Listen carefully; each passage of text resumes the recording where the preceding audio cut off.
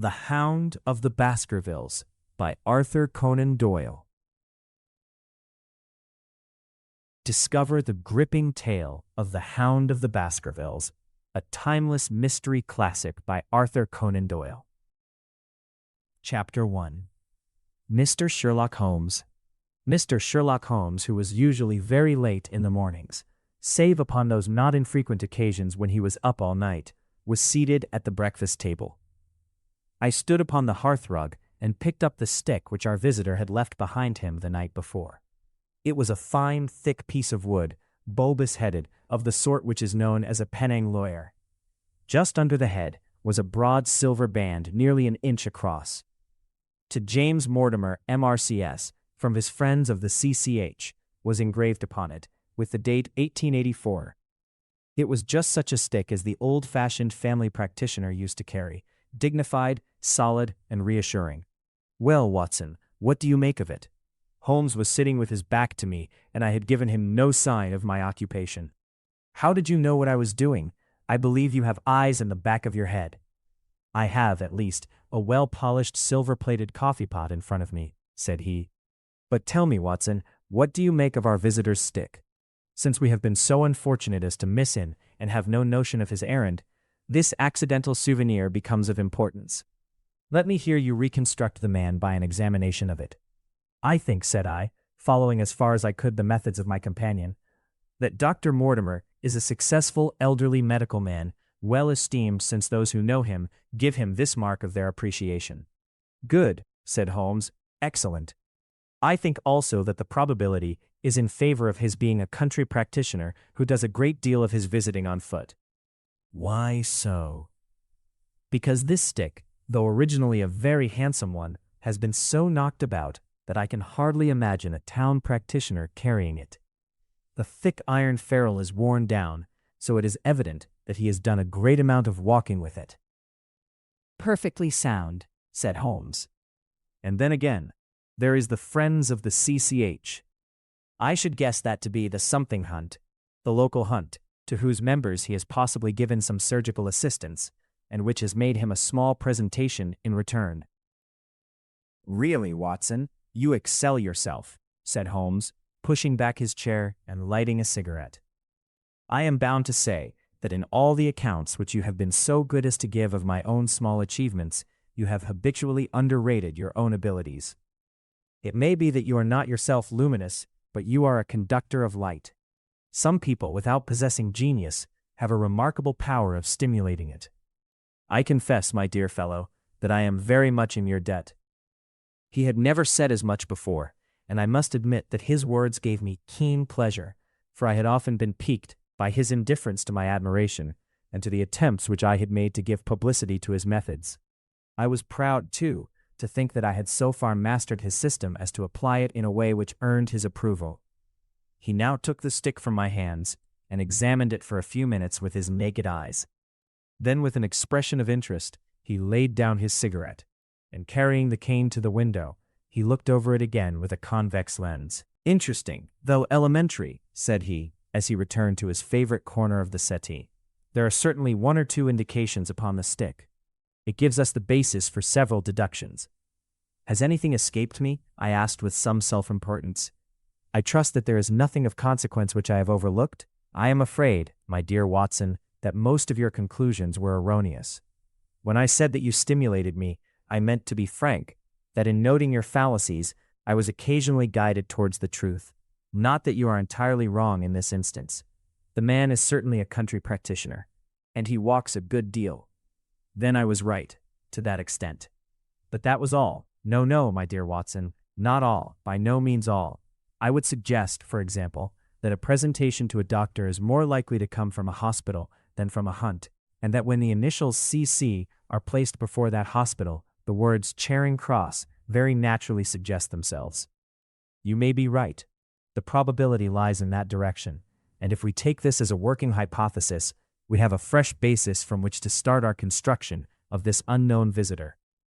Well then, supposing that C.C.H. does stand for Charing Cross Hospital, what further inferences may we draw?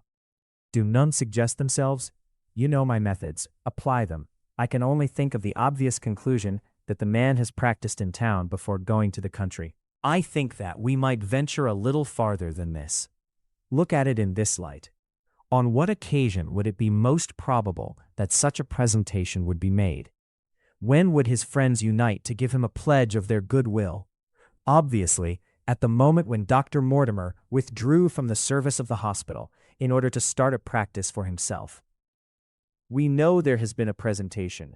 We believe there has been a change from a town hospital to a country practice. Is it then stretching our inference too far to say that the presentation was on the occasion of the change? It certainly seems probable. Now, you will observe that he could not have been on the staff of the hospital, since only a man well established in a London practice could hold such a position. And such a one would not drift into the country. What was he then? If he was in the hospital and yet not on the staff, he could only have been a house surgeon or a house physician, little more than a senior student. And he left 5 years ago. The date is on the stick. So your grave, middle-aged family practitioner vanishes into thin air, my dear Watson, and there emerges a young fellow under 30, amiable, unambitious, absent-minded, and the possessor of a favorite dog, which I should describe roughly as being larger than a terrier and smaller than a mastiff. I laughed incredulously as Sherlock Holmes leaned back in his settee and blew little wavering rings of smoke up to the ceiling. As to the latter part, I have no means of checking you, said I, but at least it is not difficult to find out a few particulars about the man's age and professional career. From my small medical shelf, I took down the medical directory and turned up the name. There were several Mortimers, but only one who could be our visitor. Mortimer, James, MRCS, 1882, Grimpen, Dartmoor, Devon, house surgeon, from 1882 to 1884, at Charing Cross Hospital. Winner of the Jackson Prize for Comparative Pathology, with essay entitled, Is Disease a Reversion? Corresponding member of the Swedish Pathological Society. Author of Some Freaks of Atavism, Lancet, 1882. Do We Progress? Journal of Psychology, March 1883. Medical officer for the parishes of Grimpen, Thorsley, and High Barrow. No mention of that local hunt, Watson, said Holmes with a mischievous smile, but a country doctor, as you very astutely observed. I think that I am fairly justified in my inferences. As to the adjectives, I said, if I remember right, amiable, unambitious, and absent-minded. It is my experience that it is only an amiable man in this world who receives testimonials, only an unambitious one who abandons a London career for the country, and only an absent-minded one who leaves his stick and not his visiting card after waiting an hour in your room. And the dog? Has been in the habit of carrying this stick behind his master. Being a heavy stick, the dog has held it tightly by the middle, and the marks of his teeth are very plainly visible. The dog's jaw, as shown in the space between these marks, is too broad in my opinion for a terrier and not broad enough for a mastiff. It may have been, yes, by Jove, it is a curly-haired spaniel. He had risen and paced the room as he spoke. Now he halted in the recess of the window. There was such a ring of conviction in his voice that I glanced up in surprise. My dear fellow, how can you possibly be so sure of that? For the very simple reason that I see the dog himself on our very doorstep, and there is the ring of its owner. Don't move, I beg you, Watson. He is a professional brother of yours, and your presence may be of assistance to me. Now is the dramatic moment of fate, Watson, when you hear a step upon the stair, which is walking into your life, and you know not whether for good or ill. What does Dr. James Mortimer, the man of science, ask of Sherlock Holmes, the specialist in crime? Come in. The appearance of our visitor was a surprise to me, since I had expected a typical country practitioner. He was a very tall, thin man, with a long nose like a beak, which jutted out between two keen gray eyes, set closely together, and sparkling brightly from behind a pair of gold-rimmed glasses. He was clad in a professional but rather slovenly fashion, for his frock-coat was dingy and his trousers frayed. Though young, his long back was already bowed, and he walked with a forward thrust of his head and a general air of peering benevolence. As he entered, his eyes fell upon the stick in Holmes's hand, and he ran towards it with an exclamation of joy. I am so very glad, said he. I was not sure whether I had left it here or in the shipping office. A presentation, I see, said Holmes. Yes, sir. From Charing Cross Hospital? From one or two friends there on the occasion of my marriage. Dear, dear, that's bad, said Holmes, shaking his head. Dr. Mortimer blinked through his glasses in mild astonishment. Why was it bad? Only that you have disarranged our little deductions. Your marriage, you say? Yes, sir. I married and so left the hospital, and with it all hopes of a consulting practice. It was necessary to make a home of my own. Come, come, we are not so far wrong after all, said Holmes. And now, Dr. James Mortimer. Mr. Sir, Mr. A humble MRCS. And a man of precise mind, evidently. A dabbler in science, Mr. Holmes. A picker-up of shells on the shores of the great unknown ocean. I presume that it is Mr. Sherlock Holmes whom I am addressing, and not? No, this is my friend Dr. Watson. Glad to meet you, sir. I have heard your name mentioned in connection with that of your friend. You interest me very much, Mr. Holmes. I had hardly expected so dolichocephalic a skull or such well-marked supraorbital development. Would you have any objection to my running my finger along your parietal fissure? A cast of your skull, sir, until the original is available, would be an ornament to any anthropological museum. It is not my intention to be fulsome, but I confess that I covet your skull. Sherlock Holmes waved our strange visitor into a chair. You are an enthusiast in your line of thought, I perceive, sir, as I am in mine, said he. I observe from your forefinger that you make your own cigarettes. Have no hesitation in lighting one. The man drew out paper and tobacco and twirled the one up and the other with surprising dexterity. He had long, quivering fingers as agile and restless as the antennae of an insect. Holmes was silent, but his little darting glances showed me the interest which he took in our curious companion. I presume, sir, said he at last, that it was not merely for the purpose of examining my skull that you have done me the honor to call here last night and again today. No, sir, no, though I'm happy to have had the opportunity of doing that as well. I came to you, Mr. Holmes, because I recognized that I am myself an unpractical man, and because I am suddenly confronted with a most serious and extraordinary problem, recognizing as I do that you are the second highest expert in Europe. Indeed, sir, may I inquire who has the honor to be the first? Asked Holmes with some asperity. To the man of precisely scientific mind, the work of Monsieur Bertillon must always appeal strongly. Then had you not better consult him? I said, sir, to the precisely scientific mind, but as a practical man of affairs it is acknowledged that you stand alone. I trust, sir, that I have not inadvertently. Just a little, said Holmes. I think, Dr. Mortimer, you would do wisely if without more ado you would kindly tell me plainly what the exact nature of the problem is in which you demand my assistance. Chapter 2. The Curse of the Baskervilles. I have in my pocket a manuscript, said Dr. James Mortimer. I observed it as you entered the room, said Holmes. It is an old manuscript, early 18th century, unless it is a forgery. How can you say that, sir?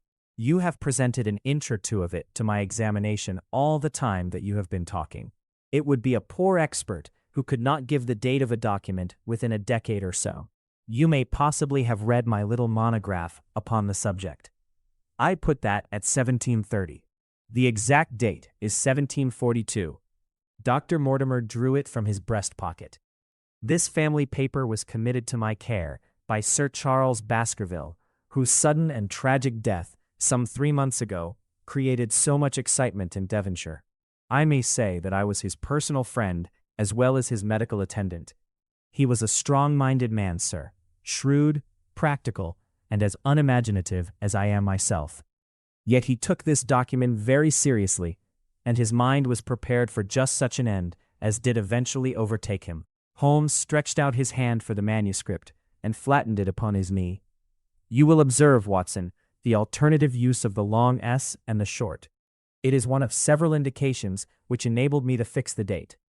I looked over his shoulder at the yellow paper and the faded script. At the head was written Baskerville Hall, and below in large scrawling figures 1742. It appears to be a statement of some sort. Yes, it is a statement of a certain legend which runs in the Baskerville family. But I understand that it is something more modern and practical upon which you wish to consult me? Most modern. A most practical, pressing matter, which must be decided within 24 hours. But the manuscript is short and is intimately connected with the affair. With your permission, I will read it to you." Holmes leaned back in his chair, placed his fingertips together, and closed his eyes with an air of resignation. Dr. Mortimer turned the manuscript to the light and read in a high, cracking voice the following curious old-world narrative. Of the origin of the Hound of the Baskervilles, there have been many statements. Yet, as I come in a direct line from Hugo Baskerville, and as I had the story from my father, who also had it from his, I have set it down with all belief that it occurred even as is here set forth. And I would have you believe, my sons, that the same justice which punishes sin may also most graciously forgive it, and that no ban is so heavy but that by prayer and repentance it may be removed. Learn then from this story not to fear the fruits of the past, but rather to be circumspect in the future, that those foul passions whereby our family has suffered so grievously may not again be loosed to our undoing. Know, then, that in the time of the great rebellion, the history of which by the learned Lord Clarendon I most earnestly commend to your attention, this manor of Baskerville was held by Hugo of that name, nor can it be gainsaid that he was a most wild, profane, and godless man. This, in truth, his neighbors might have pardoned, seeing that saints have never flourished in those parts. But there was in him a certain wanton and cruel humor which made his name a byword through the West. It chanced that this Hugo came to love, if indeed so dark a passion may be known under so bright a name, the daughter of a yeoman who held lands near the Baskerville estate. But the young maiden, being discreet and of good repute, would ever avoid him, for she feared his evil name. So it came to pass that one Michaelmas this Hugo, with 5 or 6 of his idle and wicked companions, stole down upon the farm, and carried off the maiden, her father and brothers being from home, as he well knew. When they had brought her to the hall, the maiden was placed in an upper chamber, while Hugo and his friends sat down to a long carouse, as was their nightly custom. Now the poor lass upstairs was like to have her wits turned at the singing and shouting and terrible oaths which came up to her from below.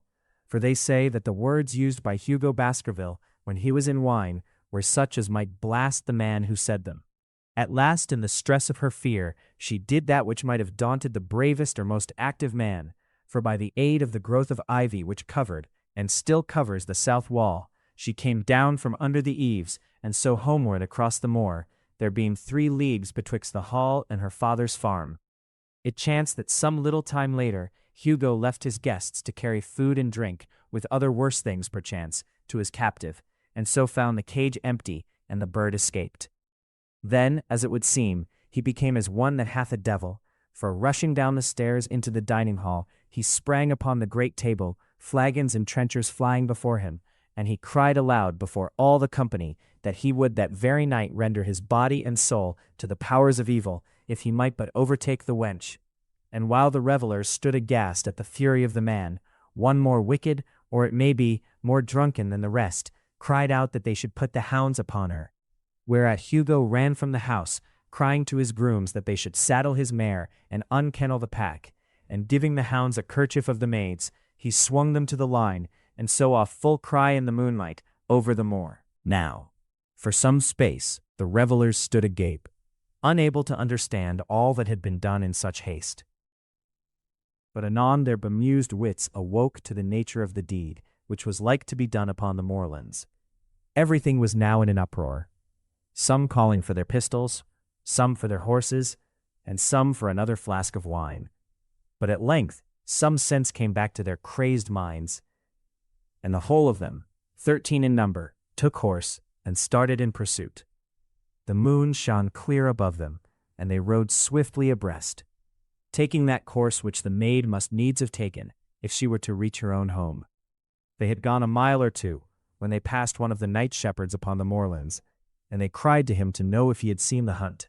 And the man, as the story goes, was so crazed with fear that he could scarce speak, but at last he said that he had indeed seen the unhappy maiden, with the hounds upon her track.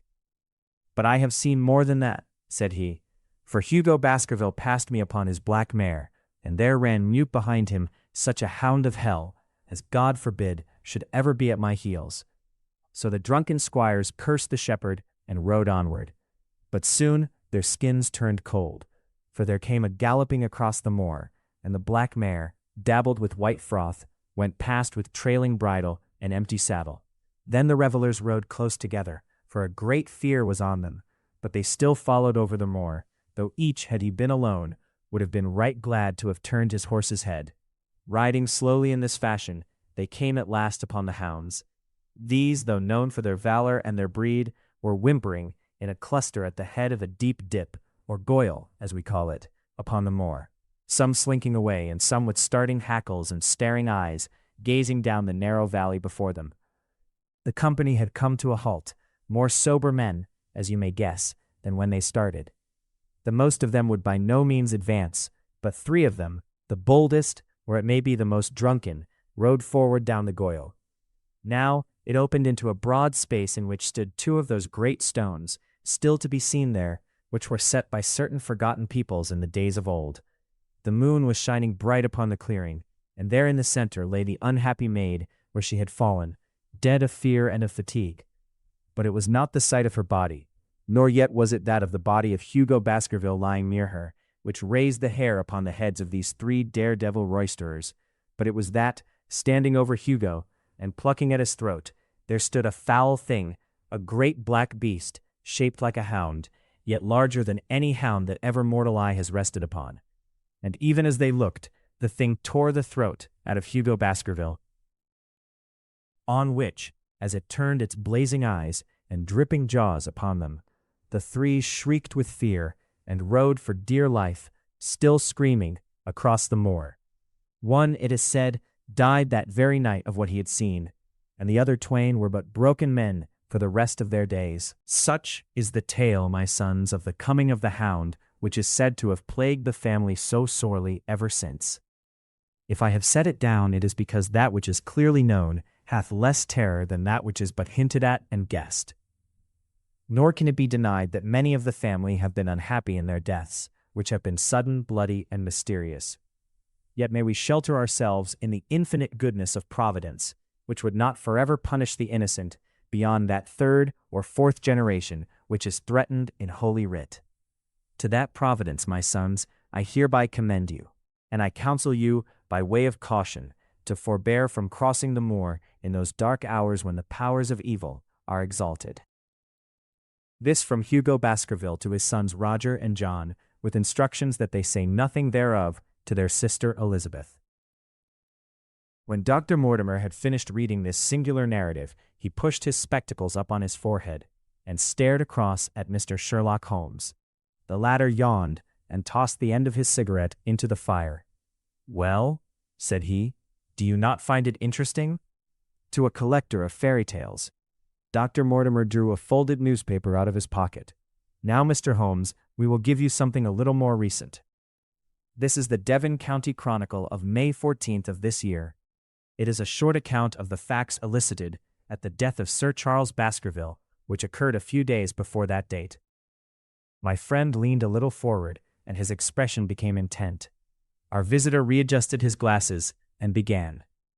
"The recent sudden death of Sir Charles Baskerville, whose name has been mentioned as the probable Liberal candidate for Mid-Devon at the next election, has cast a gloom over the county. Though Sir Charles had resided at Baskerville Hall for a comparatively short period, his amiability of character and extreme generosity had won the affection and respect of all who had been brought into contact with him. In these days of nouveau riches, it is refreshing to find a case where the scion of an old county family which has fallen upon evil days is able to make his own fortune and to bring it back with him to restore the fallen grandeur of his line. Sir Charles, as is well known, made large sums of money in South African speculation. More wise than those who go on until the wheel turns against them, he realized his gains and returned to England with them. It is only 2 years since he took up his residence at Baskerville Hall, and it is common talk how large were those schemes of reconstruction and improvement which have been interrupted by his death. Being himself childless, it was his openly expressed desire that the whole countryside should, within his own lifetime, profit by his good fortune, and many will have personal reasons for bewailing his untimely end. His generous donations to local and county charities have been frequently chronicled in these columns. The circumstances connected with the death of Sir Charles cannot be said to have been entirely cleared up by the inquest, but at least enough has been done to dispose of those rumors to which local superstition has given rise. There is no reason whatever to suspect foul play, or to imagine that death could be from any but natural causes. Sir Charles was a widower, and a man who may be said to have been in some ways of an eccentric habit of mind. In spite of his considerable wealth, he was simple in his personal tastes, and his indoor servants at Baskerville Hall consisted of a married couple named Barrymore, the husband acting as butler and the wife as housekeeper. Their evidence, corroborated by that of several friends, tends to show that Sir Charles's health has for some time been impaired, and points especially to some affection of the heart, manifesting itself in changes of color, breathlessness, and acute attacks of nervous depression. Dr. James Mortimer, the friend and medical attendant of the deceased, has given evidence to the same effect. The facts of the case are simple. Sir Charles Baskerville was in the habit every night before going to bed of walking down the famous yew alley of Baskerville Hall. The evidence of the Barrymores shows that this had been his custom. On the 4th of May, Sir Charles had declared his intention of starting next day for London, and had ordered Barrymore to prepare his luggage. That night, he went out as usual for his nocturnal walk, in the course of which he was in the habit of smoking a cigar. He never returned. At 12 o'clock, Barrymore, finding the hall door still open, became alarmed, and lighting a lantern went in search of his master. The day had been wet, and Sir Charles's footmarks were easily traced down the alley. Halfway down this walk, there is a gate which leads out onto the moor. There were indications that Sir Charles had stood for some little time here. He then proceeded down the alley, and it was at the far end of it that his body was discovered. One fact, which has not been explained, is the statement of Barrymore that his master's footprints altered their character from the time that he passed the moor gate, and that he appeared from thence onward to have been walking upon his toes. One Murphy, a gypsy horse dealer, was on the moor at no great distance at the time, but he appears by his own confession to have been the worse for drink. He declares that he heard cries, but is unable to state from what direction they came. No signs of violence were to be discovered upon Sir Charles's person, and though the doctor's evidence pointed to an almost incredible facial distortion, so great that Dr. Mortimer refused at first to believe that it was indeed his friend and patient who lay before him. It was explained that that is a symptom which is not unusual in cases of dyspnoea and death from cardiac exhaustion. This explanation was borne out by the post-mortem examination, which showed long-standing organic disease, and the coroner's jury returned a verdict in accordance with the medical evidence. It is well that this is so, for it is obviously of the utmost importance that Sir Charles's heir should settle at the Hall and continue the good work which has been so sadly interrupted.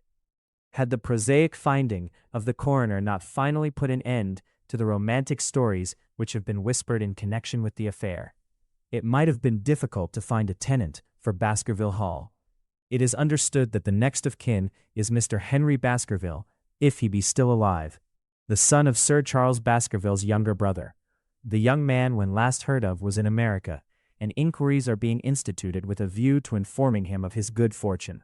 Dr. Mortimer refolded his paper and replaced it in his pocket. Those are the public facts, Mr. Holmes, in connection with the death of Sir Charles Baskerville. I must thank you, said Sherlock Holmes, for calling my attention to a case which certainly presents some features of interest.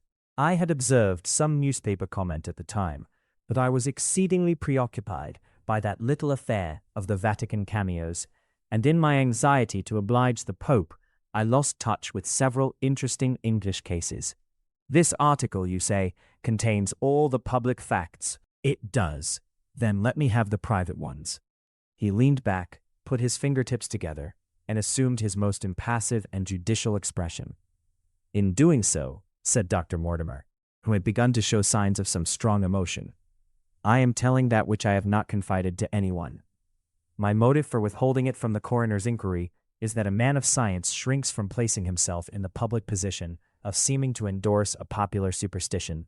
I had the further motive that Baskerville Hall, as the paper says, would certainly remain untenanted if anything were done to increase its already rather grim reputation.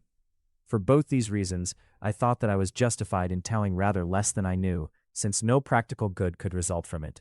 But with you, there is no reason why I should not be perfectly frank.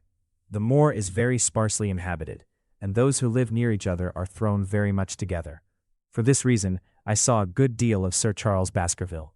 With the exception of Mr. Frankland, of Laughter Hall, and Mr. Stapleton, the naturalist, there are no other men of education within many miles. Sir Charles was a retiring man, but the chance of his illness brought us together, and a community of interests in science kept us so. He had brought back much scientific information from South Africa, and many a charming evening we have spent together, discussing the comparative anatomy of the Bushman and the Hottentot. Within the last few months, it became increasingly plain to me that Sir Charles's nervous system was strained to the breaking point. He had taken this legend, which I have read you, exceedingly to heart, so much so that although he would walk in his own grounds, nothing would induce him to go out upon the moor at night. Incredible as it may appear to you, Mr. Holmes, he was honestly convinced that a dreadful fate overhung his family, and certainly the records which he was able to give of his ancestors were not encouraging. The idea of some ghastly presence constantly haunted him, and on more than one occasion he has asked me whether I had on my medical journeys at night ever seen any strange creature or heard the baying of a hound. The latter question he put to me several times, and always with a voice which vibrated with excitement. I can well remember driving up to his house in the evening, some 3 weeks before the fatal event. He chanced to be at his hall door. I had descended from my gig and was standing in front of him, when I saw his eyes fix themselves over my shoulder and stare past me with an expression of the most dreadful horror. I whisked round and had just time to catch a glimpse of something which I took to be a large black calf passing at the head of the drive. So excited and alarmed was he that I was compelled to go down to the spot where the animal had been and look around for it. It was gone, however, and the incident appeared to make the worst impression upon his mind.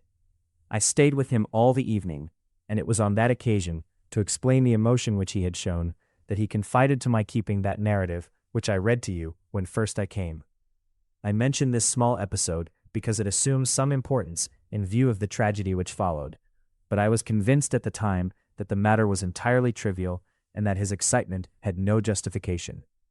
It was at my advice that Sir Charles was about to go to London. His heart was, I knew, affected, and the constant anxiety in which he lived, however chimerical the cause of it might be, was evidently having a serious effect upon his health. I thought that a few months among the distractions of town would send him back a new man. Mr. Stapleton, a mutual friend who was much concerned at his state of health, was of the same opinion. At the last instant came this terrible catastrophe. On the night of Sir Charles's death, Barrymore the butler, who made the discovery, sent Perkins the groom on horseback to me, and as I was sitting up late, I was able to reach Baskerville Hall within an hour of the event.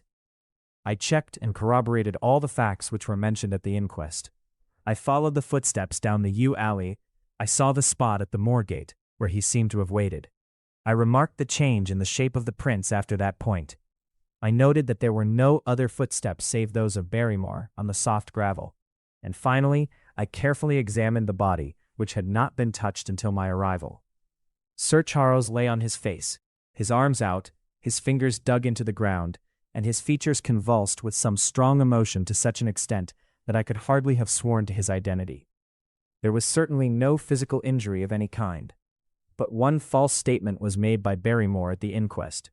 He said that there were no traces upon the ground round the body. He did not observe any, but I did, some little distance off, but fresh and clear. Footprints? Footprints. A man's or a woman's? Dr. Mortimer looked strangely at us for an instant, and his voice sank almost to a whisper as he answered, "Mr. Holmes, they were the footprints of a gigantic hound." Chapter 3. The Problem. I confess at these words a shudder passed through me. There was a thrill in the doctor's voice, which showed that he was himself deeply moved by that which he told us. Holmes leaned forward in his excitement, and his eyes had the hard, dry glitter which shot from them when he was keenly interested. "You saw this?" "As clearly as I see you." "And you said nothing? What was the use? How was it that no one else saw it?" "The marks were some 20 yards from the body, and no one gave them a thought." "I don't suppose I should have done so, had I not known this legend. There are many sheepdogs on the moor? No doubt, but this was no sheepdog. You say it was large? Enormous. But it had not approached the body? No. What sort of night was it? Damp and raw, but not actually raining? No. What is the alley like? There are 2 lines of old yew hedge, 12 feet high and impenetrable. The walk in the center is about 8 feet across. Is there anything between the hedges and the walk? Yes, there is a strip of grass about 6 feet broad on either side. I understand that the yew hedge is penetrated at one point by a gate. Yes, the wicket gate which leads on to the moor. Is there any other opening? None. So that to reach the yew alley one either has to come down it from the house or else to enter it by the moor gate. There is an exit through a summer house at the far end. Had Sir Charles reached this? No, he lay about 50 yards from it. Now, tell me, Dr. Mortimer, and this is important, the marks which you saw were on the path and not on the grass. No marks could show on the grass. Were they on the same side of the path as the moor gate? Yes, they were on the edge of the path on the same side as the moor gate. You interest me exceedingly. Another point. Was the wicket gate closed? Closed and padlocked. How high was it? About 4 feet high. Then anyone could have got over it. Yes. And what marks did you see by the wicket gate? None in particular. Good heaven, did no one examine? Yes, I examined myself. And found nothing? It was all very confused. Sir Charles had evidently stood there for 5 or 10 minutes. How do you know that? Because the ash had twice dropped from his cigar. Excellent. This is a colleague, Watson, after our own heart. But the marks? He had left his own marks all over that small patch of gravel. I could discern no others. Sherlock Holmes struck his hand against his knee with an impatient gesture. If I had only been there, he cried. It is evidently a case of extraordinary interest, and one which presented immense opportunities to the scientific expert. That gravel page upon which I might have read so much has been long ere this smudged by the rain and defaced by the clogs of curious peasants. Oh, Dr. Mortimer, to think that you should not have called me in, you have indeed much to answer for. I could not call you in, Mr. Holmes, without disclosing these facts to the world, and I have already given my reasons for not wishing to do so. Besides, why do you hesitate? There is a realm in which the most acute and most experienced of detectives is helpless. You mean that the thing is supernatural? I did not positively say so. No, but you evidently think it. Since the tragedy, Mr. Holmes, there have come to my ears several incidents which are hard to reconcile with the settled order of nature. For example, I find that before the terrible event occurred, several people had seen a creature upon the moor, which corresponds with this Baskerville demon, and which could not possibly be any animal known to science. They all agreed that it was a huge creature, luminous, ghastly, and spectral. I have cross-examined these men, one of them a hard-headed countryman, one a farrier, and one a moorland farmer, who all tell the same story of this dreadful apparition, exactly corresponding to the hell-hound of the legend. I assure you that there is a reign of terror in the district, and that it is a hardy man who will cross the moor at night. And you, a trained man of science, believe it to be supernatural? I do not know what to believe. Holmes shrugged his shoulders. I have hitherto confined my investigations to this world, said he. In a modest way, I have combated evil, but to take on the father of evil himself would, perhaps, be too ambitious a task. Yet you must admit that the footmark is material. The original Hound was material enough to tug a man's throat out, and yet he was diabolical as well. I see that you have quite gone over to the supernaturalists. But now, Dr. Mortimer, tell me this. If you hold these views, why have you come to consult me at all? You tell me in the same breath that it is useless to investigate Sir Charles's death, and that you desire me to do it. I did not say that I desired you to do it. Then how can I assist you? By advising me as to what I should do with Sir Henry Baskerville, who arrives at Waterloo Station. Dr. Mortimer looked at his watch. In exactly 1 hour and a quarter. He being the heir? Yes. On the death of Sir Charles, we inquired for this young gentleman, and found that he had been farming in Canada. From the accounts which have reached us, he is an excellent fellow in every way. I speak now not as a medical man, but as a trustee and executor of Sir Charles's will. There is no other claimant, I presume. None. The only other kinsman whom we have been able to trace was Roger Baskerville, the youngest of 3 brothers, of whom poor Sir Charles was the elder. The second brother, who died young, is the father of this lad Henry. The third, Roger, was the black sheep of the family. He came of the old masterful Baskerville strain, and was the very image, they tell me, of the family picture of old Hugo. He made England too hot to hold him, fled to Central America, and died there in 1876 of yellow fever. Henry is the last of the Baskervilles. In 1 hour and 5 minutes I meet him at Waterloo Station. I have had a wire that he arrived at Southampton this morning. Now, Mr. Holmes, what would you advise me to do with him? Why should he not go to the home of his fathers? It seems natural, does it not? And yet, consider that every Baskerville who goes there meets with an evil fate.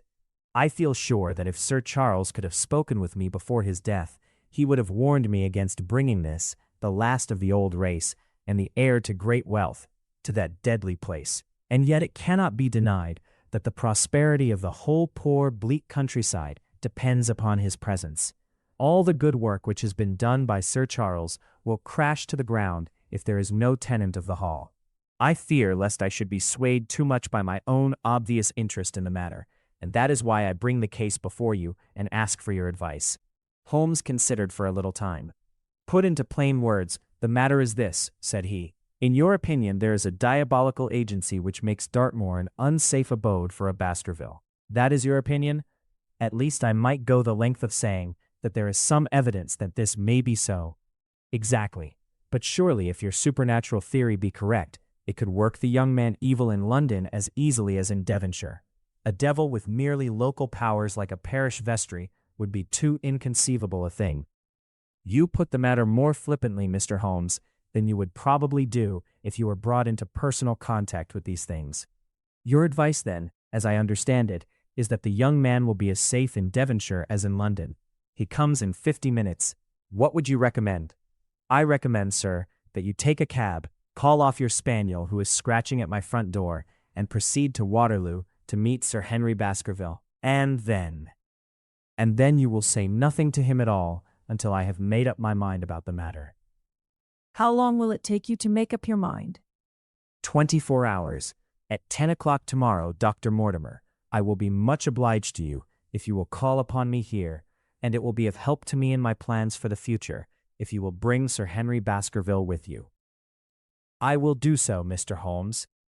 He scribbled the appointment on his shirt cuff and hurried off in his strange, peering, absent-minded fashion. Holmes stopped him at the head of the stair. Only one more question, Dr. Mortimer. You say that before Sir Charles Baskerville's death, several people saw this apparition upon the moor. 3 people did. Did any see it after? I have not heard of any. Thank you. Good morning. Holmes returned to his seat with that quiet look of inward satisfaction which meant that he had a congenial task before him. Going out, Watson? Unless I can help you. No, my dear fellow, it is at the hour of action that I turn to you for aid. But this is splendid, really unique from some points of view. When you pass Bradley's, would you ask him to send up a pound of the strongest shag tobacco? Thank you. It would be as well if you could make it convenient not to return before evening. Then I should be very glad to compare impressions as to this most interesting problem which has been submitted to us this morning. I knew that seclusion and solitude were very necessary for my friend in those hours of intense mental concentration during which he weighed every particle of evidence, constructed alternative theories, balanced one against the other, and made up his mind as to which points were essential and which immaterial. I therefore spent the day at my club and did not return to Baker Street until evening. It was nearly 9 o'clock when I found myself in the sitting room once more. My first impression as I opened the door was that a fire had broken out, for the room was so filled with smoke that the light of the lamp upon the table was blurred by it. As I entered, however, my fears were set at rest, for it was the acrid fumes of strong, coarse tobacco which took me by the throat and set me coughing. Through the haze I had a vague vision of Holmes in his dressing gown, coiled up in an armchair, with his black clay pipe between his lips. Several rolls of paper lay around him. "Caught cold, Watson," said he.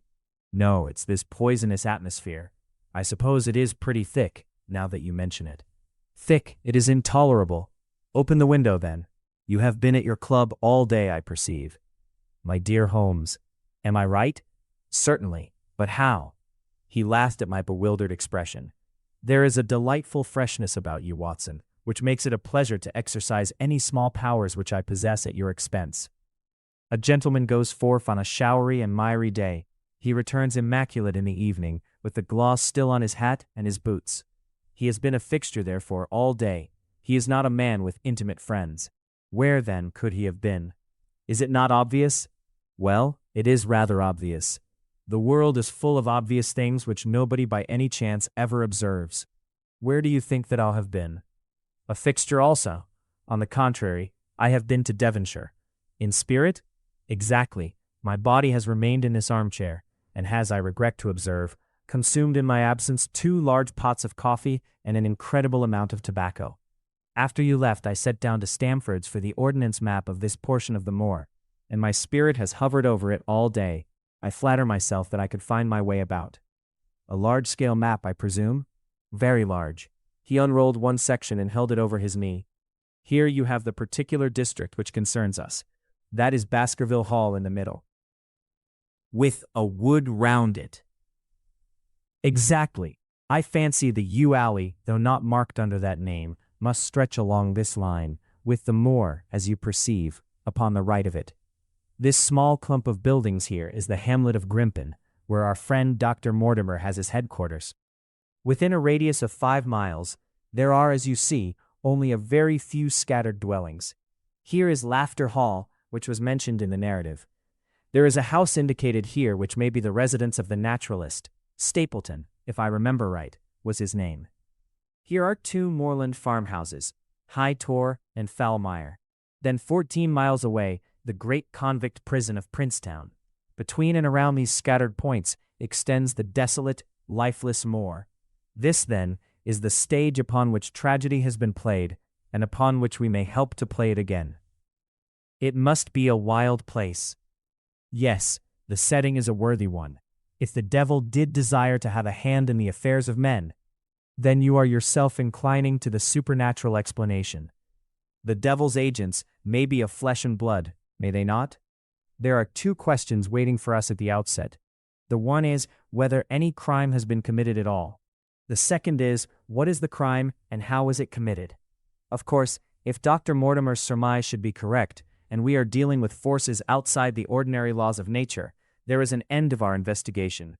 But we are bound to exhaust all other hypotheses before falling back upon this one. I think we'll shut that window again, if you don't mind. It is a singular thing, but I find that a concentrated atmosphere helps a concentration of thought. I have not pushed it to the length of getting into a box to think, but that is the logical outcome of my convictions. Have you turned the case over in your mind? Yes, I have thought a good deal of it in the course of the day. What do you make of it? It is very bewildering. It has certainly a character of its own. There are points of distinction about it. That change in the footprints, for example. What do you make of that? Mortimer said that the man had walked on tiptoe down that portion of the alley. He only repeated what some fool had said at the inquest. Why should a man walk on tiptoe down the alley? What then? He was running, Watson, running desperately, running for his life, running until he burst his heart and fell dead upon his face. Running from what? There lies our problem. There are indications that the man was crazed with fear before ever he began to run. How can you say that? I am presuming that the cause of his fears came to him across the moor. If that were so, and it seems most probable, only a man who had lost his wits would have run from the house instead of towards it. If the gypsy's evidence may be taken as true, he ran with cries for help in the direction where help was least likely to be. Then, again, whom was he waiting for that night, and why was he waiting for him in the yew alley rather than in his own house? You think that he was waiting for someone? The man was elderly and infirm. We can understand his taking an evening stroll, but the ground was damp and the night inclement. Is it natural that he should stand for 5 or 10 minutes, as Dr. Mortimer, with more practical sense than I should have given him credit for, deduced from the cigar ash? But he went out every evening. I think it unlikely that he waited at the moor gate every evening. On the contrary, the evidence is that he avoided the moor. That night, he waited there. It was the night before he made his departure for London. The thing takes shape, Watson. It becomes coherent. Might I ask you to hand me my violin, and we will postpone all further thought upon this business until we have had the advantage of meeting Dr. Mortimer and Sir Henry Baskerville in the morning. Chapter 4. Sir Henry Baskerville. Our breakfast table was cleared early, and Holmes waited in his dressing gown for the promised interview. Our clients were punctual to their appointment, for the clock had just struck 10 when Dr. Mortimer was shown up, followed by the young baronet. The latter was a small, alert, dark-eyed man about 30 years of age, very sturdily built, with thick black eyebrows and a strong, pugnacious face. He wore a ruddy-tinted tweed suit and had the weather-beaten appearance of one who has spent most of his time in the open air. And yet there was something in his steady eye and the quiet assurance of his bearing which indicated the gentleman. "This is Sir Henry Baskerville," said Dr. Mortimer. "Why, yes," said he, "and the strange thing is, Mr. Sherlock Holmes, that if my friend here had not proposed coming round to you this morning, I should have come on my own account. I understand that you think out little puzzles, and I've had one this morning which wants more thinking out than I am able to give it. Pray take a seat, Sir Henry. Do I understand you to say that you have yourself had some remarkable experience since you arrived in London?" "Nothing of much importance, Mr. Holmes. Only a joke as like as not. It was this letter, if you can call it a letter, which reached me this morning." He laid an envelope upon the table, and we all bent over it. It was of common quality, grayish in color.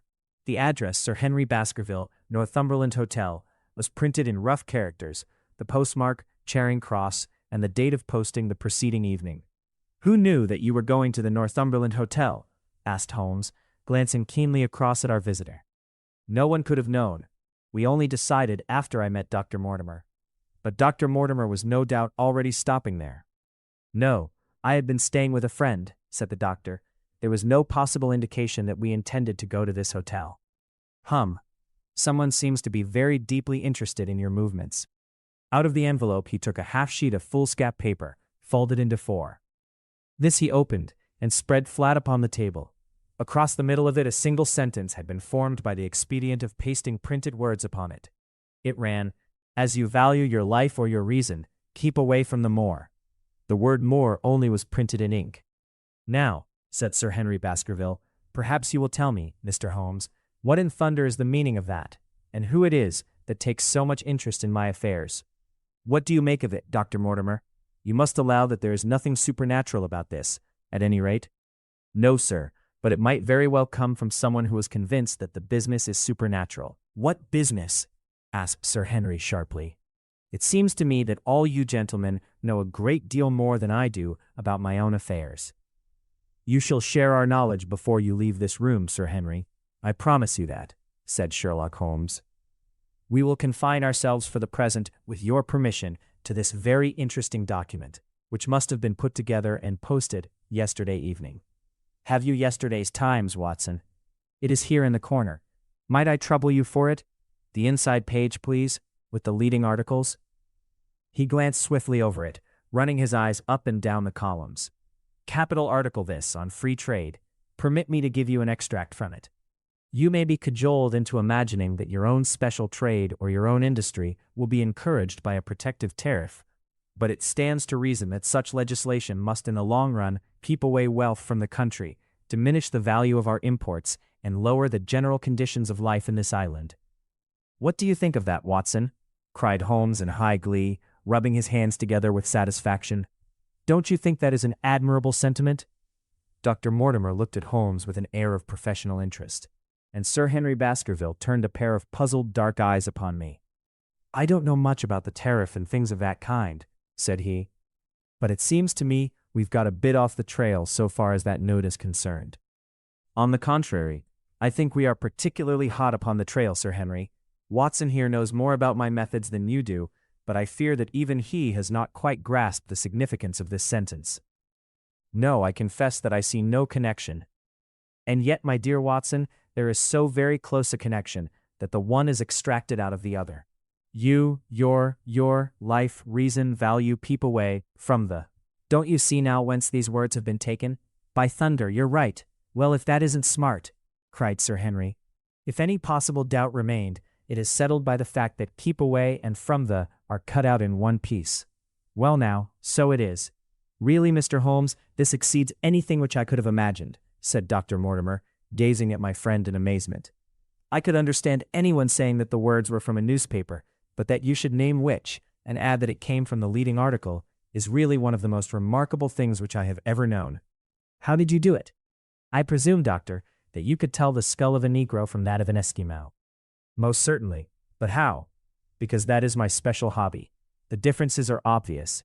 The supraorbital crest, the facial angle, the maxillary curve. But this is my special hobby. And the differences are equally obvious. There is as much difference to my eyes between the leaded bourgeois type of a Times article and the slovenly print of an evening halfpenny paper as there could be between your Negro and your Eskimo. The detection of types is one of the most elementary branches of knowledge to the special expert in crime, though I confess that once when I was very young, I confused the Leeds Mercury with the Western Morning News. But a Times leader is entirely distinctive, and these words could have been taken from nothing else. As it was done yesterday, the strong probability was that we should find the words in yesterday's issue. So far as I can follow you then, Mr. Holmes, said Sir Henry Baskerville. Someone cut out this message with a scissors. Nail scissors, said Holmes. You can see that it was a very short-bladed scissors, since the cutter had to take 2 snips over keep away. That is so. Someone then cut out the message with a pair of short-bladed scissors, pasted it with paste. Gum, said Holmes, with gum onto the paper. But I want to know why the word more should have been written. Because he could not find it in print. The other words were all simple and might be found in any issue, but more would be less common. Why, of course, that would explain it. Have you read anything else in this message, Mr. Holmes? There are 1 or 2 indications, and yet the utmost pains have been taken to remove all clues. The address, you observe, is printed in rough characters. But the Times is a paper which is seldom found in any hands but those of the highly educated. We may take it, therefore, that the letter was composed by an educated man who wished to pose as an uneducated one, and his effort to conceal his own writing suggests that that writing might be known, or come to be known, by you. Again, you will observe that the words are not gummed on in an accurate line, but that some are much higher than others. Life, for example, is quite out of its proper place. That may point to carelessness, or it may point to agitation and hurry on the part of the cutter. On the whole, I incline to the latter view, since the matter was evidently important, and it is unlikely that the composer of such a letter would be careless. If he were in a hurry, it opens up the interesting question why he should be in a hurry, since any letter posted up to early morning would reach Sir Henry before he would leave his hotel. Did the composer fear an interruption, and from whom? We are coming now rather into the region of guesswork, said Dr. Mortimer. Say rather into the region where we balance probabilities and choose the most likely. It is the scientific use of the imagination, but we have always some material basis on which to start our speculation. You would call it a guess, no doubt, but I am almost certain that this address has been written in a hotel. How in the world can you say that? If you examine it carefully, you will see that both the pen and the ink have given the writer trouble. The pen has spluttered twice in a single word and has run dry 3 times in a short address, showing that there was very little ink in the bottle. Now, a private pen or ink bottle is seldom allowed to be in such a state, and the combination of the two must be quite rare. But you know the hotel ink and the hotel pen, where it is rare to get anything else. Yes, I have very little hesitation in saying that could we examine the waste paper baskets of the hotels around Charing Cross until we found the remains of the mutilated Times leader, we could lay our hands straight upon the person who sent this singular message. Hello, hello, what's this? He was carefully examining the foolscap upon which the words were pasted, holding it only an inch or 2 from his eyes. Well, nothing, said he, throwing it down. It is a blank half-sheet of paper, without even a watermark upon it. I think we have drawn as much as we can from this curious letter. And now, Sir Henry, has anything else of interest happened to you, since you have been in London? Why no, Mr. Holmes, I think not. You have not observed anyone follow or watch you? I seem to have walked right into the thick of a dime novel, said our visitor. Why in thunder should anyone follow or watch me? We are coming to that. You have nothing else to report to us before we go into this matter. Well, it depends upon what you think worth reporting. I think anything out of the ordinary routine of life well worth reporting. Sir Henry smiled. I don't know much of British life yet, for I have spent nearly all my time in the States and in Canada. But I hope that to lose one of your boots is not part of the ordinary routine of life over here. You have lost one of your boots? My dear sir, cried Dr. Mortimer, it is only mislaid. You will find it when you return to the hotel. What is the use of troubling Mr. Holmes with trifles of this kind?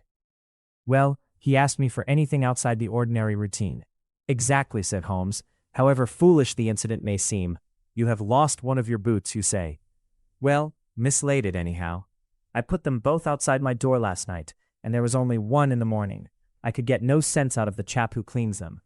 The worst of it is that I only bought the pair last night in the Strand, and I have never had them on. If you have never worn them, why did you put them out to be cleaned? They were tan boots and had never been varnished. That was why I put them out. Then I understand that on your arrival in London yesterday, you went out at once and bought a pair of boots? I did a good deal of shopping. Dr. Mortimer here went round with me. You see, if I am to be squire down there, I must dress the part, and it may be that I have got a little careless in my ways out west. Among other things, I bought these brown boots, gave $6 for them, and had one stolen before ever I had them on my feet. It seems a singularly useless thing to steal, said Sherlock Holmes. I confess that I share Dr. Mortimer's belief that it will not be long before the missing boot is found. And now, gentlemen, said the baronet with decision, it seems to me that I have spoken quite enough about the little that I know. It is time that you kept your promise and gave me a full account of what we are all driving at. Your request is a very reasonable one, Holmes answered. Dr. Mortimer, I think you could not do better than to tell your story as you told it to us. Thus encouraged, our scientific friend drew his papers from his pocket and presented the whole case as he had done upon the morning before. Sir Henry Baskerville listened with the deepest attention and with an occasional exclamation of surprise. Well, I seem to have come into an inheritance with a vengeance, said he, when the long narrative was finished. Of course, I've heard of the Hound ever since I was in the nursery. It's the pet story of the family, though I never thought of taking it seriously before. But as to my uncle's death, well, it all seems boiling up in my head, and I can't get it clear yet. You don't seem quite to have made up your mind whether it's a case for a policeman or a clergyman. Precisely. And now there's this affair of the letter to me at the hotel. I suppose that fits into its place. It seems to show that someone knows more than we do about what goes on upon the moor, said Dr. Mortimer. And also, said Holmes, that someone is not ill-disposed towards you, since they warn you of danger. Or it may be that they wish for their own purposes to scare me away. Well, of course, that is possible also. I am very much indebted to you, Dr. Mortimer, for introducing me to a problem which presents several interesting alternatives. But the practical point which we now have to decide, Sir Henry, is whether it is or is not advisable for you to go to Baskerville Hall. Why should I not go? There seems to be danger. Do you mean danger from this family fiend, or do you mean danger from human beings? Well, that is what we have to find out. Whichever it is, my answer is fixed. There is no devil in hell, Mr. Holmes, and there is no man upon earth who can prevent me from going to the home of my own people, and you may take that to be my final answer. His dark brows knitted, and his face flushed to a dusky red as he spoke. It was evident that the fiery temper of the Baskervilles was not extinct in this their last representative. Meanwhile, said he, I have hardly had time to think over all that you have told me. It's a big thing for a man to have to understand and to decide at one sitting. I should like to have a quiet hour by myself to make up my mind. Now look here, Mr. Holmes, it's 11:30 now, and I am going back right away to my hotel. Suppose you and your friend Dr. Watson come round and lunch with us at 2. I'll be able to tell you more clearly then how this thing strikes me. Is that convenient to you, Watson? Perfectly. Then you may expect us. Shall I have a cab called? I'd prefer to walk, for this affair has flurried me rather. I'll join you in a walk, with pleasure, said his companion. Then we meet again at 2 o'clock. Au revoir and good morning." We heard the steps of our visitors descend the stair and the bang of the front door. In an instant, Holmes had changed from the languid dreamer to the man of action. "Your hat and boots, Watson. Quick, not a moment to lose." He rushed into his room in his dressing gown and was back again in a few seconds, in a frock coat. We hurried together down the stairs and into the street. Dr. Mortimer and Baskerville were still visible about 200 yards ahead of us in the direction of Oxford Street. "Shall I run on and stop them?" "Not for the world, my dear Watson. I am perfectly satisfied with your company, if you will tolerate mine. Our friends are wise, for it is certainly a very fine morning for a walk." He quickened his pace until we had decreased the distance which divided us by about half. Then, still keeping 100 yards behind, we followed into Oxford Street and so down Regent Street. Once our friends stopped and stared into a shop window, upon which Holmes did the same. An instant afterwards he gave a little cry of satisfaction, and following the direction of his eager eyes, I saw that a hansom cab, with a man inside, which had halted on the other side of the street, was now proceeding slowly onward again. "There's our man, Watson. Come along. We'll have a good look at him, if we can do no more." At that instant, I was aware of a bushy black beard and a pair of piercing eyes turned upon us through the side window of the cab. Instantly the trapdoor at the top flew up, something was screamed to the driver, and the cab flew madly off down Regent Street. Holmes looked eagerly round for another. Then he dashed in wild pursuit amid the stream of the traffic. But the start was too great, and already the cab was out of sight. "There now," said Holmes bitterly, as he emerged panting and white with vexation from the tide of vehicles. "Was ever such bad luck, and such bad management too? Watson, Watson, if you are an honest man, you will record this also and set it against my successes. Who was the man?" "I have not an idea." "A spy?" "Well, it was evident from what we have heard that Baskerville has been very closely shadowed by someone since he has been in town. How else could it be known so quickly that it was the Northumberland Hotel which he had chosen? If they had followed him the first day, I argued that they would follow him also the second. You may have observed that I twice strolled over to the window while Dr. Mortimer was reading his legend. Yes, I remember. I was looking out for loiterers in the street, but I saw none. We are dealing with a clever man, Watson. This matter cuts very deep, and though I have not finally made up my mind whether it is a benevolent or a malevolent agency which is in touch with us, I am conscious always of power and design. When our friends left, I at once followed them in the hopes of marking down their invisible attendant. So wily was he that he had not trusted himself upon foot, but he had availed himself of a cab so that he could loiter behind or dash past them and so escape their notice. His method had the additional advantage that if they were to take a cab, he was all ready to follow them. It has, however, one obvious disadvantage. It puts him in the power of the cabman. Exactly. What a pity we did not get the number. My dear Watson, clumsy as I have been, you surely do not seriously imagine that I neglected to get the number. No, 2704 is our man, but that is no use to us for the moment. I fail to see how you could have done more. On observing the cab, I should have instantly turned and walked in the other direction. I should then at my leisure have hired a second cab and followed the first at a respectful distance, or better still, have driven to the Northumberland Hotel and waited there. When our unknown had followed Baskerville home, we should have had the opportunity of playing his own game upon himself and seeing where he made for. As it is, by an indiscreet eagerness, which was taken advantage of with extraordinary quickness and energy by our opponent, we have betrayed ourselves and lost our man.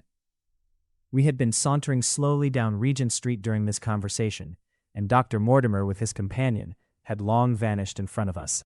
"There is no object in our following them," said Holmes. "The shadow has departed and will not return. We must see what further cards we have in our hands and play them with decision. Could you swear to that man's face within the cab?" "I could swear only to the beard, and so could I, from which I gather that in all probability it was a false one. A clever man upon so delicate an errand has no use for a beard save to conceal his features. Come in here, Watson." He turned into one of the district messenger offices, where he was warmly greeted by the manager. "Ah, Wilson, I see you have not forgotten the little case in which I had the good fortune to help you." "No, sir, Indeed, I have not. You saved my good name and perhaps my life. My dear fellow, you exaggerate. I have some recollection, Wilson, that you had among your boys a lad named Cartwright who showed some ability during the investigation. Yes, sir, he is still with us. Could you ring him up? Thank you, and I should be glad to have change of this £5 note. A lad of 14, with a bright, keen face, had obeyed the summons of the manager. He stood now gazing with great reverence at the famous detective. Let me have the hotel directory, said Holmes. Thank you. Now, Cartwright, there are the names of 23 hotels here, all in the immediate neighborhood of Charing Cross. Do you see? Yes, sir. You will visit each of these in turn. Yes, sir. You will begin in each case by giving the outside porter 1 shilling. Here are 23 shillings. Yes, sir. You will tell him that you want to see the waste paper of yesterday. You will say that an important telegram has miscarried and that you are looking for it. You understand? Yes, sir. But what you are really looking for is the center page of the Times with some holes cut in it with scissors. Here is a copy of the Times. It is this page. You could easily recognize it, could you not? Yes, sir. In each case, the outside porter will send for the hall porter, to whom also you will give 1 shilling. Here are 23 shillings. You will then learn in possibly 20 cases out of the 23 that the waste of the day before has been burned or removed. In the 3 other cases, you will be shown a heap of paper, and you will look for this page of the Times among it. The odds are enormously against your finding it. There are 10 shillings over in case of emergencies. Let me have a report by wire at Baker Street before evening. And now, Watson, it only remains for us to find out by wire the identity of the cabman, number 2704, and then we will drop into one of the Bond Street picture galleries and fill in the time until we are due at the hotel. Chapter 5. 3 Broken Threads. Sherlock Holmes had, in a very remarkable degree, the power of detaching his mind at will. For 2 hours, the strange business in which we had been involved appeared to be forgotten, and he was entirely absorbed in the pictures of the modern Belgian masters. He would talk of nothing but art, of which he had the crudest ideas, from our leaving the gallery until we found ourselves at the Northumberland Hotel. Sir Henry Baskerville is upstairs expecting you, said the clerk. He asked me to show you up at once when you came. Have you any objection to my looking at your register? Said Holmes. Not in the least. The book showed that 2 names had been added after that of Baskerville. One was Theophilus Johnson and family, of Newcastle. The other Mrs. Oldmore and maid, of High Lodge, Alton. Surely that must be the same Johnson whom I used to know, said Holmes to the porter. A lawyer, is he not, gray-headed and walks with a limp? No, sir. This is Mr. Johnson, the coal owner, a very active gentleman, not older than yourself. Surely you are mistaken about his trade. No, sir. He has used this hotel for many years, and he is very well known to us. Ah, that settles it. Mrs. Oldmore, too. I seem to remember the name. Excuse my curiosity, but often in calling upon one friend, one finds another. She is an invalid lady, sir. Her husband was once mayor of Gloucester. She always comes to us when she is in town. Thank you. I am afraid I cannot claim her acquaintance. We have established a most important fact by these questions, Watson, he continued in a low voice as we went upstairs together. We know now that the people who are so interested in our friend have not settled down in his own hotel. That means that while they are, as we have seen, very anxious to watch him, they are equally anxious that he should not see them. Now, this is a most suggestive fact. What does it suggest? It suggests, hello, my dear fellow, what on earth is the matter? As we came round the top of the stairs, we had run up against Sir Henry Baskerville himself. His face was flushed with anger, and he held an old and dusty boot in one of his hands. So furious was he that he was hardly articulate, and when he did speak, it was in a much broader and more Western dialect than any which we had heard from him in the morning. Seems to me they are playing me for a sucker in this hotel, he cried. They'll find they've started in to monkey with the wrong man unless they are careful. By thunder, if that chap can't find my missing boot, there will be trouble. I can take a joke with the best, Mr. Holmes, but they've got a bit over the mark this time. Still looking for your boot? Yes, sir, and mean to find it. But surely you said that it was a new brown boot. So it was, sir. And now it's an old black one. What? You don't mean to say? That's just what I do mean to say. I only had 3 pairs in the world, the new brown, the old black, and the patent leathers which I am wearing. Last night they took one of my brown ones, and today they have sneaked one of the black. Well, have you got it? Speak out, man, and don't stand staring. An agitated German waiter had appeared upon the scene. No, sir. I have made inquiry all over the hotel, but I can hear no word of it. Well, either that boot comes back before sundown, or I'll see the manager and tell him that I go right straight out of this hotel. It shall be found, sir. I promise you that if you will have a little patience, it will be found. Mind it is, for it's the last thing of mine that I'll lose in this den of thieves. Well, well, Mr. Holmes, you'll excuse my troubling you about such a trifle. I think it's well worth troubling about. Why, you look very serious over it. How do you explain it? I just don't attempt to explain it. It seems the very maddest, queerest thing that ever happened to me. The queerest, perhaps, said Holmes thoughtfully. What do you make of it yourself? Well, I don't profess to understand it yet. This case of yours is very complex, Sir Henry. When taken in conjunction with your uncle's death, I am not sure that of all the 500 cases of capital importance which I have handled, there is one which cuts so deep. But we hold several threads in our hands, and the odds are that one or other of them guides us to the truth. We may waste time in following the wrong one, but sooner or later we must come upon the right. We had a pleasant luncheon in which little was said of the business which had brought us together. It was in the private sitting room, to which we afterwards repaired, that Holmes asked Baskerville what were his intentions. To go to Baskerville Hall. And when? At the end of the week. On the whole, said Holmes, I think that your decision is a wise one.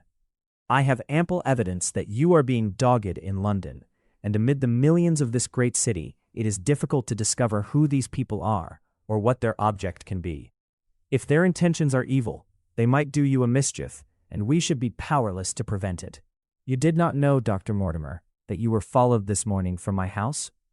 Dr. Mortimer started violently. Followed? By whom? That, unfortunately, is what I cannot tell you. Have you among your neighbors or acquaintances on Dartmoor any man with a black full beard? No, or let me see. Why, yes. Barrymore, Sir Charles's butler, is a man with a full black beard. Ha! Where is Barrymore? He is in charge of the hall. We had best ascertain if he is really there, or if by any possibility he might be in London. How can you do that? Give me a telegraph form. Is all ready for Sir Henry? That will do. Addressed to Mr. Barrymore, Baskerville Hall. What is the nearest telegraph office? Grimpen. Very good, we will send a second wire to the postmaster, Grimpen. Telegram to Mr. Barrymore to be delivered into his own hand. If absent, please return wire to Sir Henry Baskerville, Northumberland Hotel. That should let us know before evening whether Barrymore is at his post in Devonshire or not. That's so, said Baskerville. By the way, Dr. Mortimer, who is this Barrymore anyhow? He is the son of the old caretaker who is dead. They have looked after the hall for 4 generations now. So far as I know, he and his wife are as respectable a couple as any in the county. At the same time, said Baskerville, it's clear enough that so long as there are none of the family at the hall, these people have a mighty fine home and nothing to do. That is true. Did Barrymore profit at all by Sir Charles's will? Asked Holmes. He and his wife had £500 each. Ha! Did they know that they would receive this? Yes, Sir Charles was very fond of talking about the provisions of his will. That is very interesting. I hope, said Dr. Mortimer, that you do not look with suspicious eyes upon everyone who received a legacy from Sir Charles, for I also had £1,000 left to me. Indeed. And anyone else? There were many insignificant sums to individuals and a large number of public charities. The residue all went to Sir Henry. And how much was the residue? £740,000. Holmes raised his eyebrows in surprise. I had no idea that so gigantic a sum was involved, said he. Sir Charles had the reputation of being rich, but we did not know how very rich he was until we came to examine his securities. The total value of the estate was close on to £1 million. Dear me, it is a stake for which a man might well play a desperate game. And one more question, Dr. Mortimer. Supposing that anything happened to our young friend here, you will forgive the unpleasant hypothesis. Who would inherit the estate? Since Roger Baskerville, Sir Charles's younger brother, died unmarried, the estate would descend to the Desmonds, who are distant cousins. James Desmond is an elderly clergyman in Westmoreland. Thank you. These details are all of great interest. Have you met Mr. James Desmond? Yes, he once came down to visit Sir Charles. He is a man of venerable appearance and of saintly life. I remember that he refused to accept any settlement from Sir Charles, though he pressed it upon him. And this man of simple tastes would be the heir to Sir Charles's thousands. He would be the heir to the estate, because that is entailed. He would also be the heir to the money, unless it were willed otherwise by the present owner, who can, of course, do what he likes with it. And have you made your will, Sir Henry? No, Mr. Holmes, I have not. I've had no time, for it was only yesterday that I learned how matters stood. But in any case, I feel that the money should go with the title and estate. That was my poor uncle's idea. How is the owner going to restore the glories of the Baskervilles if he has not money enough to keep up the property? House, land, and dollars must go together. Quite so. Well, Sir Henry, I am of one mind with you as to the advisability of your going down to Devonshire without delay. There is only one provision which I must make. You certainly must not go alone. Dr. Mortimer returns with me. But Dr. Mortimer has his practice to attend to, and his house is miles away from yours. With all the good will in the world, he may be unable to help you. No, Sir Henry, you must take with you someone, a trusty man, who will be always by your side. Is it possible that you could come yourself, Mr. Holmes? If matters came to a crisis, I should endeavor to be present in person, but you can understand that, with my extensive consulting practice, and with the constant appeals which reach me from many quarters, it is impossible for me to be absent from London for an indefinite time. At the present instant, one of the most revered names in England is being besmirched by a blackmailer, and only I can stop a disastrous scandal. You will see how impossible it is for me to go to Dartmoor. Whom would you recommend, then? Holmes laid his hand upon my arm. If my friend would undertake it, there is no man who is better worth having at your side when you are in a tight place. No one can say so more confidently than I. The proposition took me completely by surprise, but before I had time to answer, Baskerville seized me by the hand and wrung it heartily. Well now, that is real kind of you, Dr. Watson, said he. You see how it is with me, and you know just as much about the matter as I do. If you will come down to Baskerville Hall and see me through, I'll never forget it. The promise of adventure had always a fascination for me, and I was complimented by the words of Holmes and by the eagerness with which the baronet hailed me as a companion. I will come with pleasure, said I. I do not know how I could employ my time better. And you will report very carefully to me, said Holmes. When a crisis comes, as it will do, I will direct how you shall act. I suppose that by Saturday all might be ready? Would that suit Dr. Watson? Perfectly. Then on Saturday, unless you hear to the contrary, we shall meet at the 10:30 train from Paddington. We had risen to depart when Baskerville gave a cry of triumph, and diving into one of the corners of the room, he drew a brown boot from under a cabinet. My missing boot, he cried. May all our difficulties vanish as easily, said Sherlock Holmes. But it is a very singular thing, Dr. Mortimer remarked. I searched this room carefully before lunch. And so did I, said Baskerville. Every inch of it. There was certainly no boot in it then. In that case, the waiter must have placed it there while we were lunching. The German was sent for but professed to know nothing of the matter, nor could any inquiry clear it up. Another item had been added to that constant and apparently purposeless series of small mysteries which had succeeded each other so rapidly. Setting aside the whole grim story of Sir Charles's death, we had a line of inexplicable incidents, all within the limits of 2 days, which included the receipt of the printed letter, the black-bearded spy in the hansom, the loss of the new brown boot, the loss of the old black boot, and now the return of the new brown boot. Holmes sat in silence in the cab as we drove back to Baker Street, and I knew from his drawn brows and keen face that his mind, like my own, was busy in endeavoring to frame some scheme into which all these strange and apparently disconnected episodes could be fitted. All afternoon and late into the evening, he sat lost in tobacco and thought. Just before dinner, 2 telegrams were handed in. The first ran, "Have just heard that Barrymore is at the Hall, Baskerville." The second, "Visited 23 hotels as directed, but sorry to report, unable to trace cut sheet of Times, Cartwright." There go two of my threads, Watson. There is nothing more stimulating than a case where everything goes against you. We must cast round for another scent. We have still the cabman who drove the spy. Exactly. I have wired to get his name and address from the official registry. I should not be surprised if this were an answer to my question. The ring at the bell proved to be something even more satisfactory than an answer, however, for the door opened and a rough-looking fellow entered, who was evidently the man himself. I got a message from the head office that a gent at this address had been inquiring for number 2704, said he. I've driven my cab this 7 years and never a word of complaint. I came here straight from the yard to ask you to your face what you had against me. I have nothing in the world against you, my good man, said Holmes.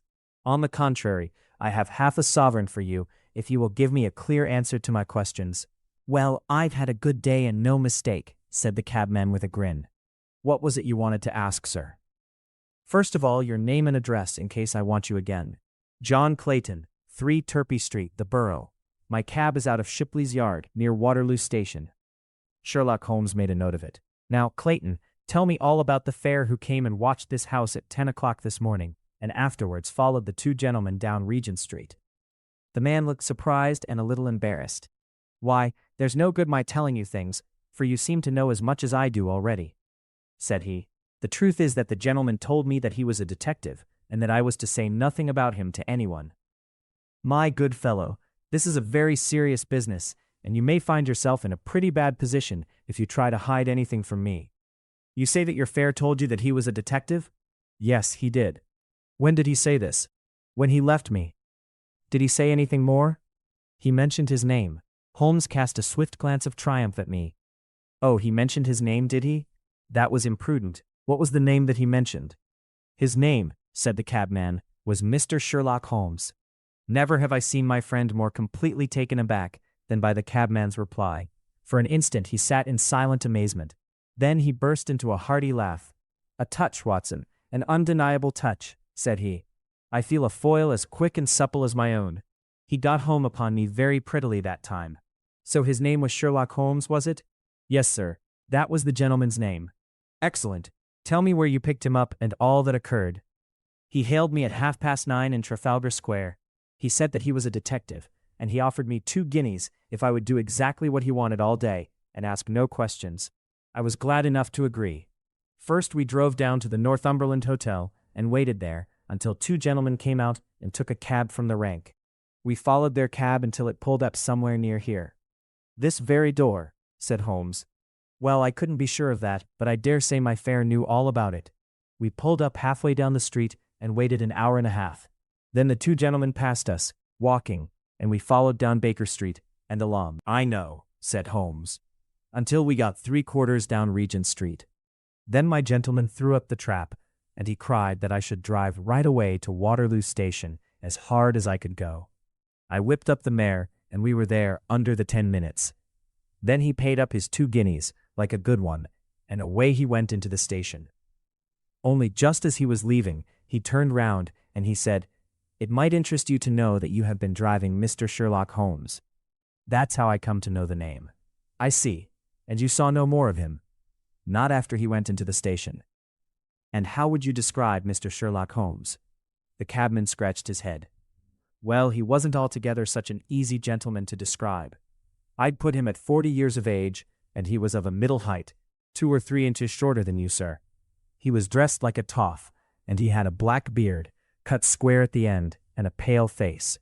I don't know as I could say more than that. Color of his eyes? No, I can't say that. Nothing more that you can remember? No, sir, nothing. Well then, here is your half-sovereign. There's another one waiting for you, if you can bring any more information. Good night. Good night, sir, and thank you. John Clayton departed chuckling, and Holmes turned to me with a shrug of his shoulders and a rueful smile. Snap goes our 3rd thread, and we end where we began, said he. The cunning rascal. He knew our number, knew that Sir Henry Baskerville had consulted me, spotted who I was in Regent Street, conjectured that I had got the number of the cab and would lay my hands on the driver, and so sent back this audacious message. I tell you, Watson, this time we have got a foeman who is worthy of our steel. I've been checkmated in London. I can only wish you better luck in Devonshire.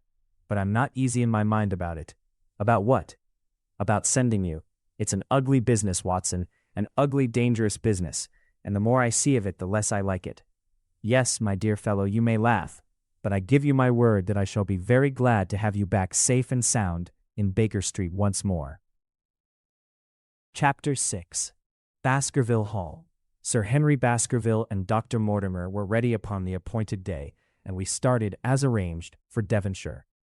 Mr. Sherlock Holmes drove with me to the station and gave me his last parting injunctions and advice. "I will not bias your mind by suggesting theories or suspicions, Watson," said he. "I wish you simply to report facts in the fullest possible manner to me, and you can leave me to do the theorizing." "What sort of facts?" I asked. "Anything which may seem to have a bearing, however indirect, upon the case, and especially the relations between young Baskerville and his neighbors, or any fresh particulars concerning the death of Sir Charles. I have made some inquiries myself in the last few days, but the results have, I fear, been negative. One thing only appears to be certain, and that is that Mr. James Desmond, who is the next heir, is an elderly gentleman of a very amiable disposition, so that this persecution does not arise from him. I really think that we may eliminate him entirely from our calculations. There remain the people who will actually surround Sir Henry Baskerville upon the moor. Would it not be well in the first place to get rid of this Barrymore couple? By no means. You could not make a greater mistake. If they are innocent, it would be a cruel injustice, and if they are guilty, we should be giving up all chance of bringing it home to them. No, we will preserve them upon our list of suspects. Then there is a groom at the hall, if I remember right. There are 2 moorland farmers. There is our friend Dr. Mortimer, whom I believe to be entirely honest, and there is his wife, of whom we know nothing. There is this naturalist, Stapleton, and there is his sister, who is said to be a young lady of attractions. There is Mr. Frankland, of Laughter Hall, who is also an unknown factor, and there are 1 or 2 other neighbors. These are the folk who must be your very special study. I will do my best. You have arms, I suppose? Yes, I thought it as well to take them. Most certainly. Keep your revolver near you night and day, and never relax your precautions. Our friends had already secured a first-class carriage, and were waiting for us upon the platform. No, we have no news of any kind, said Dr. Mortimer, in answer to my friend's questions. I can swear to one thing, and that is that we have not been shadowed during the last 2 days. We have never gone out without keeping a sharp watch, and no one could have escaped our notice. You have always kept together, I presume, except yesterday afternoon. I usually give up one day to pure amusement when I come to town, so I spent it at the Museum of the College of Surgeons. And I went to look at the folk in the park, said Baskerville, but we had no trouble of any kind. It was imprudent, all the same, said Holmes, shaking his head and looking very grave. I beg, Sir Henry, that you will not go about alone. Some great misfortune will befall you if you do. Did you get your other boot? No, sir, it is gone forever. Indeed, that is very interesting. Well, goodbye, he added, as the train began to glide down the platform. Bear in mind, Sir Henry, one of the phrases in that queer old legend which Dr. Mortimer has read to us, and avoid the moor in those hours of darkness when the powers of evil are exalted. I looked back at the platform when we had left it far behind, and saw the tall, austere figure of Holmes, standing motionless and gazing after us. The journey was a swift and pleasant one, and I spent it in making the more intimate acquaintance of my 2 companions, and in playing with Dr. Mortimer's spaniel. In a very few hours the brown earth had become ruddy, the brick had changed to granite, and red cows grazed in well-hedged fields, where the lush grasses and more luxuriant vegetation spoke of a richer, if a damper climate. Young Baskerville stared eagerly out of the window, and cried aloud with delight as he recognized the familiar features of the Devon scenery. I've been over a good part of the world since I left it, Dr. Watson, said he, but I have never seen a place to compare with it. I never saw a Devonshire man who did not swear by his county, I remarked. It depends upon the breed of men quite as much as on the county, said Dr. Mortimer. A glance at our friend here reveals the rounded head of the Celt, which carries inside it the Celtic enthusiasm and power of attachment. Poor Sir Charles's head was of a very rare type, half Gaelic, half Ivernian in its characteristics. But you were very young when you last saw Baskerville Hall, were you not? I was a boy in my teens at the time of my father's death, and had never seen the hall, for he lived in a little cottage on the south coast. Thence I went straight to a friend in America. I tell you, it is all as new to me as it is to Dr. Watson, and I'm as keen as possible to see the moor. Are you? Then your wish is easily granted, for there is your first sight of the moor, said Dr. Mortimer, pointing out of the carriage window. Over the green squares of the fields and the low curve of a wood, there rose in the distance a gray, melancholy hill, with a strange, jagged summit, dim and vague in the distance, like some fantastic landscape in a dream. Baskerville sat for a long time, his eyes fixed upon it, and I read upon his eager face how much it meant to him, this first sight of that strange spot where the men of his blood had held sway so long and left their marks so deep. There he sat, with his tweed suit and his American accent, in the corner of a prosaic railway carriage. And yet, as I looked at his dark and expressive face, I felt more than ever how true a descendant he was of that long line of high-blooded, fiery, and masterful men. There were pride, valor, and strength in his thick brows, his sensitive nostrils, and his large hazel eyes. If on that forbidding moor a difficult and dangerous quest should lie before us, this was at least a comrade for whom one might venture to take a risk with the certainty that he would bravely share it. The train pulled up at a small wayside station, and we all descended. Outside, beyond the low white fence, a wagonette with a pair of cobs was waiting. Our coming was evidently a great event, for station-master and porters clustered round us to carry out our luggage. It was a sweet, simple country spot, but I was surprised to observe that by the gate there stood two soldierly men in dark uniforms, who leaned upon their short rifles and glanced keenly at us as we passed. The coachman, a hard-faced, gnarled little fellow, saluted Sir Henry Baskerville, and in a few minutes we were flying swiftly down the broad white road. Rolling pasture lands curved upward on either side of us, and old gabled houses peeped out from amid the thick green foliage. But behind the peaceful and sunlit countryside there rose ever, dark against the evening sky, the long, gloomy curve of the moor, broken by the jagged and sinister hills.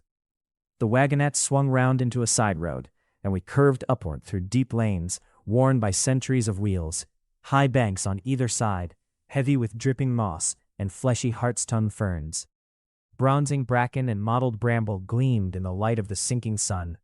Still steadily rising, we passed over a narrow granite bridge and skirted a noisy stream which gushed swiftly down, foaming and roaring amid the gray boulders. Both road and stream wound up through a valley dense with scrub oak and fir. At every turn, Baskerville gave an exclamation of delight, looking eagerly about him and asking countless questions. To his eyes all seemed beautiful, but to me a tinge of melancholy lay upon the countryside, which bore so clearly the mark of the waning year. Yellow leaves carpeted the lanes and fluttered down upon us as we passed. The rattle of our wheels died away as we drove through drifts of rotting vegetation. Sad gifts, as it seemed to me, for nature to throw before the carriage of the returning heir of the Baskervilles. "Halloa!" cried Dr. Mortimer. "What is this?" A steep curve of heath-clad land, an outlying spur of the moor, lay in front of us. On the summit, hard and clear like an equestrian statue upon its pedestal, was a mounted soldier, dark and stern, his rifle poised ready over his forearm. He was watching the road along which we traveled. "What is this, Perkins?" asked Dr. Mortimer. Our driver half turned in his seat. "There's a convict escaped from Princetown, sir. He's been out 3 days now, and the warders watch every road and every station, but they've had no sight of him yet. The farmers about here don't like it, sir, and that's a fact." "Well, I understand that they get £5 if they can give information." "Yes, sir, but the chance of £5 is but a poor thing compared to the chance of having your throat cut.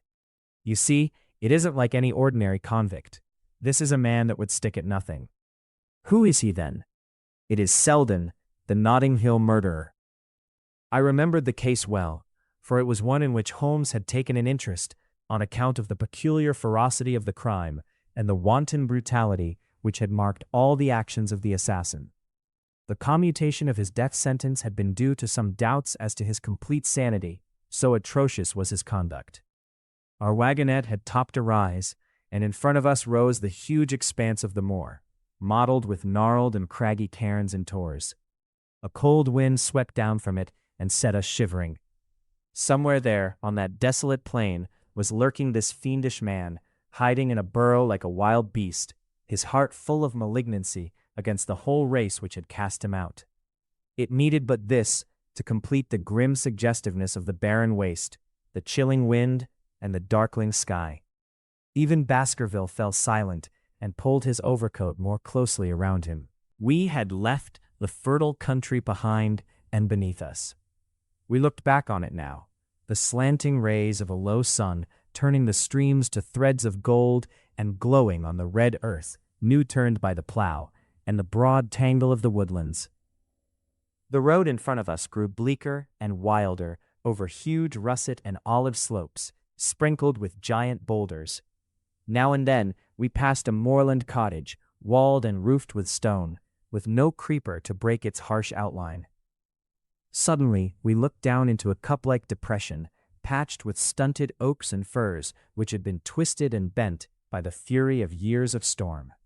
Two high, narrow towers rose over the trees. The driver pointed with his whip. "Baskerville Hall," said he. Its master had risen and was staring with flushed cheeks and shining eyes.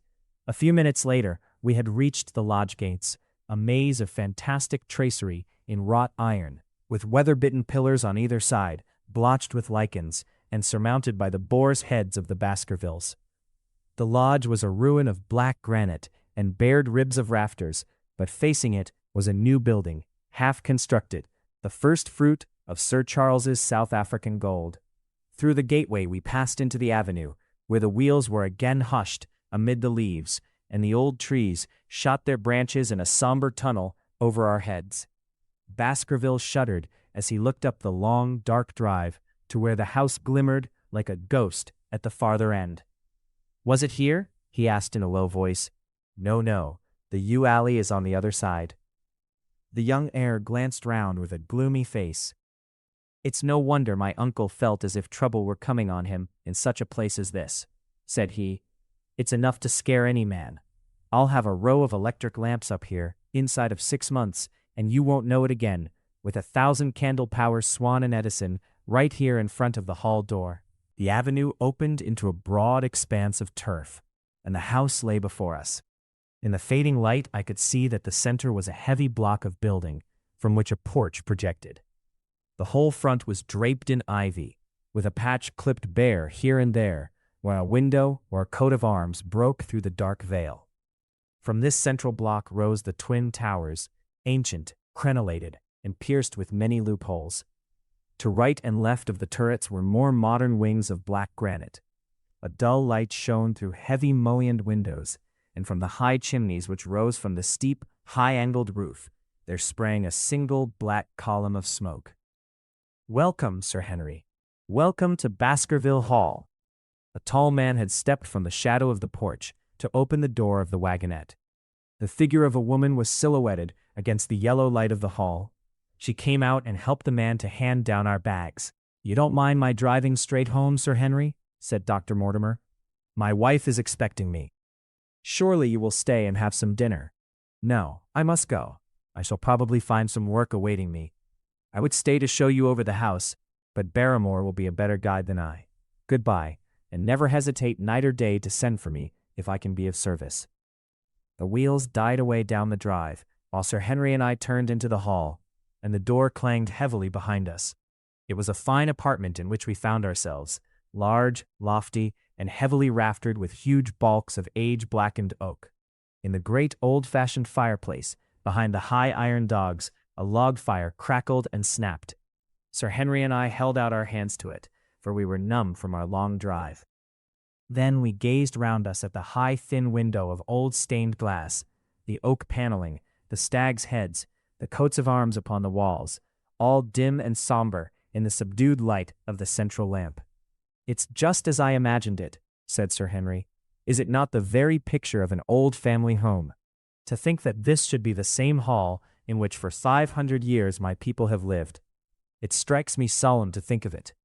I saw his dark face lit up with a boyish enthusiasm as he gazed about him. The light beat upon him where he stood, but long shadows trailed down the walls and hung like a black canopy above him. Barrymore had returned from taking our luggage to our rooms. He stood in front of us now with the subdued manner of a well-trained servant. He was a remarkable-looking man, tall, handsome, with a square black beard and pale, distinguished features. "Would you wish dinner to be served at once, sir?" "Is it ready?" "In a very few minutes, sir. You will find hot water in your rooms. My wife and I will be happy, Sir Henry, to stay with you until you have made your fresh arrangements. But you will understand that under the new conditions, this house will require a considerable staff." "What new conditions?" "I only meant, sir, that Sir Charles led a very retired life, and we were able to look after his wants. You would, naturally, wish to have more company, and so you will need changes in your household." "Do you mean that your wife and you wish to leave?" "Only when it is quite convenient to you, sir. But your family have been with us for several generations, have they not? I should be sorry to begin my life here by breaking an old family connection." I seemed to discern some signs of emotion upon the butler's white face. "I feel that also, sir, and so does my wife. But to tell the truth, sir, we were both very much attached to Sir Charles, and his death gave us a shock and made these surroundings very painful to us. I fear that we shall never again be easy in our minds at Baskerville Hall." "But what do you intend to do?" "I have no doubt, sir, that we shall succeed in establishing ourselves in some business. Sir Charles's generosity has given us the means to do so. And now, sir, perhaps I had best show you to your rooms." A square balustraded gallery ran round the top of the old hall, approached by a double stair. From this central point 2 long corridors extended the whole length of the building, from which all the bedrooms opened. My own was in the same wing as Baskerville's, and almost next door to it. These rooms appeared to be much more modern than the central part of the house, and the bright paper and numerous candles did something to remove the somber impression which our arrival had left upon my mind. But the dining room which opened out of the hall was a place of shadow and gloom. It was a long chamber with a step separating the dais where the family sat from the lower portion reserved for their dependents. At one end a minstrel's gallery overlooked it. Black beams shot across above our heads, with a smoke-darkened ceiling beyond them, with rows of flaring torches to light it up, and the color and rude hilarity of an old-time banquet it might have softened.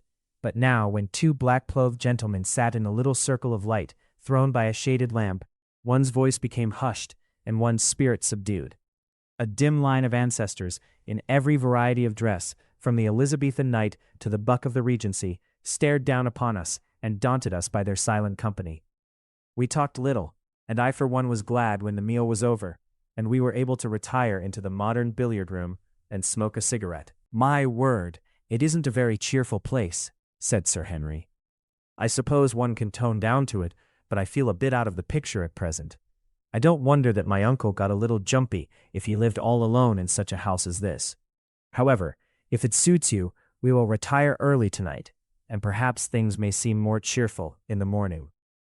I drew aside my curtains before I went to bed and looked out from my window. It opened upon the grassy space which lay in front of the hall door. Beyond, 2 copses of trees moaned and swung in a rising wind. A half-moon broke through the rifts of racing clouds. In its cold light, I saw beyond the trees a broken fringe of rocks and the long, low curve of the melancholy moor. I closed the curtain, feeling that my last impression was in keeping with the rest, and yet it was not quite the last. I found myself weary and yet wakeful, tossing restlessly from side to side, seeking for the sleep which would not come. Far away a chiming clock struck out the quarters of the hours, but otherwise a deathly silence lay upon the old house. And then suddenly, in the very dead of the night, there came a sound to my ears, clear, resonant, and unmistakable. It was the sob of a woman, the muffled, strangling gasp of one who is torn by an uncontrollable sorrow. I sat up in bed and listened intently. The noise could not have been far away and was certainly in the house. For half an hour I waited, with every nerve on the alert, but there came no other sound save the chiming clock and the rustle of the ivy on the wall. Chapter 7. The Stapletons of Merripit House. The fresh beauty of the following morning did something to efface from our minds the grim and gray impression which had been left upon both of us by our first experience of Baskerville Hall. As Sir Henry and I sat at breakfast, the sunlight flooded in through the high mullioned windows, throwing watery patches of color from the coats of arms which covered them. The dark paneling glowed like bronze in the golden rays, and it was hard to realize that this was indeed the chamber which had struck such a gloom into our souls upon the evening before. "I guess it is ourselves and not the house that we have to blame," said the baronet. "We were tired with our journey and chilled by our drive, so we took a grey view of the place. Now we are fresh and well, so it is all cheerful once more." "And yet it was not entirely a question of imagination," I answered. "Did you, for example, happen to hear someone, a woman I think, sobbing in the night?" "That is curious, for I did when I was half asleep fancy that I heard something of the sort. I waited quite a time, but there was no more of it, so I concluded that it was all a dream." "I heard it distinctly, and I am sure that it was really the sob of a woman. We must ask about this right away." He rang the bell and asked Barrymore whether he could account for our experience. It seemed to me that the pallid features of the butler turned a shade paler still as he listened to his master's question. "There are only 2 women in the house, Sir Henry," he answered. "One is the scullery maid who sleeps in the other wing, the other is my wife, and I can answer for it that the sound could not have come from her." And yet he lied as he said it, for it chanced that after breakfast I met Mrs. Barrymore in the long corridor, with the sun full upon her face. She was a large, impassive, heavy-featured woman with a stern-set expression of mouth, but her telltale eyes were red and glanced at me from between swollen lids. It was she, then, who wept in the night, and if she did so, her husband must know it. Yet he had taken the obvious risk of discovery in declaring that it was not so. Why had he done this, and why did she weep so bitterly? Already round this pale-faced, handsome, black-bearded man there was gathering an atmosphere of mystery and of gloom. It was he who had been the first to discover the body of Sir Charles, and we had only his word for all the circumstances which led up to the old man's death. Was it possible that it was Barrymore, after all, whom we had seen in the cab in Regent Street? The beard might well have been the same. The cabman had described a somewhat shorter man, but such an impression might easily have been erroneous. How could I settle the point forever? Obviously, the first thing to do was to see the Grimpen postmaster and find whether the test telegram had really been placed in Barrymore's own hands. Be the answer what it might, I should at least have something to report to Sherlock Holmes. Sir Henry had numerous papers to examine after breakfast, so that the time was propitious for my excursion. It was a pleasant walk of 4 miles along the edge of the moor, leading me at last to a small grey hamlet in which 2 larger buildings, which proved to be the inn and the house of Dr. Mortimer, stood high above the rest. The postmaster, who was also the village grocer, had a clear recollection of the telegram. "Certainly, sir," said he. "I had the telegram delivered to Mr. Barrymore, exactly as directed." "Who delivered it?" "My boy here. James, you delivered that telegram to Mr. Barrymore at the Hall last week, did you not?" "Yes, father, I delivered it." "Into his own hands?" I asked. "Well, he was up in the loft at the time, so that I could not put it into his own hands, but I gave it into Mrs. Barrymore's hands, and she promised to deliver it at once." "Did you see Mr. Barrymore?" "No, sir. I tell you he was in the loft." "If you didn't see him, how do you know he was in the loft?" "Well, surely his own wife ought to know where he is," said the postmaster testily. "Didn't he get the telegram? If there is any mistake, it is for Mr. Barrymore himself to complain." It seemed hopeless to pursue the inquiry any farther, but it was clear that in spite of Holmes's ruse, we had no proof that Barrymore had not been in London all the time. Suppose that it were so. Suppose that the same man had been the last who had seen Sir Charles alive, and the first to dog the new heir when he returned to England. What then? Was he the agent of others, or had he some sinister design of his own? What interest could he have in persecuting the Baskerville family? I thought of the strange warning clipped out of the leading article of the Times. Was that his work, or was it possibly the doing of someone who was bent upon counteracting his schemes? The only conceivable motive was that which had been suggested by Sir Henry. that if the family could be scared away, a comfortable and permanent home would be secured for the Barrymores. But surely such an explanation as that would be quite inadequate to account for the deep and subtle scheming which seemed to be weaving an invisible net round the young baronet. Holmes himself had said that no more complex case had come to him in all the long series of his sensational investigations. I prayed, as I walked back along the gray, lonely road, that my friend might soon be freed from his preoccupations and able to come down to take this heavy burden of responsibility from my shoulders. Suddenly my thoughts were interrupted by the sound of running feet behind me and by a voice which called me by name. I turned, expecting to see Dr. Mortimer, but to my surprise, it was a stranger who was pursuing me. He was a small, slim, clean-shaven, prim-faced man, flaxen-haired and lean-jawed, between 30 and 40 years of age, dressed in a gray suit and wearing a straw hat. A tin box for botanical specimens hung over his shoulder, and he carried a green butterfly net in one of his hands. "You will, I am sure, excuse my presumption, Dr. Watson," said he, as he came panting up to where I stood. "Here on the moor we are homely folk, and do not wait for formal introductions. You may possibly have heard my name from our mutual friend Mortimer. I am Stapleton, of Maripid House."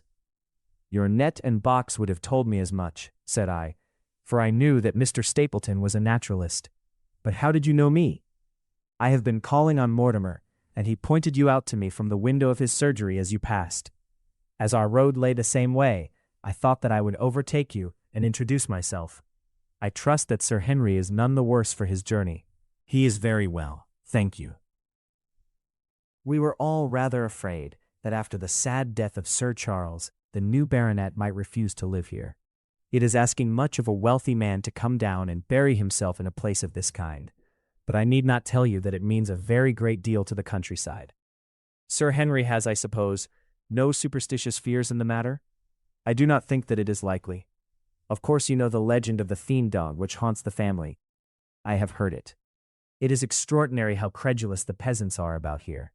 Any number of them are ready to swear that they had seen such a creature upon the moor. He spoke with a smile, but I seemed to read in his eyes that he took the matter more seriously. The story took a great hold upon the imagination of Sir Charles, and I have no doubt that it led to his tragic end. But how? His nerves were so worked up that the appearance of any dog might have had a fatal effect upon his diseased heart.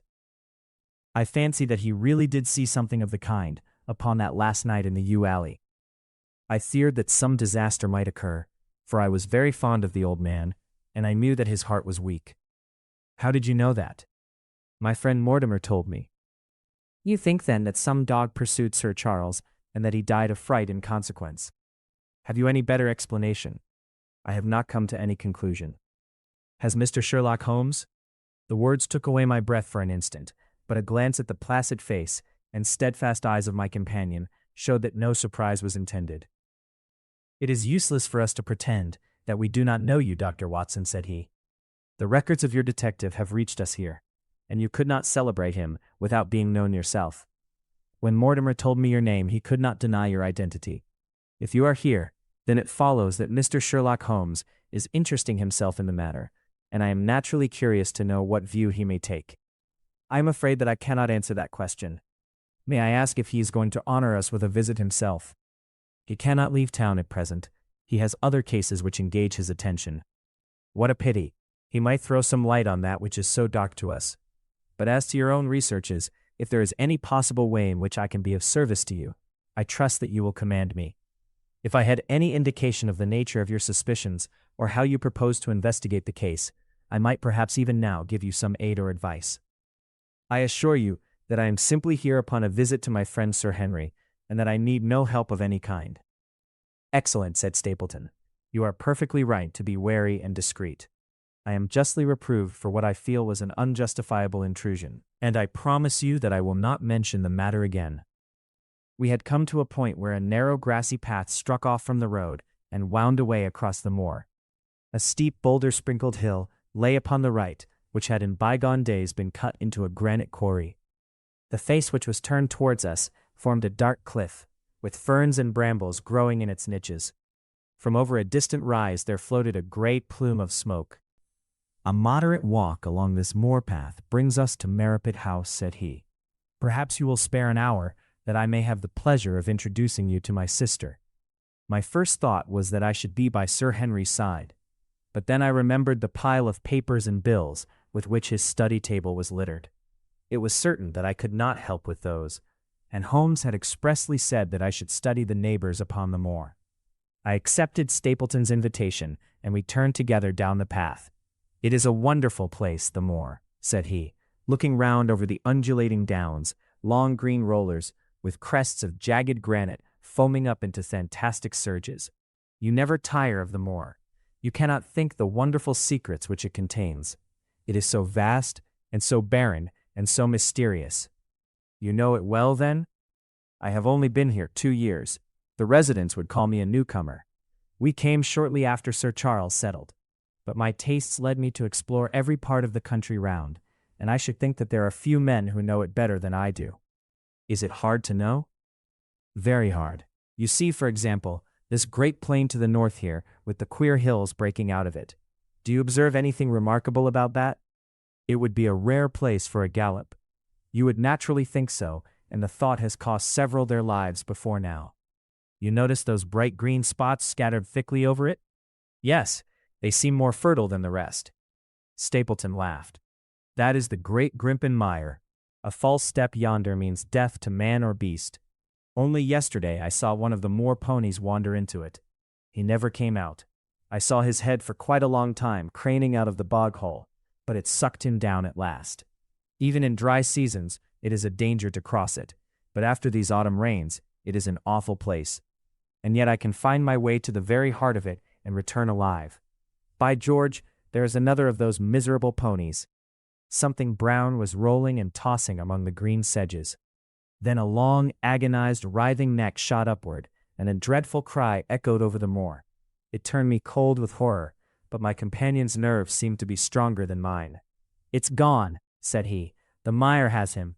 2 in 2 days, and many more perhaps, for they get in the way of going there in the dry weather, and never know the difference until the mire has them in its clutches. It's a bad place, the great Grimpen Mire. And you say you can penetrate it? Yes, there are 1 or 2 paths which a very active man can take. I have found them out. But why should you wish to go into so horrible a place? Well, you see the hills beyond? They are really islands cut off on all sides by the impassable mire, which has crawled round them in the course of years. That is where the rare plants and the butterflies are, if you have the wit to reach them. I shall try my luck some day. He looked at me with a surprised face. For God's sake, put such an idea out of your mind, said he. Your blood would be upon my head. I assure you that there would not be the least chance of your coming back alive. It is only by remembering certain complex landmarks that I am able to do it. Halloa, I cried. What is that? A long, low moan, indescribably sad, swept over the moor. It filled the whole air, and yet it was impossible to say whence it came.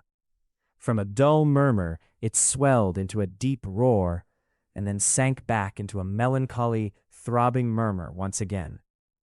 Stapleton looked at me with a curious expression in his face. Queer place, the moor, said he. But what is it? The peasants say it is the Hound of the Baskervilles calling for its prey. I've heard it once or twice before, but never quite so loud. I looked round, with a chill of fear in my heart, at the huge swelling plain, mottled with the green patches of rushes. Nothing stirred over the vast expanse, save a pair of ravens, which croaked loudly from a tor behind us. You are an educated man. You don't believe such nonsense as that, said I. What do you think is the cause of so strange a sound? Bogs make queer noises sometimes. It's the mud settling, or the water rising, or something. No, that was a living voice. Well, perhaps it was. Did you ever hear a bittern booming? No, I never did. It's a very rare bird, practically extinct in England now, but all things are possible upon the moor. Yes, I should not be surprised to learn that what we have heard is the cry of the last of the bitterns. It's the weirdest, strangest thing that ever I heard in my life. Yes, it's rather an uncanny place altogether. Look at the hillside yonder. What do you make of those? The whole steep slope was covered with gray circular rings of stone, a score of them at least. What are they? Sheep pens? No, they are the homes of our worthy ancestors. Prehistoric man lived thickly on the moor, and as no one in particular has lived there since, we find all his little arrangements exactly as he left them. These are his wigwams with the roofs off. You can even see his hearth and his couch if you have the curiosity to go inside. But it is quite a town. When was it inhabited? Neolithic man, no date. What did he do? He grazed his cattle on these slopes, and he learned to dig for tin when the bronze sword began to supersede the stone axe. Look at the great trench in the opposite hill. That is his mark. Yes, you will find some very singular points about the moor, Dr. Watson. Oh, excuse me an instant. It is surely Cyclopides. A small fly or moth had fluttered across our path, and in an instant Stapleton was rushing with extraordinary energy and speed in pursuit of it. To my dismay, the creature flew straight for the great mire, and my acquaintance never paused for an instant, bounding from tuft to tuft behind it, his green net waving in the air. His gray clothes and jerky, zigzag, irregular progress made him not unlike some huge moth himself. I was standing, watching his pursuit, with a mixture of admiration for his extraordinary activity and fear lest he should lose his footing in the treacherous mire, when I heard the sound of steps, and turning round, found a woman near me upon the path. She had come from the direction in which the plume of smoke indicated the position of Merripit House, but the dip of the moor had hid her until she was quite close. I could not doubt that this was the Miss Stapleton of whom I had been told, since ladies of any sort must be few upon the moor, and I remembered that I had heard someone describe her as being a beauty. The woman who approached me was certainly that, and of a most uncommon type.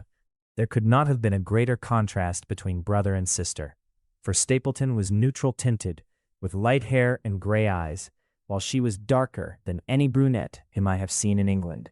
Slim, elegant, and tall. She had a proud, finely cut face, so regular that it might have seemed impassive were it not for the sensitive mouth and the beautiful, dark, eager eyes. With her perfect figure and elegant dress, she was indeed a strange apparition upon a lonely moorland path. Her eyes were on her brother as I turned, and then she quickened her pace towards me. I had raised my hat and was about to make some explanatory remark when her own words turned all my thoughts into a new channel. "Go back," she said. "Go straight back to London, instantly." I could only stare at her in stupid surprise. Her eyes blazed at me, and she tapped the ground impatiently with her foot. "Why should I go back?" I asked. "I cannot explain." She spoke in a low, eager voice, with a curious lisp in her utterance. "But for God's sake, do what I ask you. Go back and never set foot upon the moor again." "But I have only just come." Man, she cried, "can you not tell when a warning is for your own good? Go back to London. Start tonight. Get away from this place at all costs. Hush, my brother is coming. Not a word of what I have said. Would you mind getting that orchid for me, among the mare's tails yonder? We are very rich in orchids on the moor, though of course you are rather late to see the beauties of the place." Stapleton had abandoned the chase, and came back to us breathing hard and flushed with his exertions. "Hallo, Beryl," said he, and it seemed to me that the tone of his greeting was not altogether a cordial one. "Well, Jack, you are very hot." "Yes, I was chasing a Cyclopides. He is very rare and seldom found in the late autumn. What a pity that I should have missed him." He spoke unconcernedly, but his small light eyes glanced incessantly from the girl to me. "You have introduced yourselves, I can see." "Yes, I was telling Sir Henry that it was rather late for him to see the true beauties of the moor." "Why, who do you think this is?" "I imagine that it must be Sir Henry Baskerville." No, said I, "only a humble commoner, but his friend. My name is Dr. Watson." A flush of vexation passed over her expressive face. "We have been talking at cross purposes," said she. "Why, you had not very much time for talk," our brother remarked with the same questioning eyes. "I talked as if Dr. Watson were a resident, instead of being merely a visitor." "It cannot much matter to him whether it is early or late for the orchids. But you will come on, will you not, and see Merripit House?" A short walk brought us to it, a bleak moorland house, once the farm of some grazier in the old prosperous days. but now put into repair and turned into a modern dwelling. An orchard surrounded it, but the trees, as is usual upon the moor, were stunted and nipped, and the effect of the whole place was mean and melancholy. We were admitted by a strange, wizened, rusty-coated old manservant who seemed in keeping with the house. Inside, however, there were large rooms, furnished with an elegance in which I seemed to recognize the taste of the lady. As I looked from their windows at the interminable granite-flecked moor rolling unbroken to the farthest horizon, I could not but marvel at what could have brought this highly educated man and this beautiful woman to live in such a place. Queer spot to choose, is it not? Said he, as if in answer to my thought. And yet we managed to make ourselves fairly happy, do we not, Beryl? Quite happy, said she, but there was no ring of conviction in her words. I had a school, said Stapleton. It was in the North Country. The work to a man of my temperament was mechanical and uninteresting. But the privilege of living with youth, of helping to mold those young minds, and of impressing them with one's own character and ideals was very dear to me. However, the fates were against us. A serious epidemic broke out in the school, and 3 of the boys died. It never recovered from the blow, and much of my capital was irretrievably swallowed up. And yet, if it were not for the loss of the charming companionship of the boys, I could rejoice over my own misfortune, for, with my strong tastes for botany and zoology, I find an unlimited field of work here, and my sister is as devoted to nature as I am. All this, Dr. Watson, has been brought upon your head by your expression as you surveyed the moor out of our window. It certainly did cross my mind that it might be a little dull, less for you perhaps than for your sister. No, I am never dull, said she quickly. We have books, we have our studies, and we have interesting neighbors. Dr. Mortimer is a most learned man in his own line. Poor Sir Charles was also an admirable companion. We knew him well, and miss him more than I can tell. Do you think that I should intrude if I were to call this afternoon and make the acquaintance of Sir Henry? I am sure that he would be delighted. Then perhaps you would mention that I propose to do so.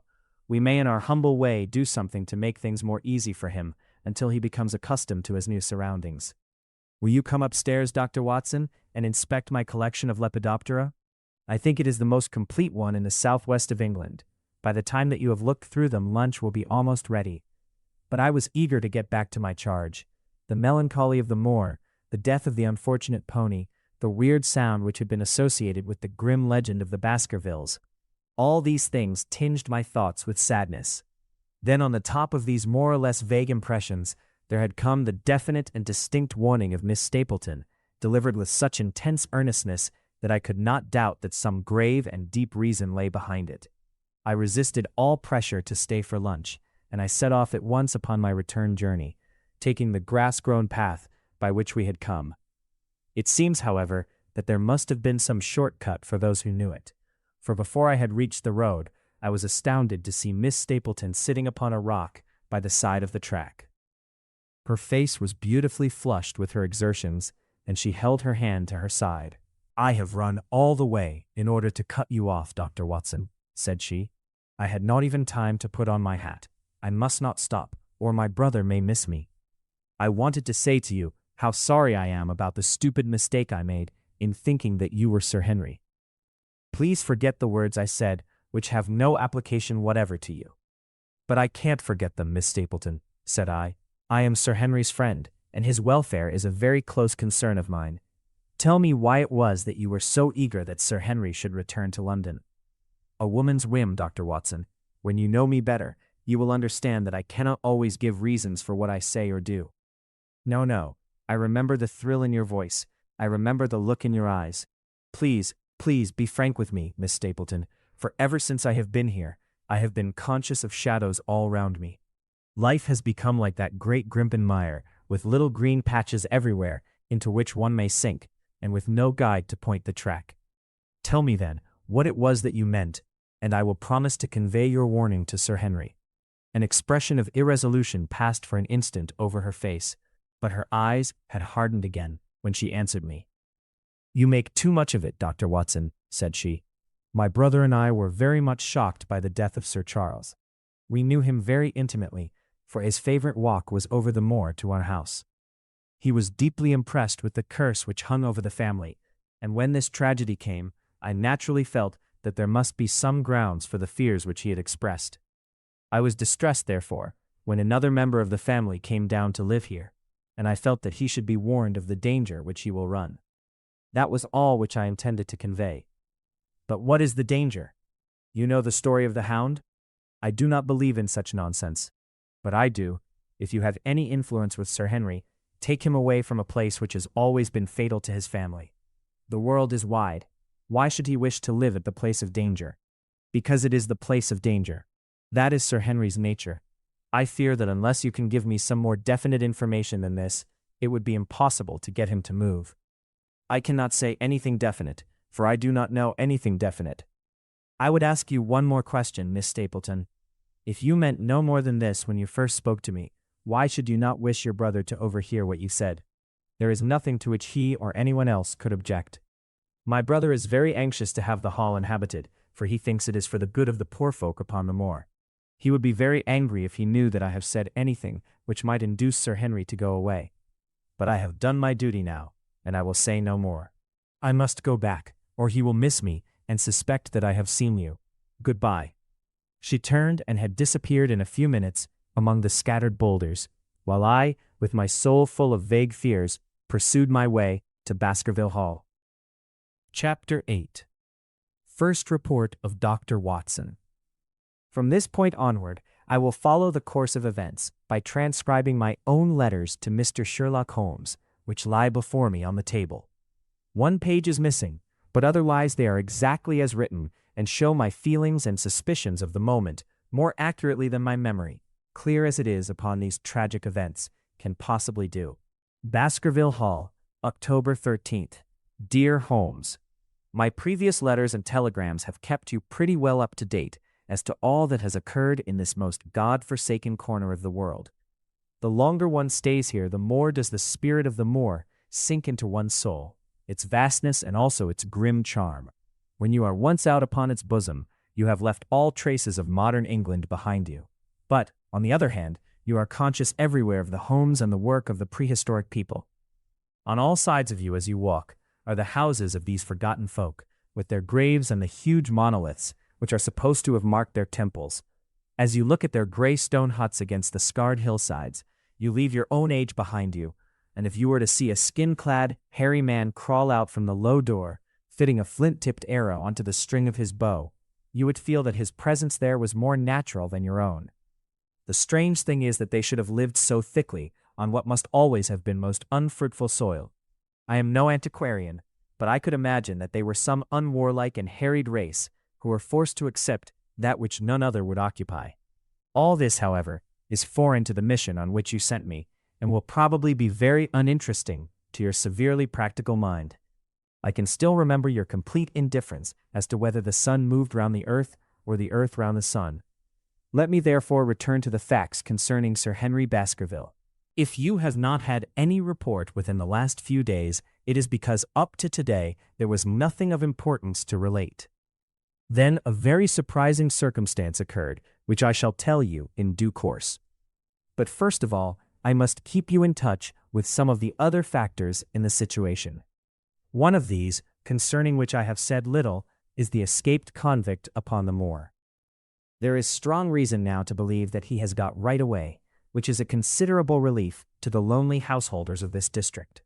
A fortnight has passed since his flight, during which he has not been seen and nothing has been heard of him. It is surely inconceivable that he could have held out upon the moor during all that time. Of course, so far as his concealment goes, there is no difficulty at all. Any one of these stone huts would give him a hiding place. But there is nothing to eat unless he were to catch and slaughter one of the moor sheep. We think, therefore, that he has gone, and the outlying farmers sleep the better in consequence. We are 4 able-bodied men in this household, so that we could take good care of ourselves, but I confess that I have had uneasy moments when I have thought of the Stapletons. They live miles from any help.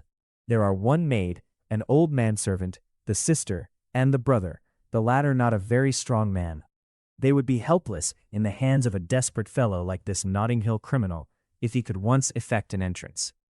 Both Sir Henry and I were concerned at their situation, and it was suggested that Perkins the groom should go over to sleep there, but Stapleton would not hear of it. The fact is that our friend, the baronet, begins to display a considerable interest in our fair neighbor.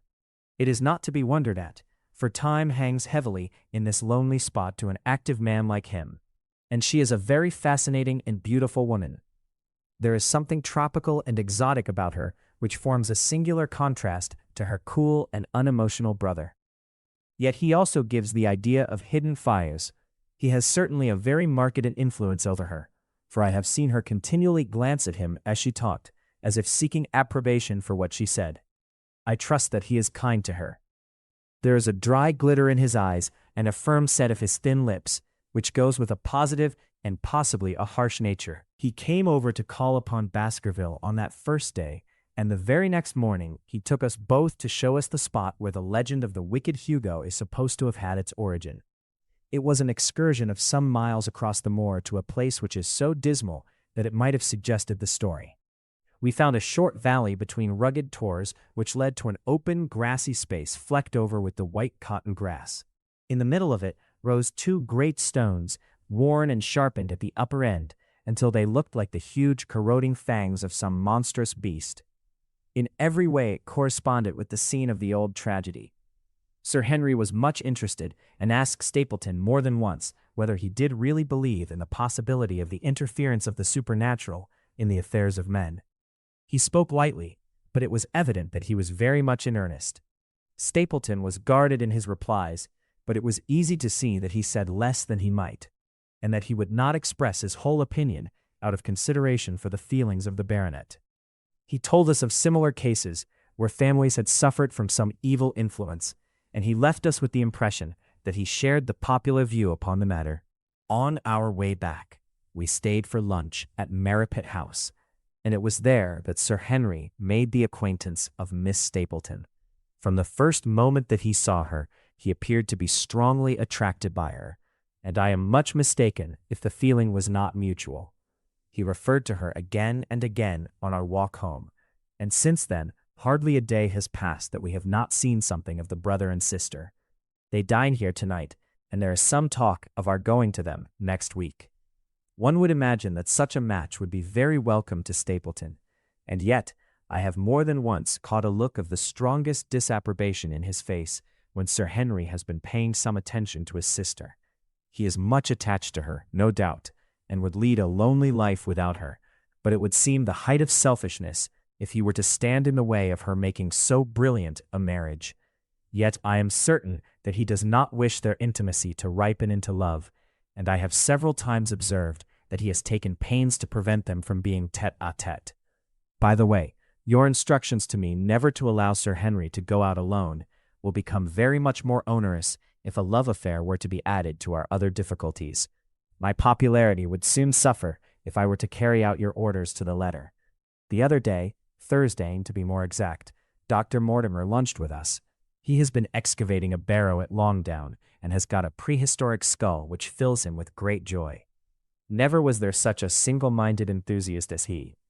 The Stapletons came in afterwards, and the good doctor took us all to the yew alley at Sir Henry's request to show us exactly how everything occurred upon that fatal night. It is a long, dismal walk, the yew alley, between two high walls of clipped hedge, with a narrow band of grass upon either side. At the far end is an old tumble-down summer-house. Halfway down is the moor gate, where the old gentleman left his cigar ash. It is a white wooden gate with a latch. Beyond it lies the wide moor. I remembered your theory of the affair, and tried to picture all that had occurred.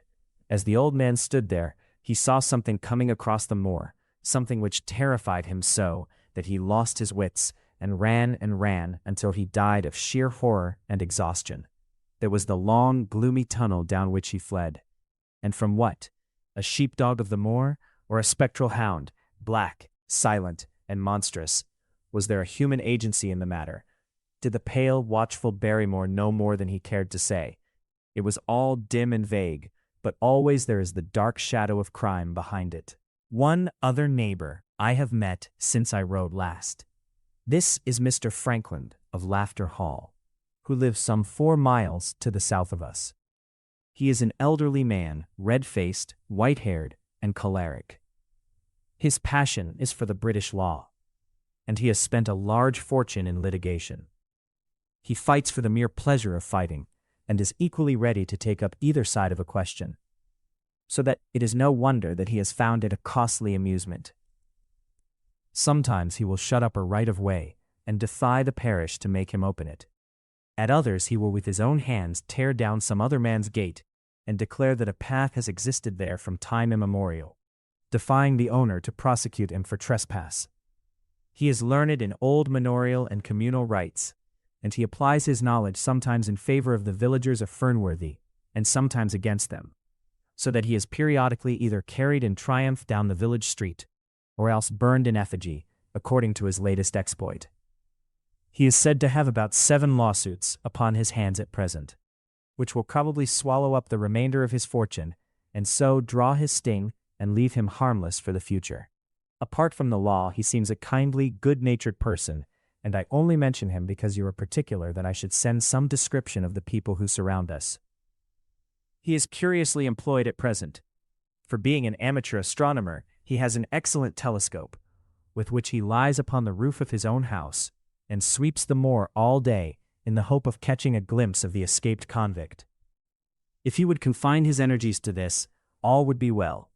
But there are rumors that he intends to prosecute Dr. Mortimer for opening a grave without the consent of the next of kin, because he dug up the Neolithic skull in the barrow on Long Down. He helps to keep our lives from being monotonous, and gives a little comic relief where it is badly needed. And now, having brought you up to date in the escaped convict, the Stapletons, Dr. Mortimer, and Frankland of Laughter Hall, let me end on that which is most important and tell you more about the Barrymores, and especially about the surprising development of last night. First of all, about the test telegram which you sent from London in order to make sure that Barrymore was really here. I have already explained that the testimony of the postmaster shows that the test was worthless, and that we have no proof one way or the other. I told Sir Henry how the matter stood, and he at once, in his downright fashion, had Barrymore up and asked him whether he had received the telegram himself. Barrymore said that he had. "Did the boy deliver it into your own hands?" asked Sir Henry. Barrymore looked surprised, and considered for a little time. "No," said he. "I was in the box room at the time, and my wife brought it up to me." "Did you answer it yourself?" "No, I told my wife what to answer, and she went down to write it." In the evening he recurred to the subject of his own accord. "I could not quite understand the object of your questions this morning, Sir Henry," said he. "I trust that they do not mean that I have done anything to forfeit your confidence." Sir Henry had to assure him that it was not so, and pacify him by giving him a considerable part of his old wardrobe, the London outfit having now all arrived. "Mrs. Barrymore is of interest to me. She is a heavy, solid person, very limited, intensely respectable, and inclined to be puritanical. You could hardly conceive a less emotional subject. Yet I have told you how, on the first night here, I heard her sobbing bitterly, and since then I have more than once observed traces of tears upon her face. Some deep sorrow gnaws ever at her heart. Sometimes I wonder if she has a guilty memory which haunts her, and sometimes I suspect Barrymore of being a domestic tyrant. I have always felt that there was something singular and questionable in this man's character, but the adventure of last night brings all my suspicions to a head, and yet it may seem a small matter in itself. You are aware that I am not a very sound sleeper, and since I have been on guard in this house, my slumbers have been lighter than ever. Last night, about 2 in the morning, I was aroused by a stealthy step passing my room. I rose, opened my door, and peeped out. A long black shadow was trailing down the corridor. It was thrown by a man who walked softly down the passage with a candle held in his hand. He was in shirt and trousers, with no covering to his feet. I could merely see the outline, but his height told me that it was Barrymore.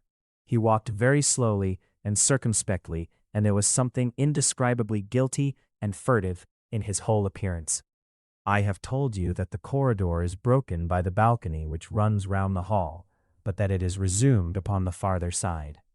I waited until he had passed out of sight, and then I followed him. When I came round the balcony, he had reached the end of the farther corridor, and I could see from the glimmer of light through an open door that he had entered one of the rooms. Now, all these rooms are unfurnished and unoccupied, so that his expedition became more mysterious than ever. The light shone steadily, as if he were standing motionless. I crept down the passage as noiselessly as I could and peeped round the corner of the door. Barrymore was crouching at the window, with the candle held against the glass.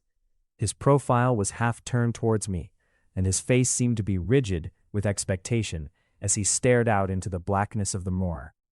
For some minutes he stood watching intently. Then he gave a deep groan, and with an impatient gesture he put out the light. Instantly I made my way back to my room, and very shortly came the stealthy steps passing once more upon their return journey. Long afterwards, when I had fallen into a light sleep, I heard a key turn somewhere in a lock, but I could not tell whence the sound came. What it all means I cannot guess, but there is some secret business going on in this house of gloom, which sooner or later we shall get to the bottom of. I do not trouble you with my theories, for you ask me to furnish you only with facts. I have had a long talk with Sir Henry this morning, and we have made a plan of campaign founded upon my observations of last night. I will not speak about it just now, but it should make my next report interesting reading. Chapter 9. The Light Upon the Moor. Second Report of Dr. Watson. Baskerville Hall, October 15th. Dear Holmes, if I was compelled to leave you without much news during the early days of my mission, you must acknowledge that I am making up for lost time, and that events are now crowding thick and fast upon us. In my last report I ended upon my top note, with Barrymore at the window, and now I have quite a budget already, which will, unless I am much mistaken, considerably surprise you. Things have taken a turn which I could not have anticipated. In some ways, they have within the last 48 hours become much clearer, and in some ways they have become more complicated. But I will tell you all, and you shall judge for yourself. Before breakfast on the morning following my adventure, I went down the corridor and examined the room in which Barrymore had been on the night before. The western window through which he had stared so intently has, I noticed, one peculiarity above all other windows in the house. It commands the nearest outlook onto the moor. There is an opening between two trees which enables one from this point of view to look right down upon it, while from all the other windows it is only a distant glimpse which can be obtained. It follows, therefore, that Barrymore, since only this window would serve the purpose, must have been looking out for something or somebody upon the moor. The night was very dark, so that I can hardly imagine how he could have hoped to see anyone. It had struck me that it was possible that some love intrigue was on foot. That would have accounted for his stealthy movements and also for the uneasiness of his wife. The man is a striking-looking fellow, very well equipped to steal the heart of a country girl, so that this theory seemed to have something to support it. That opening of the door which I had heard after I had returned to my room might mean that he had gone out to keep some clandestine appointment. So I reasoned with myself in the morning, and I tell you the direction of my suspicions, however much the result may have shown that they were unfounded. But whatever the true explanation of Barrymore's movements might be, I felt that the responsibility of keeping them to myself until I could explain them was more than I could bear. I had an interview with the baronet in his study after breakfast, and I told him all that I had seen. He was less surprised than I had expected. I knew that Barrymore walked about nights, and I had a mind to speak to him about it, said he. 2 or 3 times I have heard his steps in the passage, coming and going, just about the hour you name. Perhaps then he pays a visit every night to that particular window, I suggested. Perhaps he does. If so, we should be able to shadow him and see what it is that he is after. I wonder what your friend Holmes would do if he were here. I believe that he would do exactly what you now suggest, said I. He would follow Barrymore and see what he did. Then we shall do it together. But surely he would hear us. The man is rather deaf, and in any case we must take our chance of that. We'll sit up in my room tonight and wait until he passes. Sir Henry rubbed his hands with pleasure, and it was evident that he hailed the adventure as a relief to his somewhat quiet life upon the moor. The baronet has been in communication with the architect who prepared the plans for Sir Charles, and with a contractor from London, so that we may expect great changes to begin here soon. There have been decorators and furnishers up from Plymouth, and it is evident that our friend has large ideas and means to spare no pains or expense to restore the grandeur of his family. When the house is renovated and refurnished, All that he will need will be a wife to make it complete. Between ourselves, there are pretty clear signs that this will not be wanting if the lady is willing, for I have seldom seen a man more infatuated with a woman than he is with our beautiful neighbor, Miss Stapleton. And yet, the course of true love does not run quite as smoothly as one would, under the circumstances, expect. Today, for example, its surface was broken by a very unexpected ripple, which has caused our friend considerable perplexity and annoyance. After the conversation which I have quoted about Barrymore, Sir Henry put on his hat and prepared to go out. As a matter of course, I did the same. "What? Are you coming, Watson?" he asked, looking at me in a curious way. "That depends on whether you are going on the moor," said I. "Yes, I am." "Well, you know what my instructions are. I'm sorry to intrude, but you heard how earnestly Holmes insisted that I should not leave you, and especially that you should not go alone upon the moor." Sir Henry put his hand upon my shoulder with a pleasant smile. "My dear fellow," said he, "Holmes, with all his wisdom, did not foresee some things which have happened since I have been on the moor. You understand me? I am sure that you are the last man in the world who would wish to be a spoil-sport. I must go out alone." It put me in a most awkward position. I was at a loss what to say or what to do, and before I had made up my mind, he picked up his cane and was gone. But when I came to think the matter over, my conscience reproached me bitterly for having on any pretext allowed him to go out of my sight. I imagined what my feelings would be if I had to return to you and to confess that some misfortune had occurred through my disregard for your instructions. I assure you my cheeks flushed at the very thought. It might not even now be too late to overtake him, so I set off at once in the direction of Merripit House.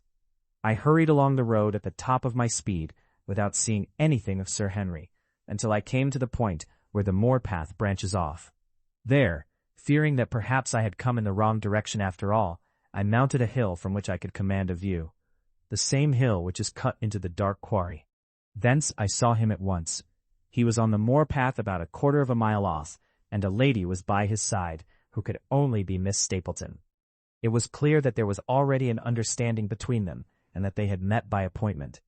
They were walking slowly along in deep conversation, and I saw her making quick little movements of her hands, as if she were very earnest in what she was saying, while he listened intently, and once or twice shook his head in strong dissent.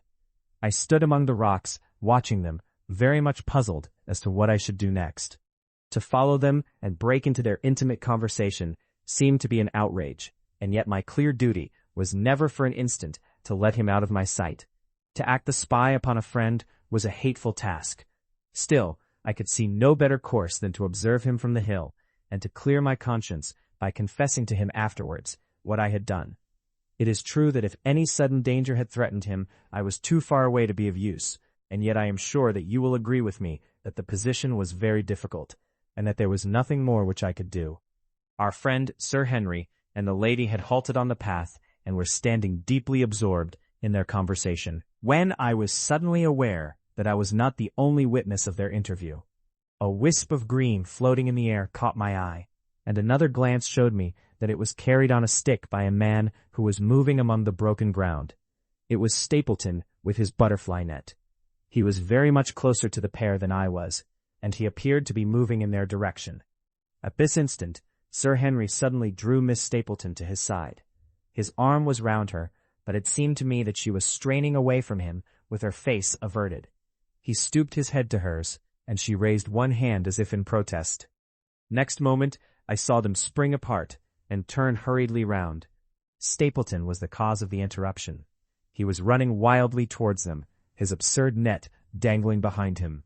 He gesticulated and almost danced with excitement in front of the lovers. What the scene meant I could not imagine, but it seemed to me that Stapleton was abusing Sir Henry, who offered explanations, which became more angry as the other refused to accept them. The ladies stood by in haughty silence. Finally, Stapleton turned upon his heel and beckoned in a peremptory way to his sister, who, after an irresolute glance at Sir Henry, walked off by the side of her brother. The naturalist's angry gestures showed that a lady was included in his displeasure. The baronet stood for a minute looking after them, and then he walked slowly back the way that he had come, his head hanging, the very picture of dejection. What all this meant, I could not imagine, but I was deeply ashamed to have witnessed so intimate a scene without my friend's knowledge. I ran down the hill, therefore, and met the baronet at the bottom. His face was flushed with anger, and his brows were wrinkled, like one who is at his wit's end as to what to do. "Hullo, Watson, where have you dropped from?" said he. "You don't mean to say that you came after me in spite of all?" I explained everything to him, how I had found it impossible to remain behind, how I had followed him, and how I had witnessed all that had occurred. For an instant, his eyes blazed at me, but my frankness disarmed his anger, and he broke at last into a rather rueful laugh. "You would have thought the middle of that prairie a fairly safe place for a man to be private," said he, "but by thunder, the whole countryside seems to have been out to see me do my wooing, and a mighty poor wooing at that. Where had you engaged a seat?" "I was on that hill." "Quite in the back row, eh?" "But her brother was well up to the front. Did you see him come out on us?" "Yes, I did." "Did he ever strike you as being crazy, this brother of hers?" "I can't say that he ever did." "I dare say not. I always thought him sane enough until today, but you can take it from me that either he or I ought to be in a straitjacket. What's the mac with me, anyhow? You've lived near me for some weeks, Watson. Tell me straight now. Is there anything that would prevent me from making a good husband to a woman that I loved?" "I should say not. He can't object to my worldly position, so it must be myself that he has this down on. What is he against me? I never hurt man or woman in my life that I know of, and yet he would not so much as let me touch the tips of her fingers." "Did he say so?" "That, and a deal more. I tell you, Watson, I've only known her these few weeks, but from the first I just felt that she was made for me, and she too. She was happy when she was with me, and that I'll swear. There's a light in a woman's eyes that speaks louder than words. But he has never let us get together, and it was only today for the first time that I saw a chance of having a few words with her alone. She was glad to meet me, but when she did, it was not love that she would talk about, and she wouldn't have let me talk about it either if she could have stopped it. She kept coming back to it, that this was a place of danger, and that she would never be happy until I had left it. I told her that since I had seen her, I was in no hurry to leave it, and that if she really wanted me to go, the only way to work it was for her to arrange to go with me. With that I offered in as many words to marry her, but before she could answer, down came this brother of hers, running at us with a face on him like a madman. He was just white with rage, and those light eyes of his were blazing with fury. What was I doing with the lady? How dared I offer her attentions which were distasteful to her? Did I think that because I was a baronet I could do what I liked? If he had not been her brother, I should have known better how to answer him. As it was, I told him that my feelings towards his sister were such as I was not ashamed of, and that I hoped that she might honor me by becoming my wife. That seemed to make the matter no better, so then I lost my temper too, and I answered him rather more hotly than I should perhaps, considering that she was standing by. So it ended by his going off with her, as you saw, and here am I, as badly puzzled a man as any in this county. Just tell me what it all means, Watson, and I'll owe you more than ever I can hope to pay." I tried one or two explanations, but indeed I was completely puzzled myself.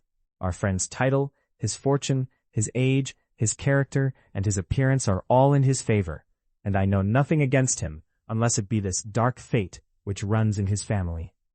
That his advances should be rejected so brusquely without any reference to the lady's own wishes, and that the lady should accept the situation without protest, is very amazing. However, our conjectures were set at rest by a visit from Stapleton himself that very afternoon. He had come to offer apologies for his rudeness of the morning, and after a long private interview with Sir Henry in his study, the upshot of their conversation was that the breach is quite healed, and that we are to dine at Merripit House next Friday as a sign of it. "I don't say now that he isn't a crazy man," said Sir Henry. "I can't forget the look in his eyes when he ran at me this morning, but I must allow that no man could make a more handsome apology than he has done." "Did he give any explanation of his conduct?" "His sister is everything in his life," he says. "That is natural enough, and I am glad that he should understand her value. They have always been together, and according to his account, He has been a very lonely man with only her as a companion, so that the thought of losing her was really terrible to him. He had not understood, he said, that I was becoming attached to her, but when he saw with his own eyes that it was really so, and that she might be taken away from him, it gave him such a shock that for a time he was not responsible for what he said or did. He was very sorry for all that had passed, and he recognized how foolish and how selfish it was that he should imagine that he could hold a beautiful woman like his sister to himself for her whole life. If she had to leave him, he had rather it was to a neighbor like myself than to anyone else. But in any case, it was a blow to him, and it would take him some time before he could prepare himself to meet it. He would withdraw all opposition upon his part if I would promise for 3 months to let the matter rest and to be content with cultivating the lady's friendship during that time without claiming her love. This I promised, and so the matter rests. So there is one of our small mysteries cleared up. It is something to have touched bottom anywhere in this bog in which we are floundering. We know now why Stapleton looked with disfavor upon his sister's suitor, even when that suitor was so eligible a one as Sir Henry. And now I pass on to another thread which I have extricated out of the tangled skein, the mystery of the sobs in the night, of the tear-stained face of Mrs. Barrymore, of the secret journey of the butler to the western lattice window. Congratulate me, my dear Holmes, and tell me that I have not disappointed you as an agent, that you do not regret the confidence which you showed in me when you sent me down. All these things have by one night's work been thoroughly cleared. I have said by one night's work, but in truth it was by 2 nights' work, for on the first we drew entirely blank. I sat up with Sir Henry in his rooms until nearly 3 o'clock in the morning, but no sound of any sort did we hear, except the chiming clock upon the stairs. It was a most melancholy vigil, and ended by each of us falling asleep in our chairs. Fortunately, we were not discouraged, and we determined to try again. The next night we lowered the lamp and sat smoking cigarettes without making the least sound. It was incredible how slowly the hours crawled by. And yet we were helped through it by the same sort of patient interest which the hunter must feel as he watches the trap into which he hopes the game may wander. 1 struck, and 2, and we had almost for the second time given it up in despair, when in an instant we both sat bolt upright in our chairs, with all our weary senses keenly on the alert once more. We had heard the creak of a step in the passage. Very stealthily we heard it pass along until it died away in the distance. Then the baronet gently opened his door, and we set out in pursuit. Already our man had gone round the gallery, and the corridor was all in darkness. Softly we stole along until we had come into the other wing. We were just in time to catch a glimpse of the tall, black-bearded figure, his shoulders rounded as he tiptoed down the passage. Then he passed through the same door as before, and the light of the candle framed it in the darkness and shot one single yellow beam across the gloom of the corridor. We shuffled cautiously towards it, trying every plank before we dared to put our whole weight upon it. We had taken the precaution of leaving our boots behind us, but even so, the old boards snapped and creaked beneath our tread. Sometimes it seemed impossible that he should fail to hear our approach. However, the man is fortunately rather deaf, and he was entirely preoccupied in that which he was doing. When at last we reached the door and peeped through, we found him crouching at the window, candle in hand, his white, intent face pressed against the pane, exactly as I had seen him 2 nights before. We had arranged no plan of campaign, but the baronet is a man to whom the most direct way is always the most natural. He walked into the room, and as he did so, Barrymore sprang up from the window with a sharp hiss of his breath, and stood, livid and trembling, before us. His dark eyes, glaring out of the white mask of his face, were full of horror and astonishment as he gazed from Sir Henry to me. "What are you doing here, Barrymore?" "Nothing, sir." His agitation was so great that he could hardly speak, and the shadows sprang up and down from the shaking of his candle. "It was the window, sir. I go round at night to see that they are fastened." "On the 2nd floor?" "Yes, sir, all the windows." "Look here, Barrymore," said Sir Henry sternly, "we have made up our minds to have the truth out of you, so it will save you trouble to tell it sooner rather than later. Come now, no lies. What were you doing at that window?" The fellow looked at us in a helpless way, and he wrung his hands together like one who is in the last extremity of doubt and misery. I was doing no harm, sir. I was holding a candle to the window. And why were you holding a candle to the window? Don't ask me, Sir Henry, don't ask me. I give you my word, sir, that it is not my secret and that I cannot tell it. If it concerned no one but myself, I would not try to keep it from you. A sudden idea occurred to me, and I took the candle from the trembling hand of the butler. He must have been holding it as a signal, said I. Let us see if there is any answer. I held it as he had done and stared out into the darkness of the night. Vaguely I could discern the black bank of the trees and the lighter expanse of the moor, for the moon was behind the clouds. And then I gave a cry of exultation, for a tiny pinpoint of yellow light had suddenly transfixed the dark veil and glowed steadily in the center of the black square framed by the window. There it is, I cried. No, no, sir, it is nothing, nothing at all, the butler broke in. I assure you, sir. Move your light across the window, Watson, cried the baronet. See, the other moves also. Now, you rascal, do you deny that it is a signal? Come, speak up. Who is your confederate out yonder, and what is this conspiracy that is going on? The man's face became openly defiant. It is my business, and not yours. I will not tell. Then you leave my employment right away. Very good, sir. If I must, I must. And you go in disgrace. By thunder, you may well be ashamed of yourself. Your family has lived with mine for over 100 years under this roof, and here I find you deep in some dark plot against me. No, no, sir, no, not against you. It was a woman's voice, and Mrs. Barrymore, paler and more horror-struck than her husband, was standing at the door. Her bulky figure in a shawl and skirt might have been comic were it not for the intensity of feeling upon her face. We have to go, Eliza. This is the end of it. You can pack our things, said the butler. Oh, John, John, have I brought you to this? It is my doing, Sir Henry, all mine. He has done nothing except for my sake, and because I asked him. Speak out, then. What does it mean? My unhappy brother is starving on the moor. We cannot let him perish at our very gates. The light is a signal to him that food is ready for him, and his light out yonder is to show the spot to which to bring it. Then your brother is? The escaped convict, sir, Selden the criminal. That's the truth, sir, said Barrymore. I said that it was not my secret, and that I could not tell it to you. But now you have heard it, and you will see that if there was a plot, it was not against you. This, then, was the explanation of the stealthy expeditions at night and the light at the window. Sir Henry and I both stared at the woman in amazement. Was it possible that this stolidly respectable person was of the same blood as one of the most notorious criminals in the country? Yes. My name was Selden, and he is my younger brother. We humored him too much when he was a lad, and gave him his own way in everything, until he came to think that the world was made for his pleasure, and that he could do what he liked in it.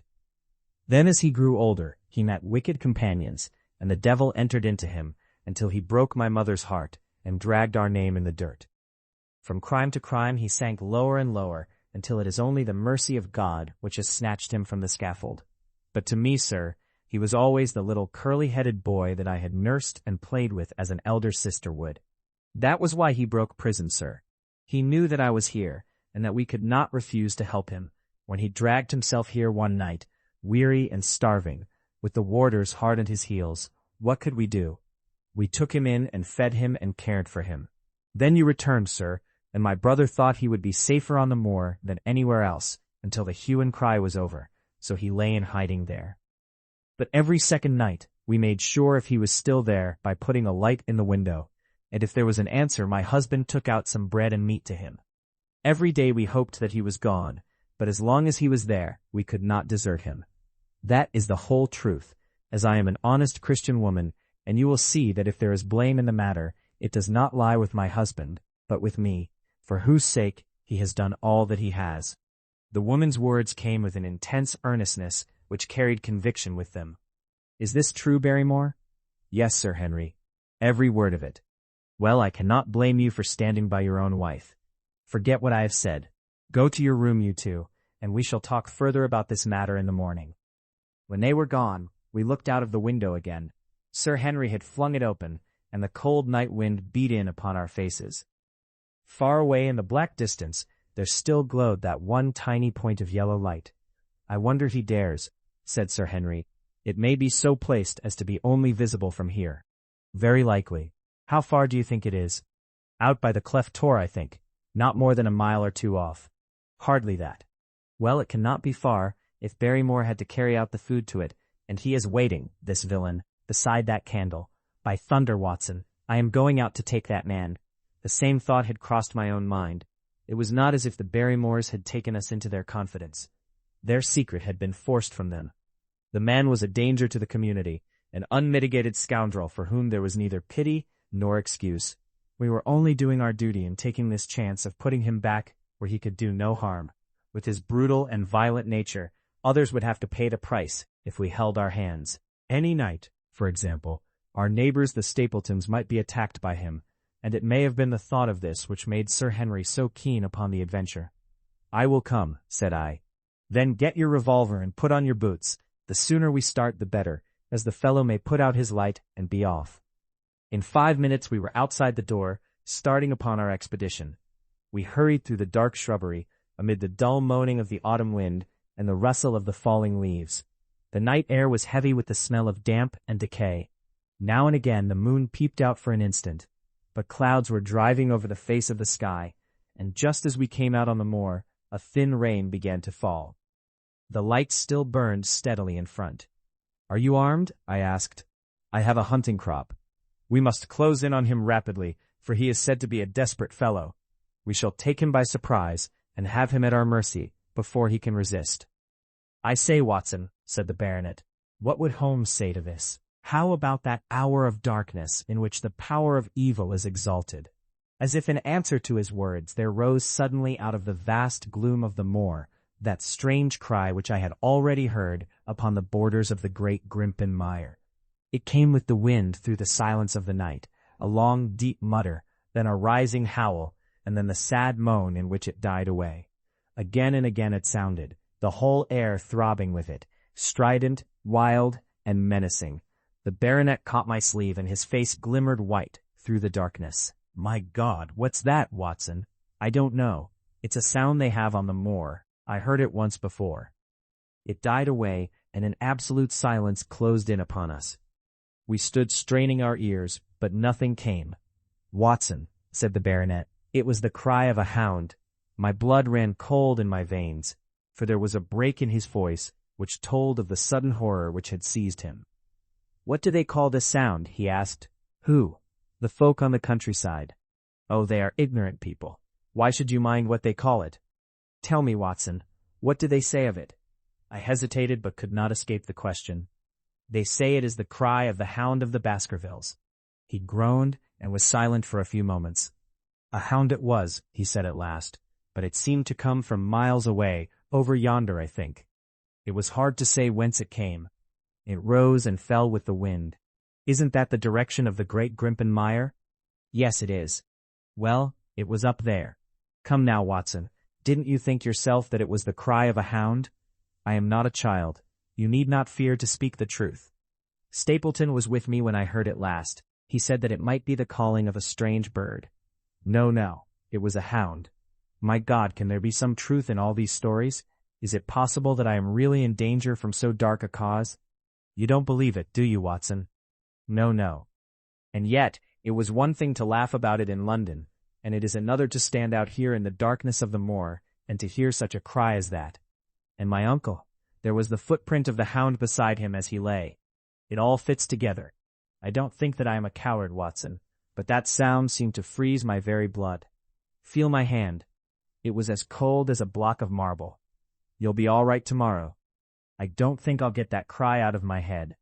What do you advise that we do now? Shall we turn back?" "No, by thunder. We have come out to get our man, and we will do it. We after the convict, and a hellhound as likely as not, after us. Come on, we'll see it through if all the fiends of the pit were loose upon the moor."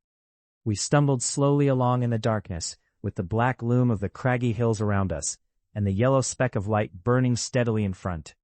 There is nothing so deceptive as the distance of a light upon a pitch-dark night, and sometimes the glimmer seemed to be far away upon the horizon, and sometimes it might have been within a few yards of us. But at last we could see whence it came, and then we knew that we were indeed very close. A guttering candle was stuck in a crevice of the rocks which flanked it on each side, so as to keep the wind from it, and also to prevent it from being visible, save in the direction of Baskerville Hall. A boulder of granite concealed our approach, and crouching behind it we gazed over it at the signal light. It was strange to see this single candle burning there in the middle of the moor, with no sign of life near it, just the one straight yellow flame and the gleam of the rock on each side of it. "What shall we do now?" whispered Sir Henry. "Wait here. He must be near his light. Let us see if we can get a glimpse of him." The words were hardly out of my mouth when we both saw him. Over the rocks, in the crevice of which the candle burned, there was thrust out an evil yellow face, a terrible animal face, all seamed and scored with vile passions, foul with mire, with a bristling beard, and hung with matted hair. It might well have belonged to one of those old savages who dwelt in the burrows on the hillsides. The light beneath him was reflected in his small, cunning eyes, which peered fiercely to right and left through the darkness, like a crafty and savage animal who has heard the steps of the hunters. Something had evidently aroused his suspicions. It may have been that Barrymore had some private signal which we had neglected to give, or the fellow may have had some other reason for thinking that all was not well. But I could read his fears upon his wicked face. Any instant he might dash out the light and vanish in the darkness. I sprang forward, therefore, and Sir Henry did the same. At the same moment the convict screamed out a curse at us and hurled a rock, which splintered up against the boulder which had sheltered us. I caught one glimpse of his short, squat, strongly built figure as he sprang to his feet and turned to run. At the same moment, by a lucky chance, the moon broke through the clouds.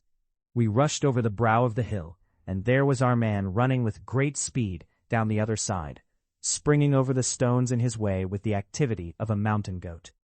A lucky long shot of my revolver might have crippled him, but I had brought it only to defend myself if attacked, and not to shoot an unarmed man who was running away. We were both swift runners, and in fairly good training, but we soon found that we had no chance of overtaking him.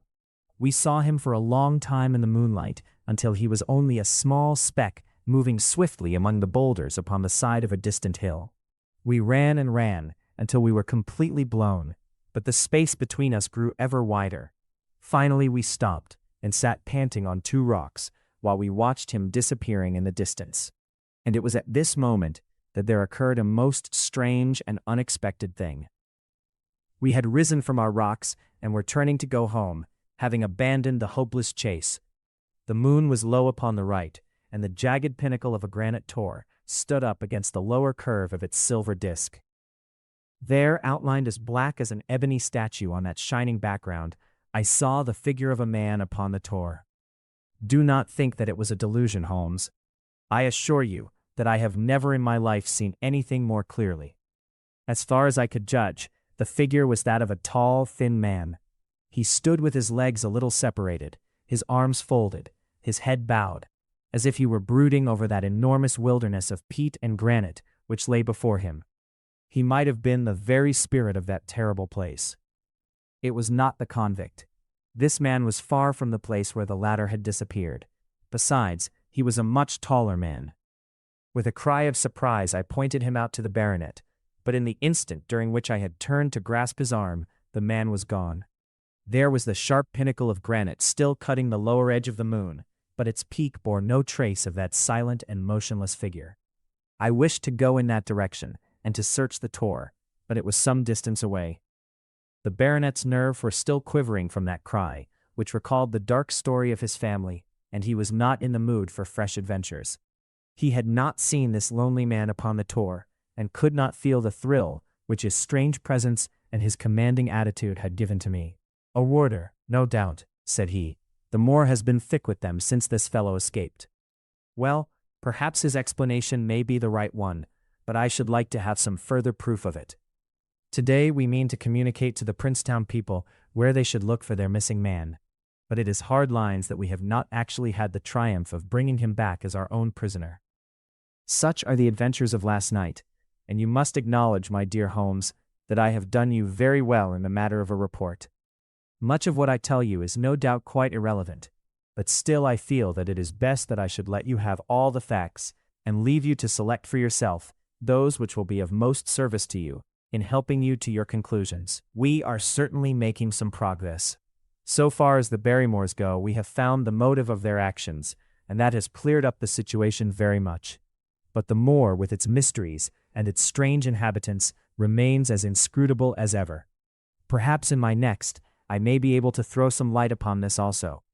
Best of all, would it be if you could come down to us. In any case, you will hear from me again in the course of the next few days.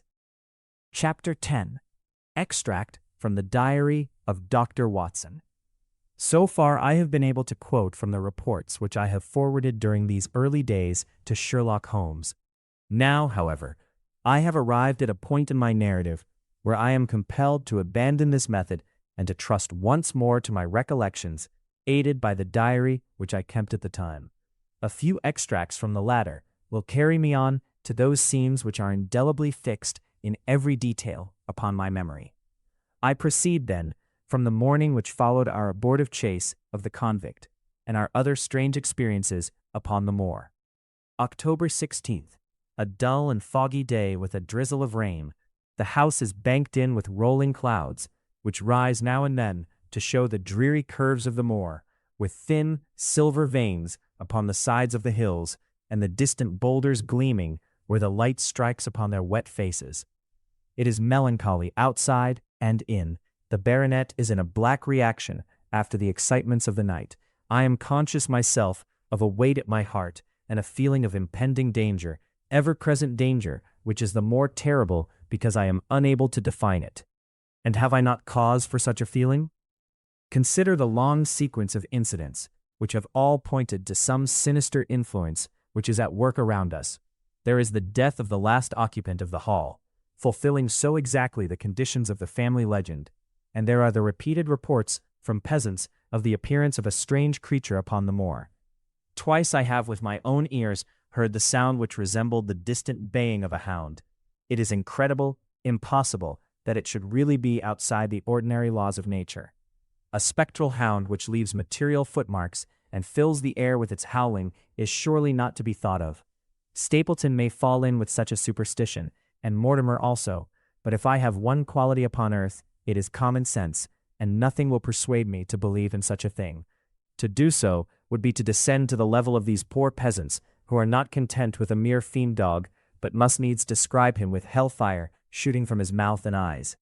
Holmes would not listen to such fancies, and I am his agent, but facts are facts, and I have twice heard this crying upon the moor. Suppose that there were really some huge hound loose upon it. That would go far to explain everything. But where could such a hound lie concealed? Where did it get its food? Where did it come from? How was it that no one saw it by day? It must be confessed that the natural explanation offers almost as many difficulties as the other. And always, apart from the hound, there is the fact of the human agency in London, the man in the cab, and the letter which warned Sir Henry against the moor. This, at least, was real, but it might have been the work of a protecting friend as easily as of an enemy. Where is that friend or enemy now? Has he remained in London, or has he followed us down here? Could he be the stranger whom I saw upon the tor? It is true that I have had only the one glance at him, and yet there are some things to which I am ready to swear. He is no one whom I have seen down here, and I have now met all the neighbors. The figure was far taller than that of Stapleton, far thinner than that of Frankland. Barrymore it might possibly have been, but we had left him behind us, and I am certain that he could not have followed us. A stranger, then, is still dogging us, just as a stranger dogged us in London. We have never shaken him off. If I could lay my hands upon that man, then at last we might find ourselves at the end of all our difficulties. To this one purpose I must now devote all my energies. My first impulse was to tell Sir Henry all my plans. My second and wisest one is to play my own game and speak as little as possible to anyone. He is silent and distrait. His nerves have been strangely shaken by that sound upon the moor. I will say nothing to add to his anxieties, but I will take my own steps to attain my own end. We had a small scene this morning after breakfast. Barrymore asked leave to speak with Sir Henry, and they were closeted in his study some little time. Sitting in the billiard room, I more than once heard the sound of voices raised, and I had a pretty good idea what the point was which was under discussion. After a time, the baronet opened his door and called for me.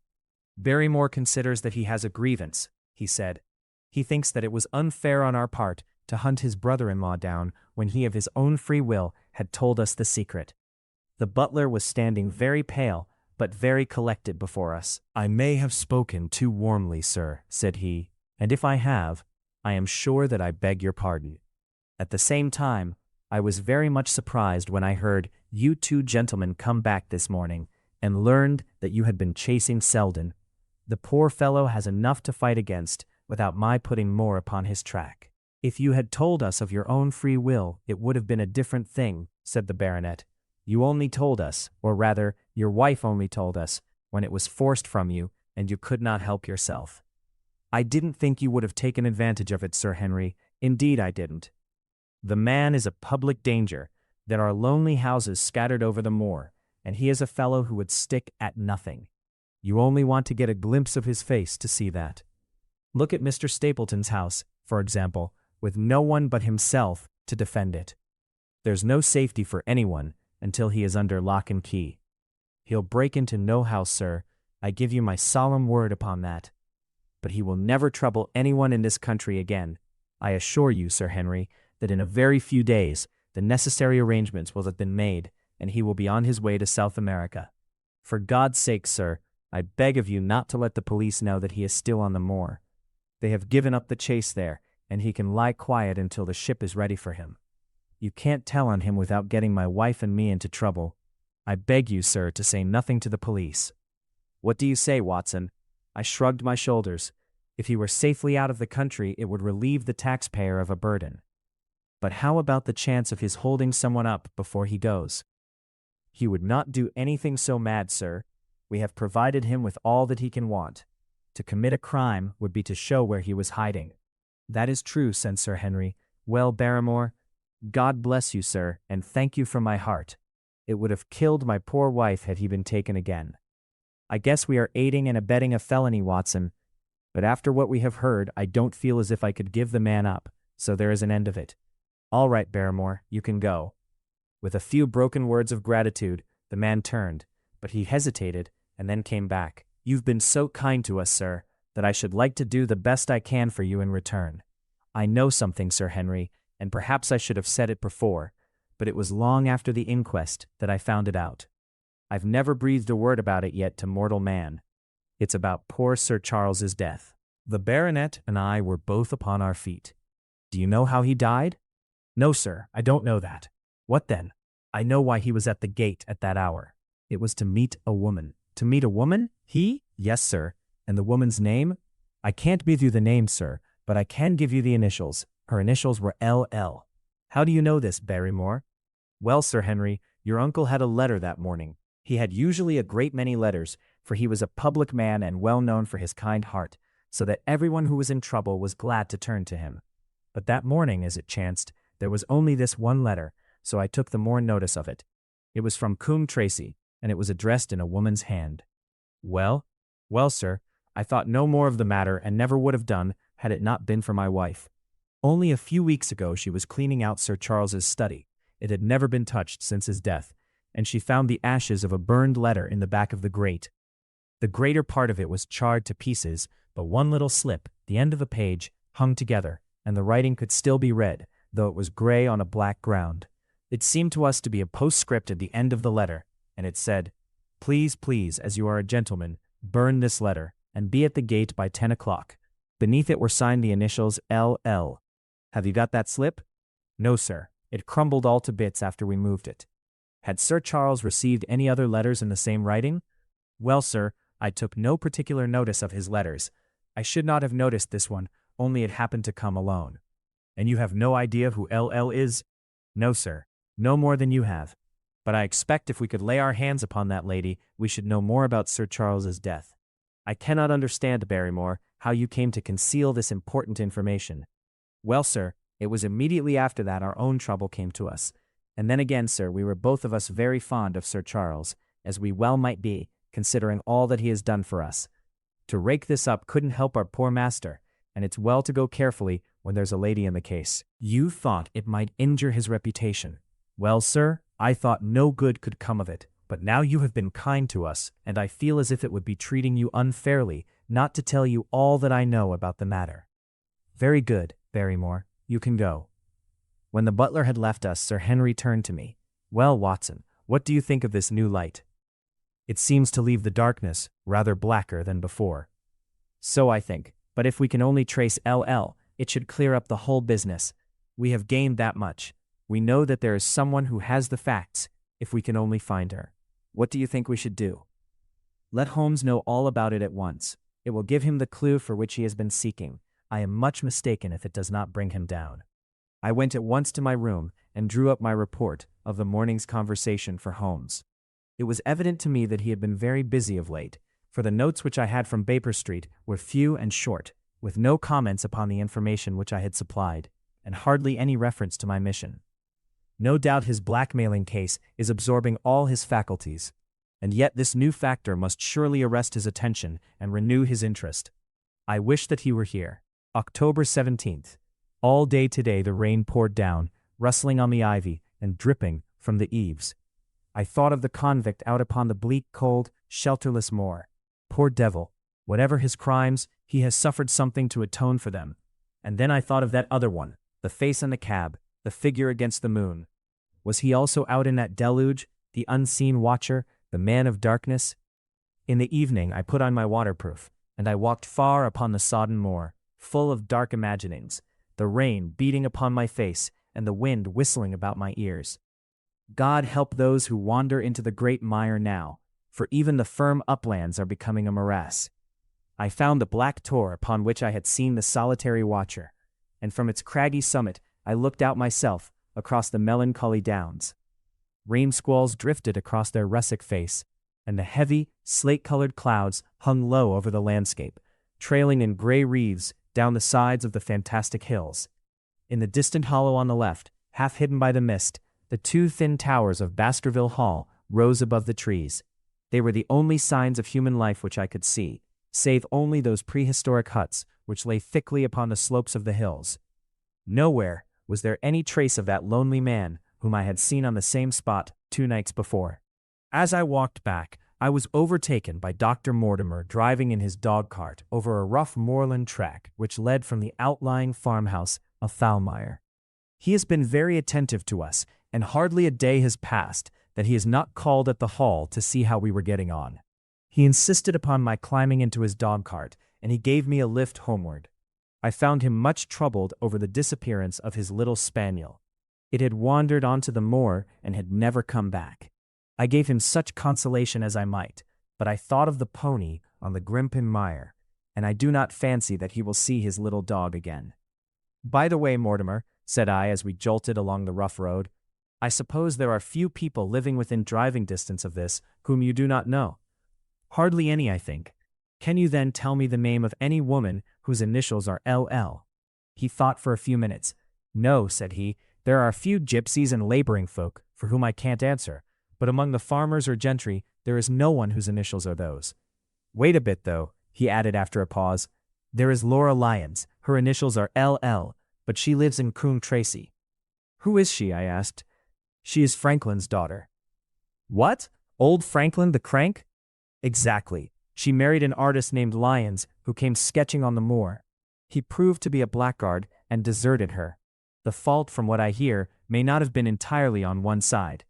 Her father refused to have anything to do with her because she had married without his consent, and perhaps for 1 or 2 other reasons as well. So between the old sinner and the young one, the girl has had a pretty bad time. How does she live? I fancy old Franklin allows her a pittance, but it cannot be more, for his own affairs are considerably involved. Whatever she may have deserved, one could not allow her to go hopelessly to the bad. Her story got about, and several of the people here did something to enable her to earn an honest living. Stapleton did for one, and Sir Charles for another.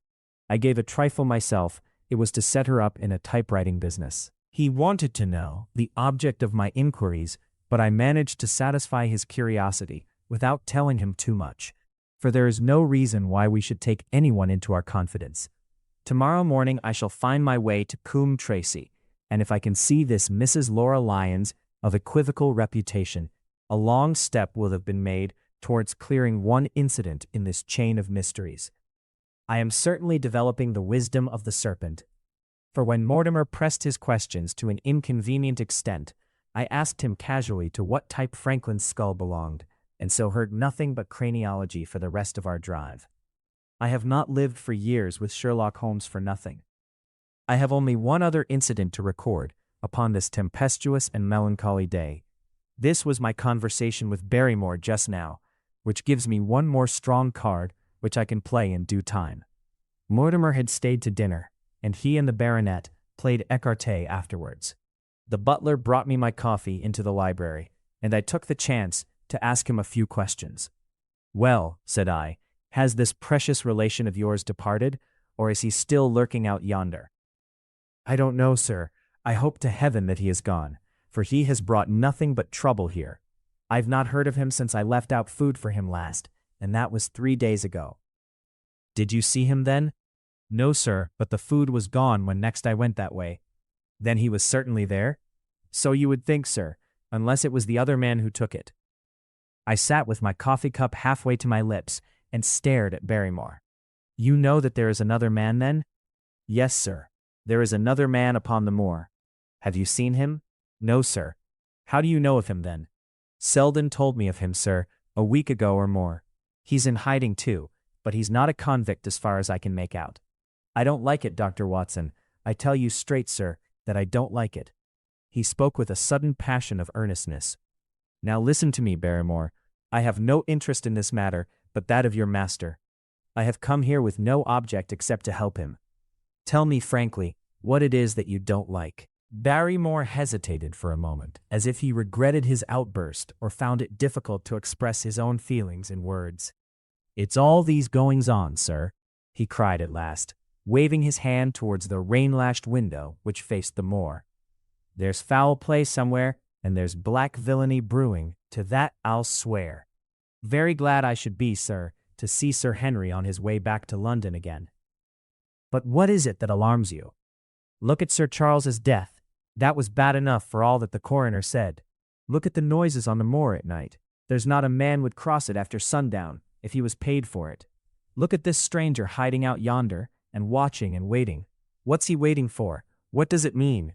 It means no good to anyone of the name of Baskerville, and very glad I shall be to be quit of it all on the day that Sir Henry's new servants are ready to take over the hall."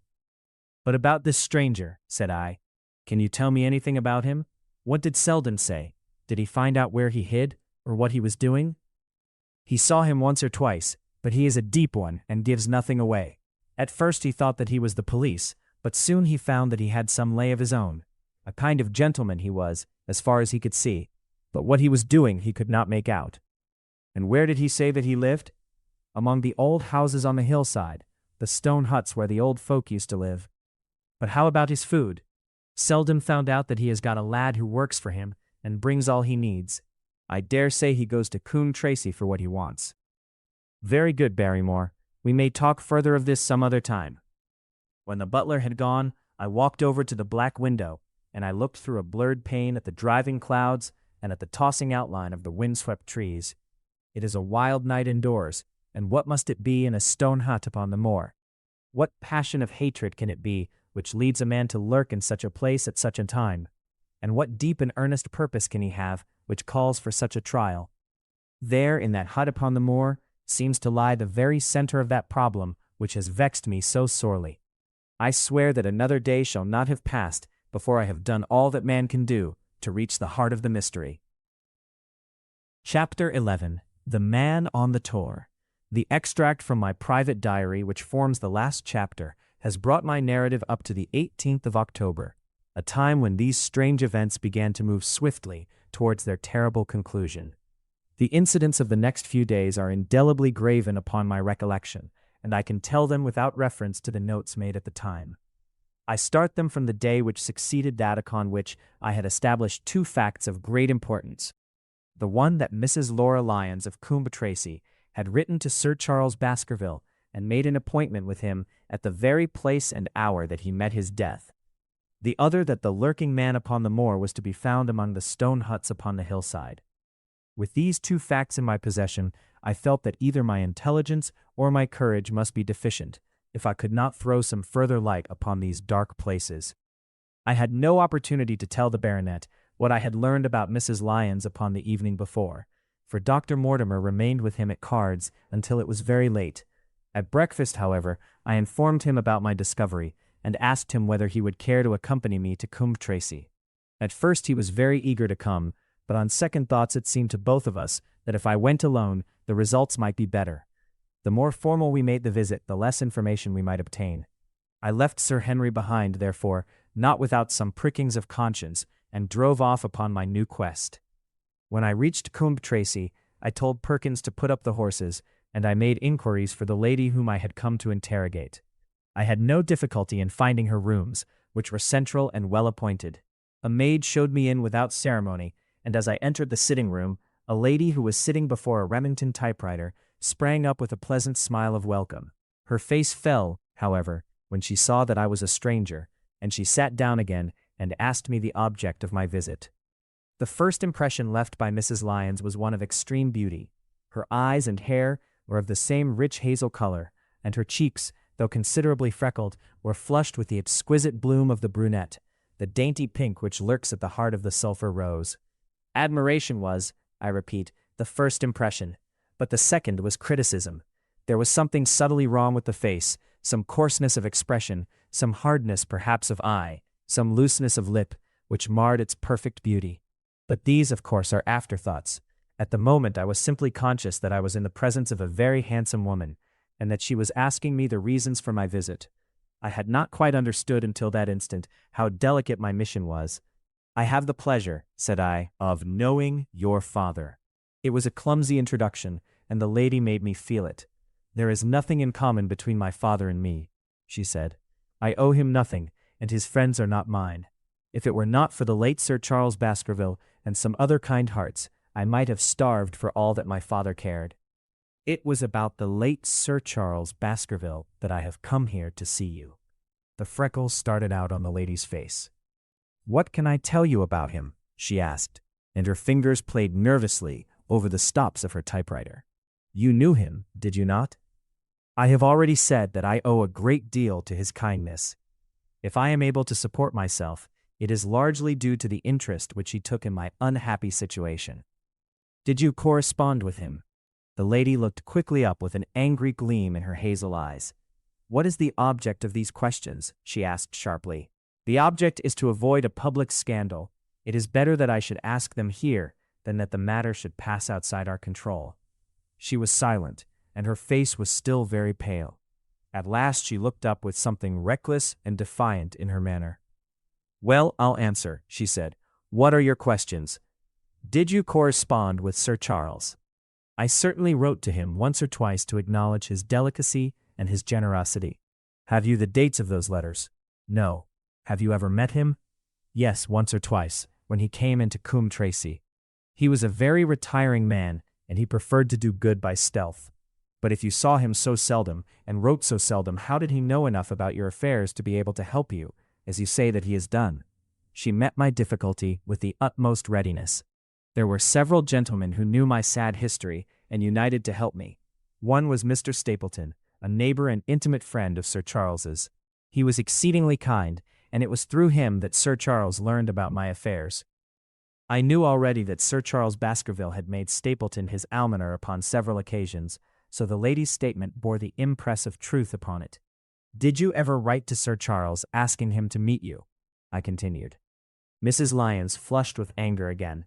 "Really, sir, this is a very extraordinary question." "I am sorry, madam, but I must repeat it." "Then I answer certainly not." "Not on the very day of Sir Charles's death?"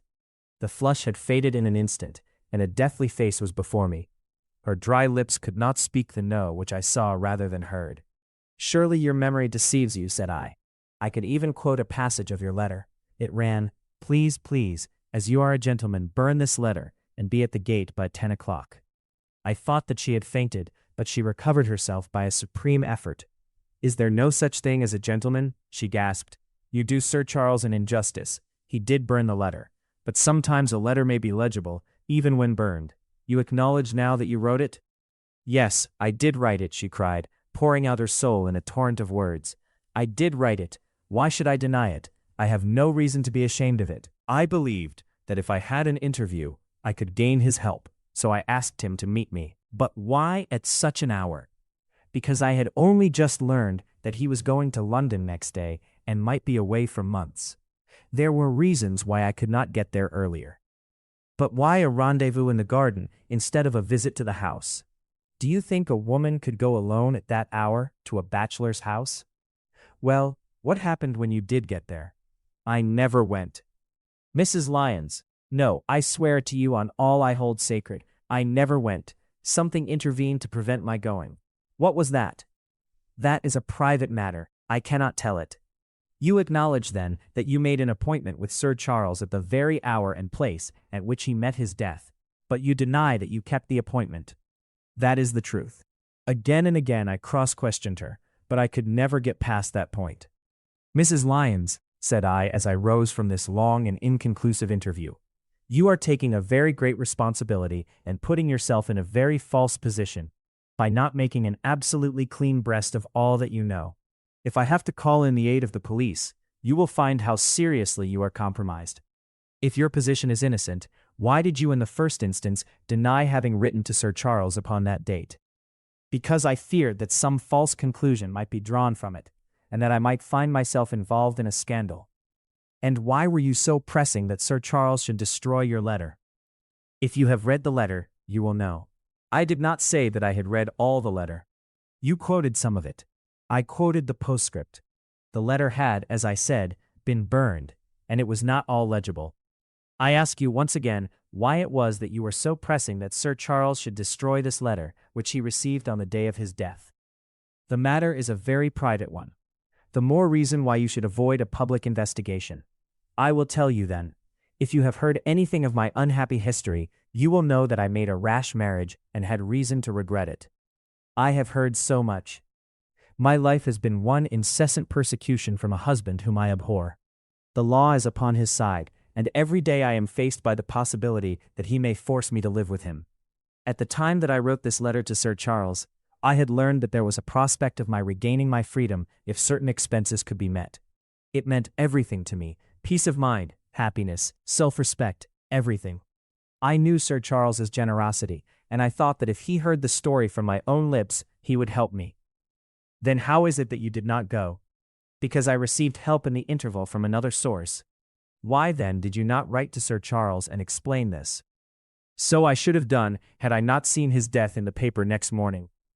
The woman's story hung coherently together, and all my questions were unable to shake it.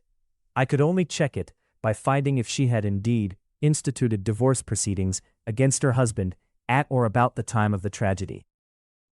It was unlikely that she would dare to say that she had not been to Baskerville Hall, if she really had been, for a trap would be necessary to take her there, and could not have returned to Coombe Tracey until the early hours of the morning. Such an excursion could not be kept secret. The probability was, therefore, that she was telling the truth, or, at least, a part of the truth. I came away baffled and disheartened.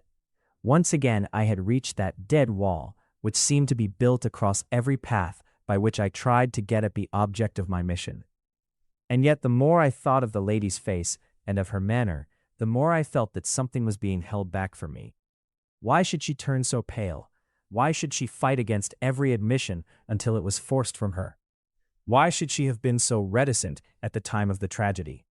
Surely the explanation of all this could not be as innocent as she would have me believe. For the moment, I could proceed no farther in that direction, but must turn back to that other clue which was to be sought for among the stone huts upon the moor. And that was a most vague direction. I realized it as I drove back and noted how hill after hill showed traces of the ancient people. Barrymore's only indication had been that the stranger lived in one of these abandoned huts, and many hundreds of them are scattered throughout the length and breadth of the moor. But I had my own experience for a guide, since it had shown me the man himself standing upon the summit of the Black Tor. That, then, should be the center of my search. From there I should explore every hut upon the moor until I lighted upon the right one. If this man were inside it, I should find out from his own lips, at the point of my revolver if necessary, who he was and why he had dogged us so long. He might slip away from us in the crowd of Regent Street, but it would puzzle him to do so upon the lonely moor. On the other hand, if I should find the hut and its tenant should not be within it. I must remain there, however long the vigil, until he returned. Holmes had missed him in London. It would indeed be a triumph for me if I could run him to earth where my master had failed. Luck had been against us again and again in this inquiry, but now at last it came to my aid. And the messenger of good fortune was none other than Mr. Frankland, who was standing gray-whiskered and red-faced outside the gate of his garden, which opened onto the high road along which I traveled. "Good day, Dr. Watson," cried he with unwonted good humor. "You must really give your horses a rest and come in to have a glass of wine and to congratulate me." My feelings towards him were very far from being friendly after what I had heard of his treatment of his daughter, but I was anxious to send Perkins and the wagon at home, and the opportunity was a good one. I alighted and sent a message to Sir Henry that I should walk over in time for dinner. Then I followed Frankland into his dining room. "It is a great day for me, sir, one of the red-letter days of my life," he cried with many chuckles. "I have brought off a double event. I mean to teach them in these parts that law is law, and that there is a man here who does not fear to invoke it. I have established a right-of-way through the center of Old Middleton's Park. Slap across it, sir, within 100 yards of his own front door. What do you think of that? We'll teach these magnates that they cannot ride roughshod over the rights of the commoners. Confound them. And I've closed the wood where the Fernworthy folk used to picnic. These infernal people seem to think that there are no rights of property and that they can swarm where they like with their papers and their bottles. Both cases decided, Dr. Watson, and both in my favor. I haven't had such a day since I had Sir John Morland for trespass because he shot in his own warren. How on earth did you do that? Look it up in the books, sir. It will repay reading. Frankland v. Morland, Court of Queen's Bench. It cost me £200, but I got my verdict. Did it do you any good? None, sir, none. I am proud to say that I have no interest in the matter. I act entirely from a sense of public duty. I have no doubt, for example, that the Fernworthy people will burn me in effigy tonight. I told the police last time they did it that they should stop these disgraceful exhibitions. The county constabulary is in a scandalous state, sir, and it has not afforded me the protection to which I am entitled. The case of Frankland v. Regina will bring the matter before the attention of the public. I told them that they would have occasion to regret their treatment of me, and already my words have come true. How so? I asked. The old man put on a very knowing expression, because I could tell them what they are dying to know, but nothing would induce me to help the rascals in any way. I had been casting round for some excuse by which I could get away from his gossip, but now I began to wish to hear more of it. I had seen enough of the contrary nature of the old sinner to understand that any strong sign of interest would be the surest way to stop his confidences. Some poaching case, no doubt, said I, with an indifferent manner. Ha ha, my boy, a very much more important matter than that. What about the convict on the moor? I stared. You don't mean that you know where he is? Said I. I may not know exactly where he is, but I am quite sure that I could help the police to lay their hands on him. Has it never struck you that the way to catch that man was to find out where he got his food, and so trace it to him? He certainly seemed to be getting uncomfortably near the truth. No doubt, said I, but how do you know that he is anywhere upon the moor? I know it because I have seen with my own eyes the messenger who takes him his food. My heart sank for Barrymore. It was a serious thing to be in the power of this spiteful old busybody. But his next remark took a weight from my mind. You'll be surprised to hear that his food is taken to him by a child. I see him every day through my telescope upon the roof. He passes along the same path at the same hour. And to whom should he be going except to the convict? Here was luck indeed, and yet I suppressed all appearance of interest. A child.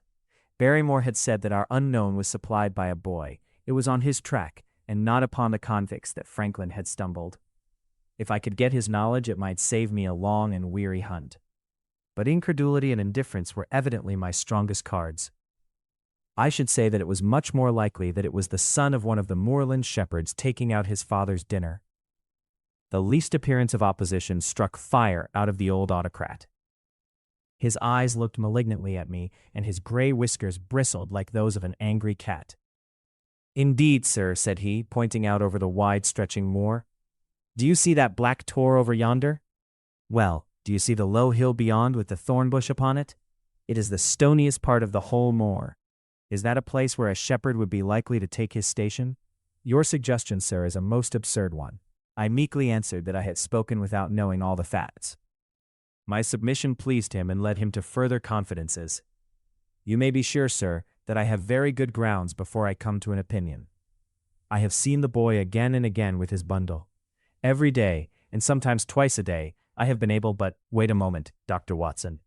Do my eyes deceive me, or is there at the present moment something moving upon that hillside? It was several miles off, but I could distinctly see a small dark dot against the dull green and gray. Come, sir, come, cried Franklin, rushing upstairs. You will see with your own eyes and judge for yourself. The telescope, a formidable instrument mounted upon a tripod, stood upon the flat leads of the house. Franklin clapped his eye to it and gave a cry of satisfaction. Quick, Dr. Watson, quick, before he passes over the hill. There he was, sure enough, a small urchin with a little bundle upon his shoulder, toiling slowly up the hill. When he reached the crest, I saw the ragged, uncouth figure outlined for an instant against the cold blue sky. He looked round him with a furtive and stealthy air, as one who dreads pursuit. Then he vanished over the hill. Well, am I right? Certainly, there is a boy who seems to have some secret errand. And what the errand is, even a county constable could guess. But not one word shall they have from me, and I bind you to secrecy also, Dr. Watson. Not a word, you understand? Just as you wish. They have treated me shamefully, shamefully. When the facts come out in Franklin v. Regina, I venture to think that a thrill of indignation will run through the country. Nothing would induce me to help the police in any way. For all they cared, it might have been me, instead of my effigy, which these rascals burned at the stake. Surely you are not going. You will help me to empty the decanter in honor of this great occasion. But I resisted all his solicitations and succeeded in dissuading him from his announced intention of walking home with me. I kept the road as long as his eye was on me, and then I struck off across the moor and made for the stony hill over which the boy had disappeared. Everything was working in my favor, and I swore that it should not be through lack of energy or perseverance that I should miss the chance which fortune had thrown in my way. The sun was already sinking when I reached the summit of the hill, and the long slopes beneath me were all golden green on one side and gray shadow on the other. A haze lay low upon the farthest skyline, out of which jutted the fantastic shapes of Believer and Vixen Tor. Over the wide expanse there was no sound and no movement. One great gray bird, a gull or curlew, soared aloft in the blue heaven. He and I seemed to be the only living things between the huge arch of the sky and the desert beneath it. The barren scene, the sense of loneliness, and the mystery and urgency of my task all struck a chill into my heart. The boy was nowhere to be seen. But down beneath me in a cleft of the hills there was a circle of the old stone huts, and in the middle of them there was one which retained sufficient roof to act as a screen against the weather. My heart leaped within me as I saw it. This must be the burrow where the stranger lurked. At last my foot was on the threshold of his hiding place. His secret was within my grasp. As I approached the hut, walking as warily as Stapleton would do when with poised net he drew near the settled butterfly, I satisfied myself that the place had indeed been used as a habitation. A vague pathway among the boulders led to the dilapidated opening which served as a door. All was silent within. The unknown might be lurking there, or he might be prowling on the moor. My nerves tingled with the sense of adventure. Throwing aside my cigarette, I closed my hand upon the butt of my revolver, and walking swiftly up to the door, I looked in. The place was empty, but there were ample signs that I had not come upon a false scent. This was certainly where the man lived. Some blankets rolled in a waterproof lay upon that very stone slab upon which Neolithic man had once slumbered. The ashes of a fire were heaped in a rude grate, beside it lay some cooking utensils and a bucket half full of water. A litter of empty tins showed that the place had been occupied for some time, and I saw, as my eyes became accustomed to the checkered light, a pannikin and a half-full bottle of spirits standing in the corner. In the middle of the hut a flat stone served the purpose of a table, and upon this stood a small cloth bundle, the same, no doubt, which I had seen through the telescope upon the shoulder of the boy. It contained a loaf of bread, a tin tongue, and 2 tins of preserved peaches. As I set it down again, after having examined it, my heart leaped to see that beneath it there lay a sheet of paper with writing upon it. I raised it, and this was what I read, roughly scrawled in pencil. Dr. Watson has gone to Coombe Tracy. For a minute I stood there with the paper in my hands, thinking out the meaning of this curt message. It was I, then, and not Sir Henry, who was being dogged by this secret man. He had not followed me himself, but he had set an agent, the boy perhaps, upon my track, and this was his report. Possibly I had taken no step since I had been upon the moor which had not been observed and reported. Always there was this feeling of an unseen force, a fine net, drawn round us with infinite skill and delicacy, holding us so lightly that it was only at some supreme moment that one realized that one was indeed entangled in its meshes. If there was one report, there might be others, so I looked round the hut in search of them. There was no trace, however, of anything of the kind, nor could I discover any sign which might indicate the character or intentions of the man who lived in this singular place, save that he must be of Spartan habits and cared little for the comforts of life. When I thought of the heavy rains and looked at the gaping roof, I understood how strong and immutable must be the purpose which had kept him in that inhospitable abode. Was he our malignant enemy, or was he by chance our guardian angel? I swore that I would not leave the hut until I knew. Outside the sun was sinking low, and the west was blazing with scarlet and gold. Its reflection was shot back in ruddy patches by the distant pools which lay amid the great Grimpen mire. There were the 2 towers of Baskerville Hall, and there a distant blur of smoke which marked the village of Grimpen. Between the two, behind the hill, was the house of the Stapletons. All was sweet and mellow and peaceful in the golden evening light, and yet as I looked at them, my soul shared none of the peace of nature, but quivered at the vagueness and the terror of that interview, which every instant was bringing nearer. With tingling nerves but a fixed purpose, I sat in the dark recess of the hut, and waited with somber patience for the coming of its tenant. And then at last I heard him. Far away came the sharp clink of a boot striking upon a stone. Then another, and yet another, coming nearer and nearer. I shrank back into the darkest corner and cocked the pistol in my pocket, determined not to discover myself until I had an opportunity of seeing something of the stranger. There was a long pause, which showed that he had stopped. Then once more the footsteps approached, and a shadow fell across the opening of the hut. "It is a lovely evening, my dear Watson," said a well-known voice. "I really think that you will be more comfortable outside than in." Chapter 12. Death on the Moor. For a moment or two, I sat breathless, hardly able to believe my ears. Then my senses and my voice came back to me, while a crushing weight of responsibility seemed in an instant to be lifted from my soul. That cold, incisive, ironical voice could belong to but one man in all the world. "Holmes!" I cried. "Holmes!" "Come out," said he, "and please be careful with the revolver." I stooped under the rude lintel, and there he sat upon a stone outside, his gray eyes dancing with amusement as they fell upon my astonished features. He was thin and worn, but clear and alert, his keen face bronzed by the sun and roughened by the wind.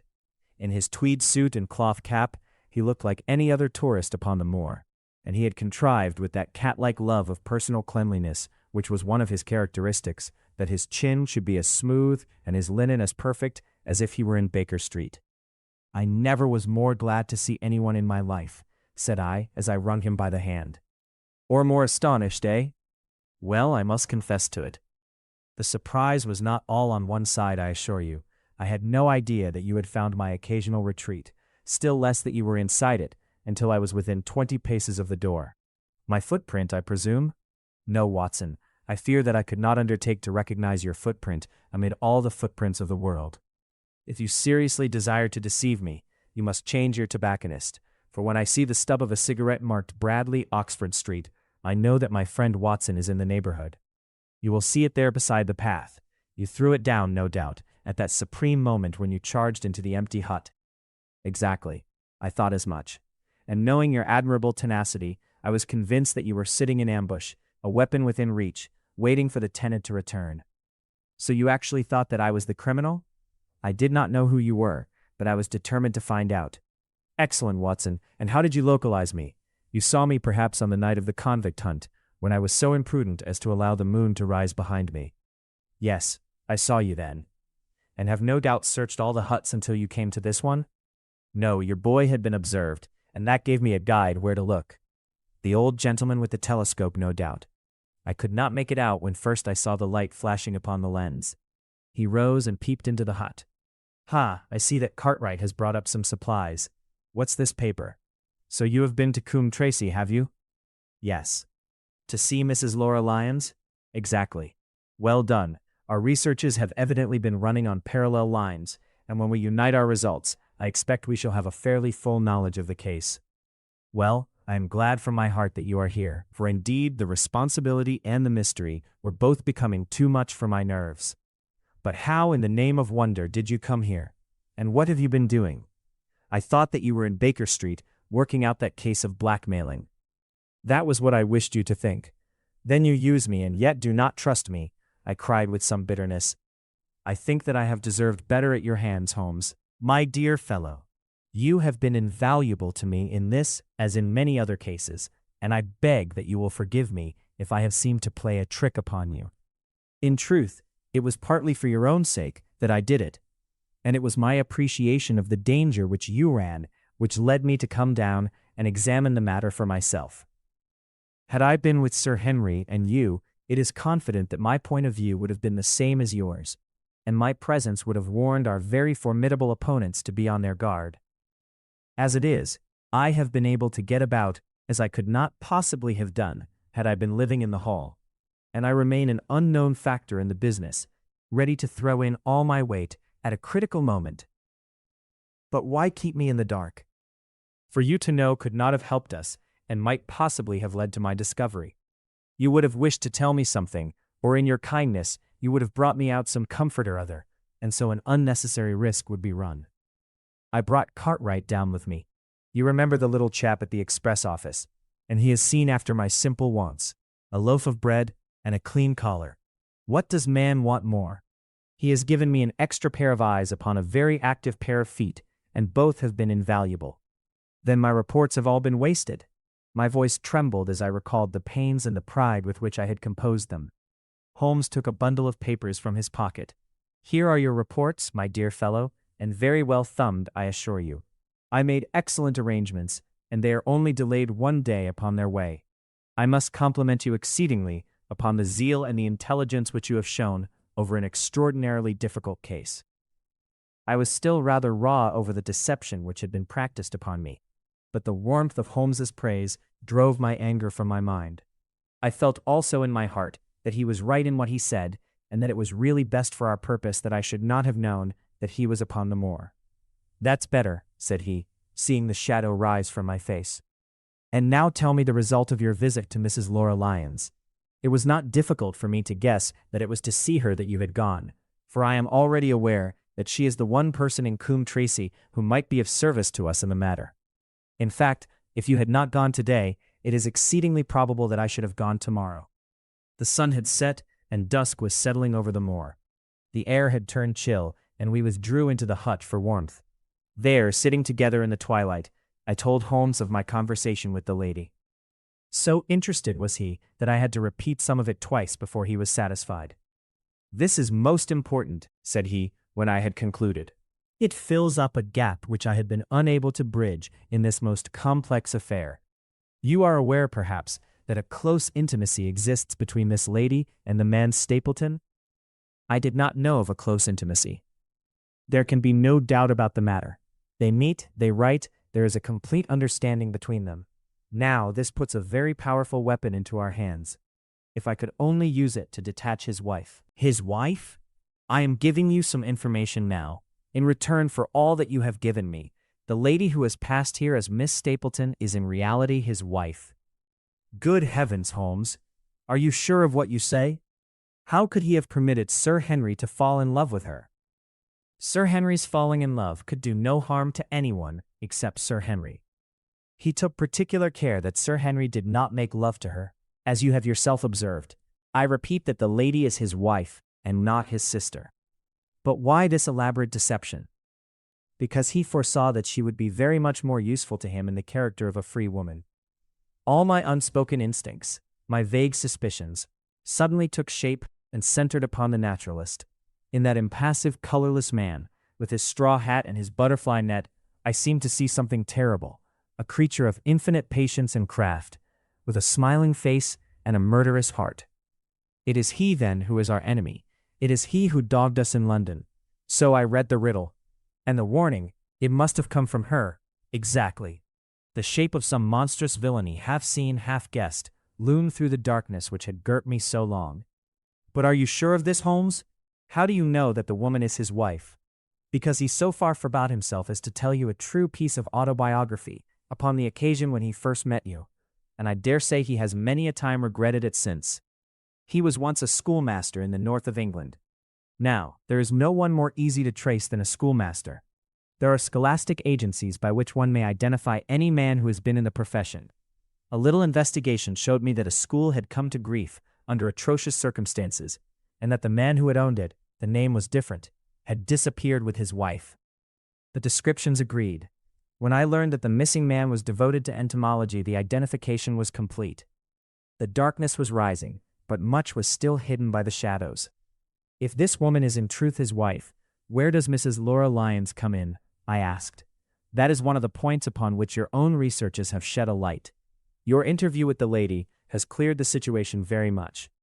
I did not know about a projected divorce between herself and her husband. In that case, regarding Stapleton as an unmarried man, she counted no doubt upon becoming his wife. And when she is undeceived? Why, then we may find the lady of service. It must be our first duty to see her, both of us, tomorrow. Don't you think, Watson, that you are away from your charge rather long? Your place should be at Baskerville Hall. The last red streaks had faded away in the west, and night had settled upon the moor. A few faint stars were gleaming in a violet sky. One last question, Holmes, I said, as I rose. Surely there is no need of secrecy between you and me. What is the meaning of it all? What is he after? Holmes's voice sank as he answered. It is murder, Watson. Refined, cold-blooded, deliberate murder. Do not ask me for particulars. My nets are closing upon him, even as his are upon Sir Henry, and with your help, he is already almost at my mercy. There is but one danger which can threaten us. It is that he should strike before we are ready to do so. Another day, 2 at the most, and I have my case complete. But until then, guard your charge as closely as ever a fond mother watched her ailing child. Your mission today has justified itself, and yet I could almost wish that you had not left his side. A terrible scream, a prolonged yell of horror and anguish, burst out of the silence of the moor. That frightful cry turned the blood to ice in my veins. "Oh my God," I gasped. "What is it? What does it mean?" Holmes had sprung to his feet, and I saw his dark, athletic outline at the door of the hut. His shoulders stooping, his head thrust forward, his face peering into the darkness. "Hush," he whispered. "Hush." The cry had been loud on account of its vehemence, but it had pealed out from somewhere far off on the shadowy plain. Now it burst upon our ears, nearer, louder, more urgent than before. "Where is it?" Holmes whispered, and I knew from the thrill of his voice that he, the man of iron, was shaken to the soul. "Where is it, Watson?" "There, I think." I pointed into the darkness. "No, there." Again the agonized cry swept through the silent night, louder and much nearer than ever. And a new sound mingled with it, a deep, muttered rumble, musical and yet menacing, rising and falling like the low, constant murmur of the sea. "The hound!" cried Holmes. "Come, Watson, come! Great heavens, if we are too late!" He had started running swiftly over the moor, and I had followed at his heels. But now from somewhere among the broken ground immediately in front of us, there came one last despairing yell, and then a dull, heavy thud. We halted and listened. Not another sound brake the heavy silence of the windless night.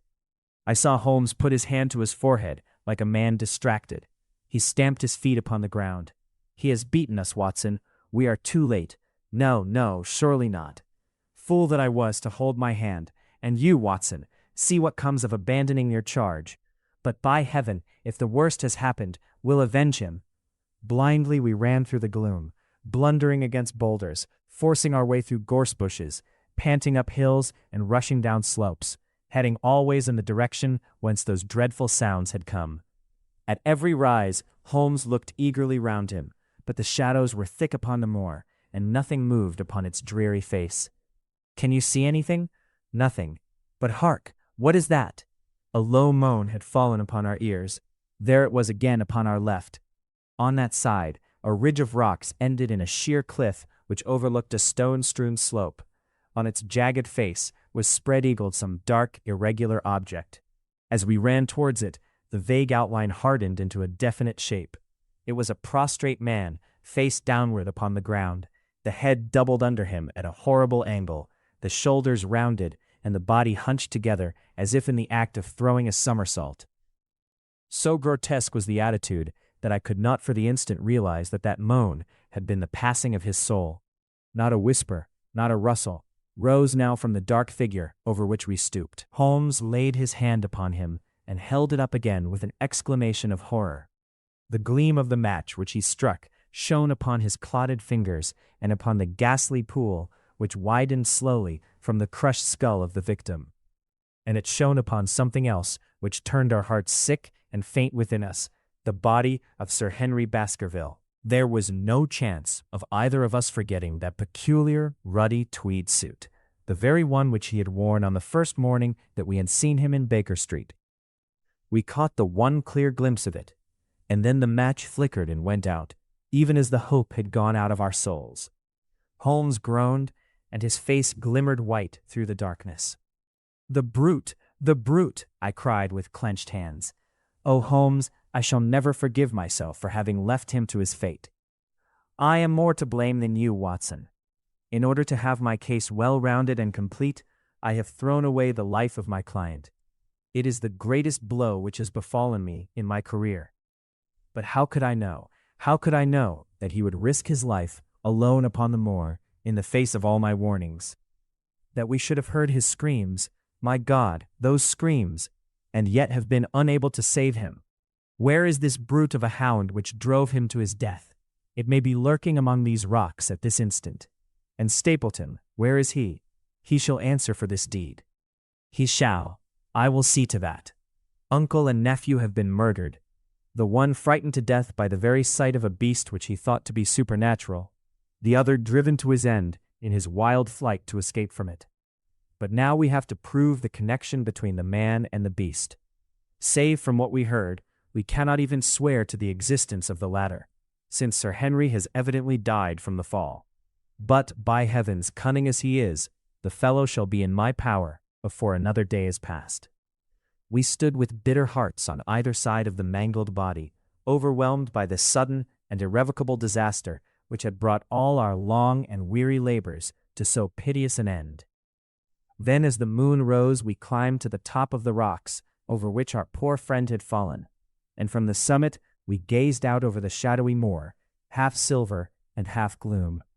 Far away, miles off, in the direction of Grimpen, a single steady yellow light was shining. It could only come from the lonely abode of the Stapletons. With a bitter curse, I shook my fist at it as I gazed. Why should we not seize him at once? Our case is not complete. The fellow is wary and cunning to the last degree. It is not what we know, but what we can prove. If we make one false move, the villain may escape us yet. What can we do? There will be plenty for us to do tomorrow. Tonight, we can only perform the last offices to our poor friend. Together we made our way down the precipitous slope and approached the body, black and clear against the silvered stones. The agony of those contorted limbs struck me with a spasm of pain and blurred my eyes with tears. "We must send for help, Holmes. We cannot carry him all the way to the hall." "Good heavens, are you mad?" He had uttered a cry and bent over the body. Now he was dancing and laughing and wringing my hand. Could this be my stern, self-contained friend? These were hidden fires indeed. "A beard! A beard! The man has a beard!" "A beard? It is not the baronet. It is my neighbor, the convict." With feverish haste we had turned the body over, and that dripping beard was pointing up to the cold, clear moon. There could be no doubt about the beetling forehead, the sunken animal eyes. It was indeed the same face which had glared upon me in the light of the candle from over the rock. The face of Selden, the criminal. Then in an instant was all clear to me. I remembered how the baronet had told me that he had handed his old wardrobe to Barrymore. Barrymore had passed it on in order to help Selden in his escape. Boots, shirt, cap, it was all Sir Henry's. The tragedy was still black enough, but this man had at least deserved death by the laws of his country. I told Holmes how the matter stood, my heart bubbling over with thankfulness and joy. Then the clothes have been the poor devil's death, said he. It is clear enough that the Hound has been laid on from some article of Sir Henry's, the boot which was abstracted in the hotel, in all probability. And so ran this man down. There is one very singular thing, however. How came Selden, in the darkness, to know that the Hound was on his trail? He heard him. To hear a hound upon the moor would not work a hard man like this convict into such a paroxysm of terror that he would risk recapture by screaming wildly for help. By his cries, he must have run a long way after he knew the animal was on his track. How did he know? A greater mystery to me is why this hound, presuming that all our conjectures are correct. I presume nothing. Well then, why this hound should be loose tonight? I suppose that it does not always run loose upon the moor. Stapleton would not let it go unless he had reason to think that Sir Henry would be there. My difficulty is the more formidable of the two, for I think that we shall very shortly get an explanation of yours, while mine may remain forever a mystery. The question now is, what shall we do with this poor wretch's body? We cannot leave it here to the foxes and the ravens. I suggest that we put it in one of the huts until we can communicate with the police. Exactly, I have no doubt that you and I could carry it so far. Hello, Watson. What's this? It's the man himself, by all that's wonderful and audacious. Not a word to show your suspicions, not a word, or my plans crumble to the ground. A figure was approaching us over the moor, and I saw the dull red glow of a cigar, and I could distinguish the dapper shape and jaunty walk of the naturalist. He stopped when he saw us, and then came on again. Why, Dr. Watson, that's not you, is it? You are the last man that I should have expected to see out on the moor at this time of night. But dear me, what's this? Somebody hurt? Don't tell me that it is our friend Sir Henry. He hurried past me and stooped over the dead man. I heard a sharp intake of his breath, and the cigar fell from his fingers. Who's this? He stammered. It is Selden, the man who escaped from Princetown. Stapleton turned a ghastly face upon us, but by a supreme effort he had overcome his amazement and his disappointment. He looked sharply from Holmes to me. Dear me, what a very shocking affair. How did he die? He appears to have broken his neck by falling over these rocks. My friend and I were strolling on the moor when we heard a cry. I heard a cry also. That was what brought me out. I was uneasy about Sir Henry. Why about Sir Henry in particular? I could not help asking. Because I had suggested that he should come over. When he did not come, I was surprised, and I naturally became alarmed for his safety when I heard cries upon the moor. By the way, his eyes darted again from my face to Holmes's. Did you hear anything else besides a cry? No, said Holmes. Did you? No. What do you mean then? Oh, you know the stories that the peasants tell about a phantom hound and so on. It is said to be heard at night upon the moor. I was wondering if there were any evidence of such a sound tonight. We heard nothing of the kind, said I. And what is your theory of this poor fellow's death? I have no doubt that anxiety and exposure have driven him off his head. He has rushed about the moor in a crazy state and eventually fallen over here and broken his neck. That seems the most reasonable theory, said Stapleton, and he gave a sigh which I took to indicate his relief. What do you think about it, Mr. Sherlock Holmes? My friend bowed his compliments. You are quick at identification, said he. We have been expecting you in these parts since Dr. Watson came down. You are in time to see a tragedy. Yes, indeed. I have no doubt that my friend's explanation will cover the facts. I will take an unpleasant remembrance back to London with me tomorrow. Oh, you return tomorrow? That is my intention. I hope your visit has cast some light upon those occurrences which have puzzled us. Holmes shrugged his shoulders. One cannot always have the success for which one hopes. An investigator needs facts and not legends or rumors. It has not been a satisfactory case. My friend spoke in his frankest and most unconcerned manner. Stapleton still looked hard at him. Then he turned to me. I would suggest carrying this poor fellow to my house, but it would give my sister such a fright that I do not feel justified in doing it. I think that if we put something over his face, He will be safe until morning. And so it was arranged. Resisting Stapleton's offer of hospitality, Holmes and I set off to Baskerville Hall, leaving the naturalist to return alone.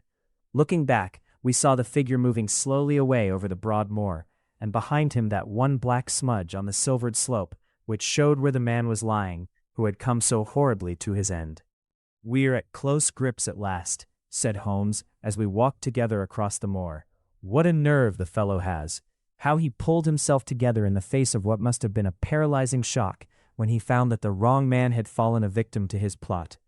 I told you in London, Watson, and I tell you now again, that we have never had a foeman more worthy of our steel. I am sorry that he has seen you. And so was I at first. But there was no getting out of it. What effect do you think it will have upon his plans now that he knows you are here? It may cause him to be more cautious, or it may drive him to desperate measures at once. Like most clever criminals, he may be too confident in his own cleverness and imagine that he has completely deceived us. Why should we not arrest him at once? My dear Watson, you were born to be a man of action. Your instinct is always to do something energetic. But supposing, for argument's sake, that we had him arrested tonight, what on earth the better off should we be for that? We could prove nothing against him. There's the devilish cunning of it. If he were acting through a human agent, we could get some evidence, but if we were to drag this great dog to the light of day, it would not help us in putting a rope round the neck of its master. Surely we have a case. Not a shadow of one, only surmise and conjecture. We should be laughed out of court if we came with such a story and such evidence. There is Sir Charles's death, found dead without a mark upon him. You and I know that he died of sheer fright, and we know also what frightened him, but how are we to get 12 stolid jurymen to know it? What signs are there of a hound? Where are the marks of its fangs? Of course we know that a hound does not bite a dead body, and that Sir Charles was dead before ever the brute overtook him. But we have to prove all this, and we are not in a position to do it. Well then, tonight? We are not much better off tonight. Again, there was no direct connection between the hound and the man's death. We never saw the hound. We heard it, but we could not prove that it was running upon this man's trail. There is a complete absence of motive. No, my dear fellow, we must reconcile ourselves to the fact that we have no case at present, and that it is worth our while to run any risk in order to establish one. And how do you propose to do so? I have great hopes of what Mrs. Laura Lyons may do for us when the position of affairs is made clear to her. And I have my own plan as well. Sufficient for tomorrow is the evil thereof, but I hope before the day is past to have the upper hand at last.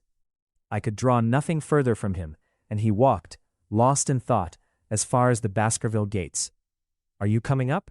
Yes, I see no reason for further concealment, but one last word, Watson. Say nothing of the hound to Sir Henry. Let him think that Selden's death was as Stapleton would have us believe. He will have a better nerve for the ordeal which he will have to undergo tomorrow, when he is engaged, if I remember your report aright, to dine with these people. And so am I. Then you must excuse yourself, and he must go alone. That will be easily arranged. If we are too late for dinner, I think that we are both ready for our suppers. Chapter 13. Fixing the Nets. Sir Henry was more pleased than surprised to see Sherlock Holmes, for he had for some days been expecting that recent events would bring him down from London. He did raise his eyebrows, however, when he found that my friend had neither any luggage nor any explanations for its absence. Between us, we soon supplied his wants, and then over a belated supper, we explained to the baronet as much of our experience as it seemed desirable that he should know. But first I had the unpleasant duty of breaking the news to Barrymore and his wife. To him, it may have been an unmitigated relief, but she wept bitterly in her apron. To all the world he was the man of violence, half animal and half demon, but to her he always remained a little willful boy of her own girlhood, the child who had clung to her hand. Evil indeed is the man who has not one woman to mourn him. I've been moping in the house all day since Watson went off in the morning, said the baronet. I guess I should have some credit, for I have kept my promise. If I hadn't sworn not to go about alone, I might have had a more lively evening, for I had a message from Stapleton asking me over there. I have no doubt that you would have had a more lively evening, said Holmes dryly. By the way, I don't suppose you appreciate that we have been mourning over you as having broken your neck." Sir Henry opened his eyes. "How was that?" "This poor wretch was dressed in your clothes. I fear your servant who gave them to him may get into trouble with the police." "That is unlikely. There was no mark on any of them, as far as I know." "That's lucky for him. In fact, it's lucky for all of you, since you are all on the wrong side of the law in this matter. I am not sure that as a conscientious detective, my first duty is not to arrest the whole household. Watson's reports are most incriminating documents." "But how about the case?" asked the baronet. "Have you made anything out of the tangle? I don't know that Watson and I are much the wiser since we came down. I think that I shall be in a position to make the situation rather more clear to you before long. It has been an exceedingly difficult and most complicated business. There are several points upon which we still want light, but it is coming all the same. We've had one experience, as Watson has no doubt told you. We heard the hound on the moor, so I can swear that it is not all empty superstition. I had something to do with dogs when I was out west, and I know one when I hear one. If you can muzzle that one and put him on a chain, I'll be ready to swear you are the greatest detective of all time. I think I will muzzle him and chain him all right, if you will give me your help. Whatever you tell me to do, I will do." "Very good, and I will ask you also to do it blindly, without always asking the reason. Just as you like. If you will do this, I think the chances are that our little problem will soon be solved. I have no doubt." He stopped suddenly and stared fixedly up over my head into the air. The lamp beat upon his face, and so intent was it, and so still that it might have been that of a clear-cut classical statue, a personification of alertness and expectation. "What is it?" we both cried. I could see as he looked down that he was repressing some internal emotion. His features were still composed, but his eyes shone with amused exultation.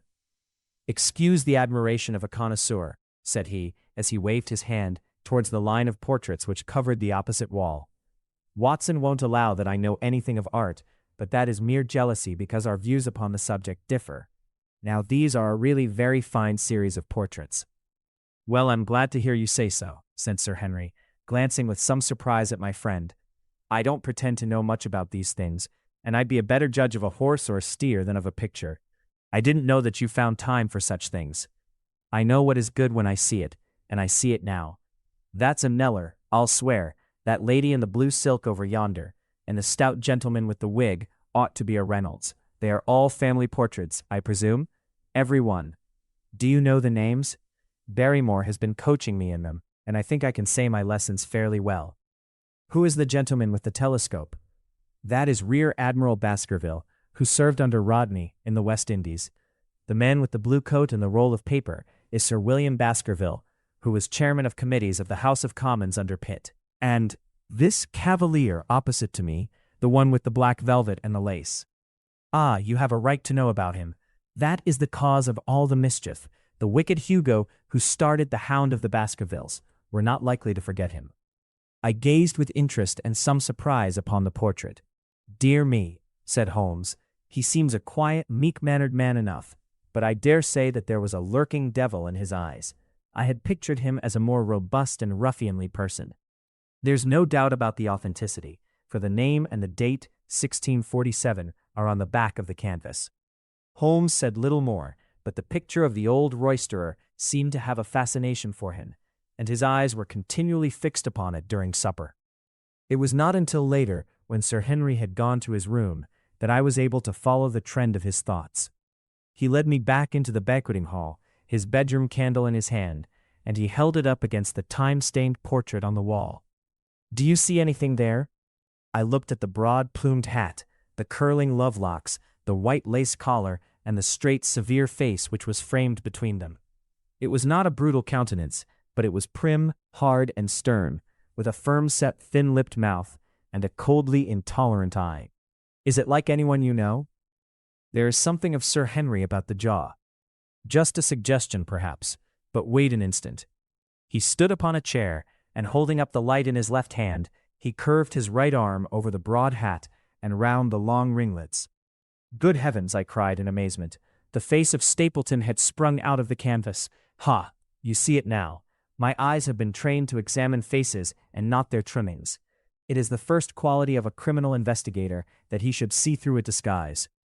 But this is marvelous. It might be his portrait. Yes, it is an interesting instance of a throwback, which appears to be both physical and spiritual. A study of family portraits is enough to convert a man to the doctrine of reincarnation.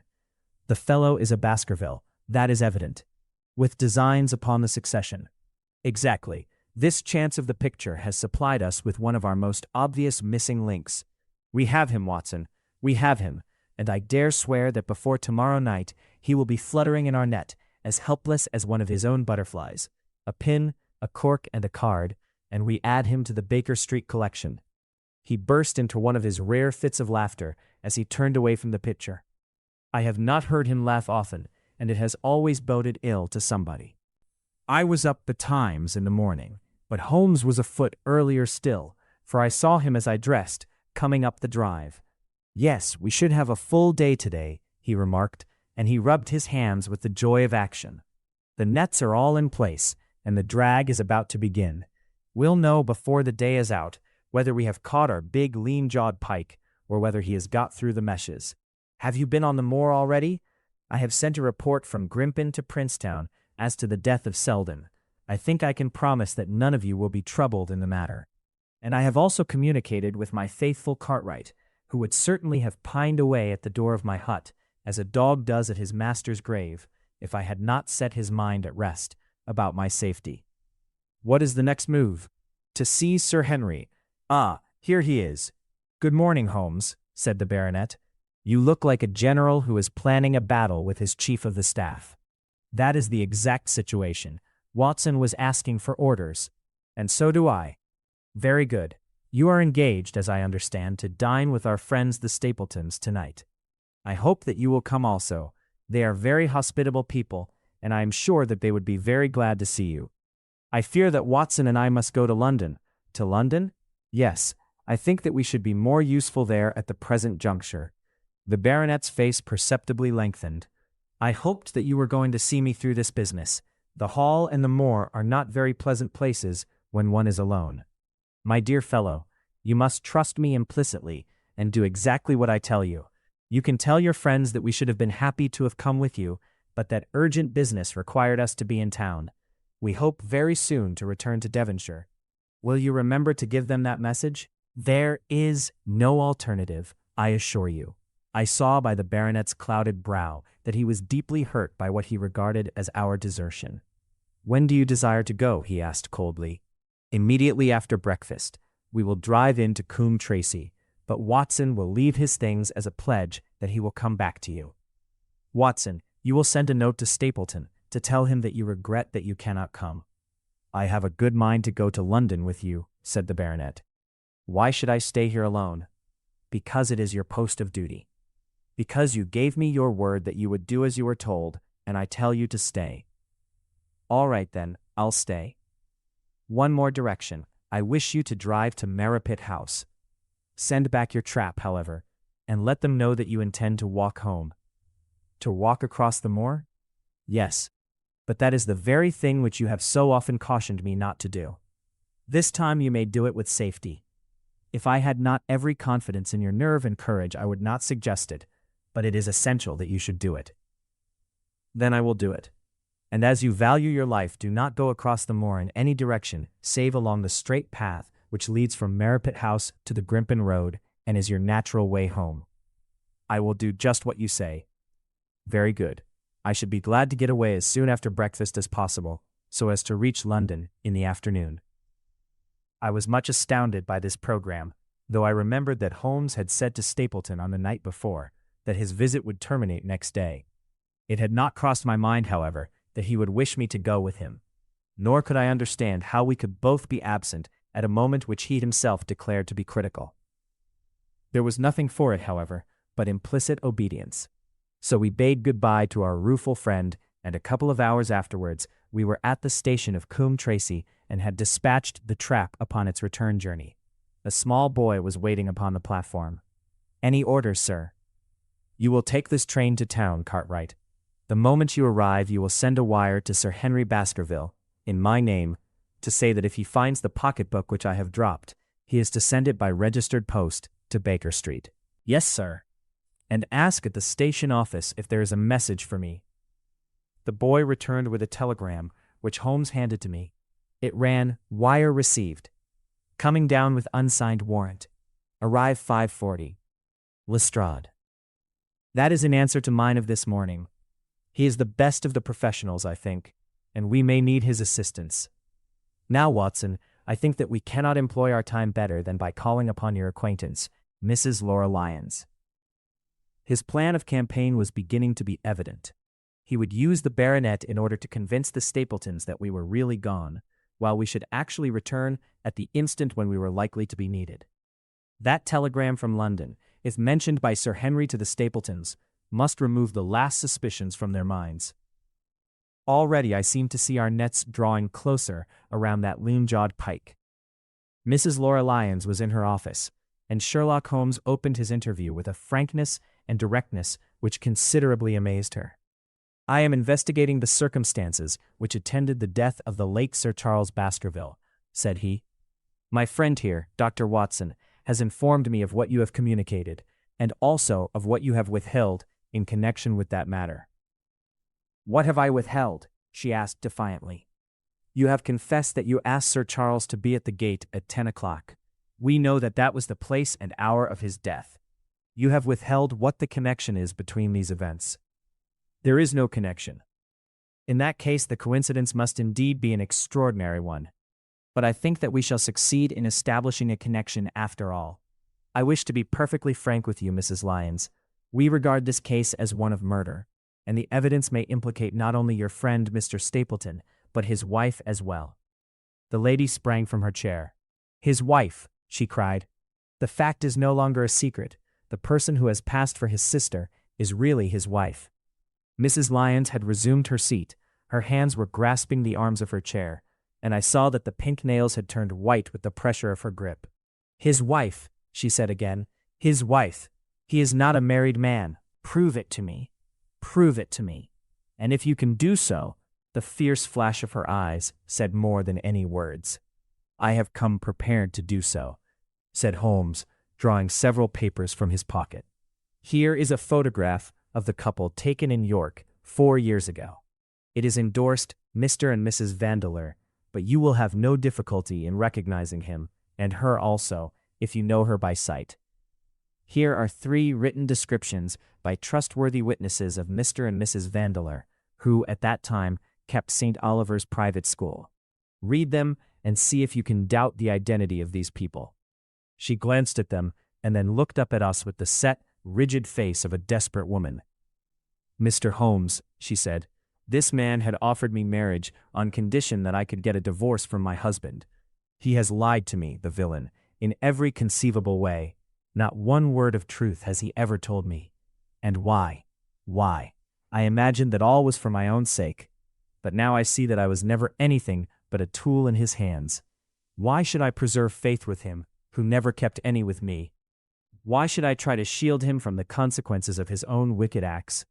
Ask me what you like, and there is nothing which I shall hold back. One thing I swear to you, and that is that when I wrote the letter, I never dreamed of any harm to the old gentleman, who had been my kindest friend." "I entirely believe you, madam," said Sherlock Holmes. "The recital of these events must be very painful to you, and perhaps it will make it easier if I tell you what occurred, and you can check me if I make any material mistake. The sending of this letter was suggested to you by Stapleton. He dictated it. I presume that the reason he gave was that you would receive help from Sir Charles for the legal expenses connected with your divorce." "Exactly. And then after you had sent the letter, he dissuaded you from keeping the appointment.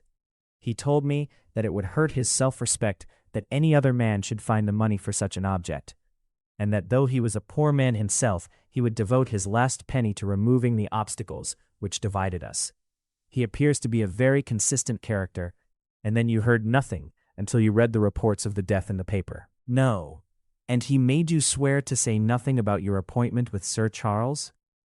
"He did. He said that the death was a very mysterious one, and that I should certainly be suspected if the facts came out.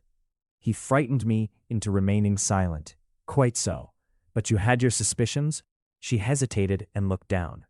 "I knew him," she said, "but if he had kept faith with me, I should always have done so with him. I think that on the whole you have had a fortunate escape, said Sherlock Holmes. You have had him in your power, and he knew it, and yet you are alive. You have been walking for some months very near to the edge of a precipice. We must wish you good morning now, Mrs. Lyons, and it is probable that you will very shortly hear from us again. Our case becomes rounded off, and difficulty after difficulty thins away in front of us, said Holmes, as we stood waiting for the arrival of the express from town. I shall soon be in the position of being able to put into a single connected narrative one of the most singular and sensational crimes of modern times. Students of criminology will remember the analogous incidents in Godnow, in Little Russia, in the year 66, and of course there are the Anderson murders in North Carolina, but this case possesses some features which are entirely its own. Even now we have no clear case against this very wily man, but I shall be very much surprised if it is not clear enough before we go to bed this night. The London Express came roaring into the station, and a small, wiry bulldog of a man had sprung from a first-class carriage. We all three shook hands, and I saw at once from the reverential way in which Lestrade gazed at my companion that he had learned a good deal since the days when they had first worked together. I could well remember the scorn which the theories of the reasoner used then to excite in the practical man. "Anything good?" he asked. "The biggest thing for years," said Holmes. "We have 2 hours before we need think of starting. I think we might employ it in getting some dinner, and then, Lestrade, we will take the London fog out of your throat by giving you a breath of the pure night air of Dartmoor. Never been there? Ah, well, I don't suppose you will forget your first visit." Chapter 14. The Hound of the Baskervilles. One of Sherlock Holmes's defects, if indeed one may call it a defect, was that he was exceedingly loath to communicate his full plans to any other person until the instant of their fulfillment. Partly it came no doubt from his own masterful nature, which loved to dominate and surprise those who were around him. Partly also from his professional caution, which urged him never to take any chances. The result, however, was very trying for those who were acting as his agents and assistants. I had often suffered under it, but never more so than during that long drive in the darkness. The great ordeal was in front of us. At last we were about to make our final effort, and yet Holmes had said nothing, and I could only surmise what his course of action would be. My nerves thrilled with anticipation when at last the cold wind upon our faces and the dark void spaces on either side of the narrow road told me that we were back upon the moor once again. Every stride of the horses and every turn of the wheels was taking us nearer to our supreme adventure. Our conversation was hampered by the presence of the driver of the hired wagonette, so that we were forced to talk of trivial matters when our nerves were tense with emotion and anticipation. It was a relief to me, after that unnatural restraint, when we at last passed Franklin's house and knew that we were drawing near to the hall and to the scene of action. We did not drive up to the door, but got down near the gate of the avenue. The wagonette was paid off and ordered to return to Coombe Tracy forthwith, while we started to walk to Merripit House. "Are you armed, Lestrade?" The little detective smiled. "As long as I have my trousers, I have a hip pocket, and as long as I have my hip pocket, I have something in it." "Good. My friend and I are also ready for emergencies. You're mighty close about this affair, Mr. Holmes. What's the game now?" "A waiting game." "My word, it does not seem a very cheerful place," said the detective with a shiver, glancing round him at the gloomy slopes of the hill and at the huge lake of fog which lay over the Grimpen mire. "I see the lights of a house ahead of us. That is Merripit House and the end of our journey. I must request you to walk on tiptoe and not to talk above a whisper." We moved cautiously along the track as if we were bound for the house, but Holmes halted us when we were about 200 yards from it. "This will do," said he. "These rocks upon the right make an admirable screen. We are to wait here?" "Yes, we shall make our little ambush here. Get into this hollow, Lestrade. You have been inside the house, have you not, Watson? Can you tell the position of the rooms? What are those latticed windows at this end?" "I think they are the kitchen windows. And the one beyond, which shines so brightly. That is certainly the dining room. The blinds are up. You know the lie of the land best. Creep forward quietly and see what they are doing, but for heaven's sake, don't let them know that they are watched." I tiptoed down the path and stooped behind the low wall which surrounded the stunted orchard. Creeping in its shadow, I reached a point whence I could look straight through the uncurtained window. There were only two men in the room, Sir Henry and Stapleton. They sat with their profiles towards me on either side of the round table. Both of them were smoking cigars, and coffee and wine were in front of them. Stapleton was talking with animation, but the baronet looked pale and distrait. Perhaps the thought of that lonely walk across the ill-omened moor was weighing heavily upon his mind. As I watched them, Stapleton rose and left the room, while Sir Henry filled his glass again and leaned back in his chair, puffing at his cigar. I heard the creak of a door and the crisp sound of boots upon gravel. The steps passed along the path on the other side of the wall under which I crouched. Looking over, I saw the naturalist pause at the door of an outhouse in the corner of the orchard. A key turned in a lock, and as he passed in, there was a curious scuffling noise from within. He was only a minute or so inside, and then I heard the key turn once more, and he passed me and re-entered the house. I saw him rejoin his guest, and I crept quietly back to where my companions were waiting to tell them what I had seen. "You say, Watson, that the lady is not there?" Holmes asked when I had finished my report. "No. Where can she be then, since there is no light in any other room except the kitchen? I cannot think where she is." I have said that over the great Grimpen Mire there hung a dense white fog. It was drifting slowly in our direction, and banked itself up like a wall on that side of us, low but thick and well-defined. The moon shone on it, and it looked like a great shimmering ice field, with the heads of the distant tors as rocks borne upon its surface. Holmes's face was turned towards it, and he muttered impatiently as he watched its sluggish drift. "It's moving towards us, Watson." "Is that serious?" "Very serious indeed. The one thing upon earth which could have disarranged my plans. He can't be very long now. It is already 10 o'clock. Our success and even his life may depend upon his coming out before the fog is over the path." The night was clear and fine above us. The stars shone cold and bright, while a half-moon bathed the whole scene in a soft, uncertain light. Before us lay the dark bulk of the house, its serrated roof and bristling chimneys hard outlined against the silver-spangled sky. Broad bars of golden light from the lower windows stretched across the orchard and the moor. One of them was suddenly shut off. The servants had left the kitchen. There only remained the lamp in the dining room, where the two men, the murderous host and the unconscious guest, still chatted over their cigars. Every minute that white woolly plain which covered one half of the moor was drifting closer and closer to the house. Already the first thin wisps of it were curling across the golden square of the lighted window. The farther wall of the orchard was already invisible, and the trees were standing out of a swirl of white vapor. As we watched it, the fog wreaths came crawling round both corners of the house and rolled slowly into one dense bank on which the upper floor and the roof floated like a strange ship upon a shadowy sea. Holmes struck his hand passionately upon the rock in front of us and stamped his feet in his impatience. "If he is a doubt in a quarter of an hour, the path will be covered. In half an hour, we won't be able to see our hands in front of us." "Shall we move farther back upon higher ground?" "Yes, I think it would be as well." So as the fog bank flowed onward, we fell back before it until we were half a mile from the house. And still that dense white sea, with the moon silvering its upper edge, swept slowly and inexorably on. "We are going too far," said Holmes. "We dare not take the chance of his being overtaken before he can reach us. At all costs we must hold our ground where we are." He dropped on his knees and clapped his ear to the ground. "Thank God, I think that I hear him coming." A sound of quick steps broke the silence of the moor.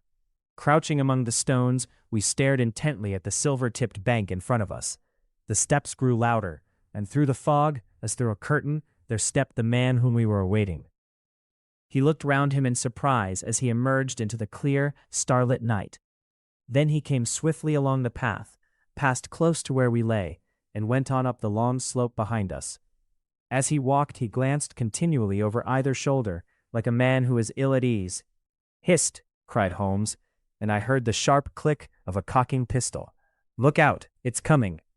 There was a thin, crisp, continuous patter from somewhere in the heart of that crawling bank. The cloud was within 50 yards of where we lay, and we glared at it, all three, uncertain what horror was about to break from the heart of it. I was at Holmes's elbow, and I glanced for an instant at his face. It was pale and exultant, his eyes shining brightly in the moonlight, but suddenly they started forward in a rigid, fixed stare, and his lips parted in amazement. At the same instant, Lestrade gave a yell of terror and threw himself face downward upon the ground. I sprang to my feet, my inert hand grasping my pistol, my mind paralyzed by the dreadful shape which had sprung out upon us from the shadows of the fog. A hound it was, an enormous coal-black hound, but not such a hound as mortal eyes have ever seen. Fire burst from its open mouth, its eyes glowed with a smoldering glare, its muzzle and hackles and dewlap were outlined in flickering flame. Never in the delirious dream of a disordered brain could anything more savage, more appalling, more hellish be conceived than that dark form and savage face which broke upon us out of the wall of fog.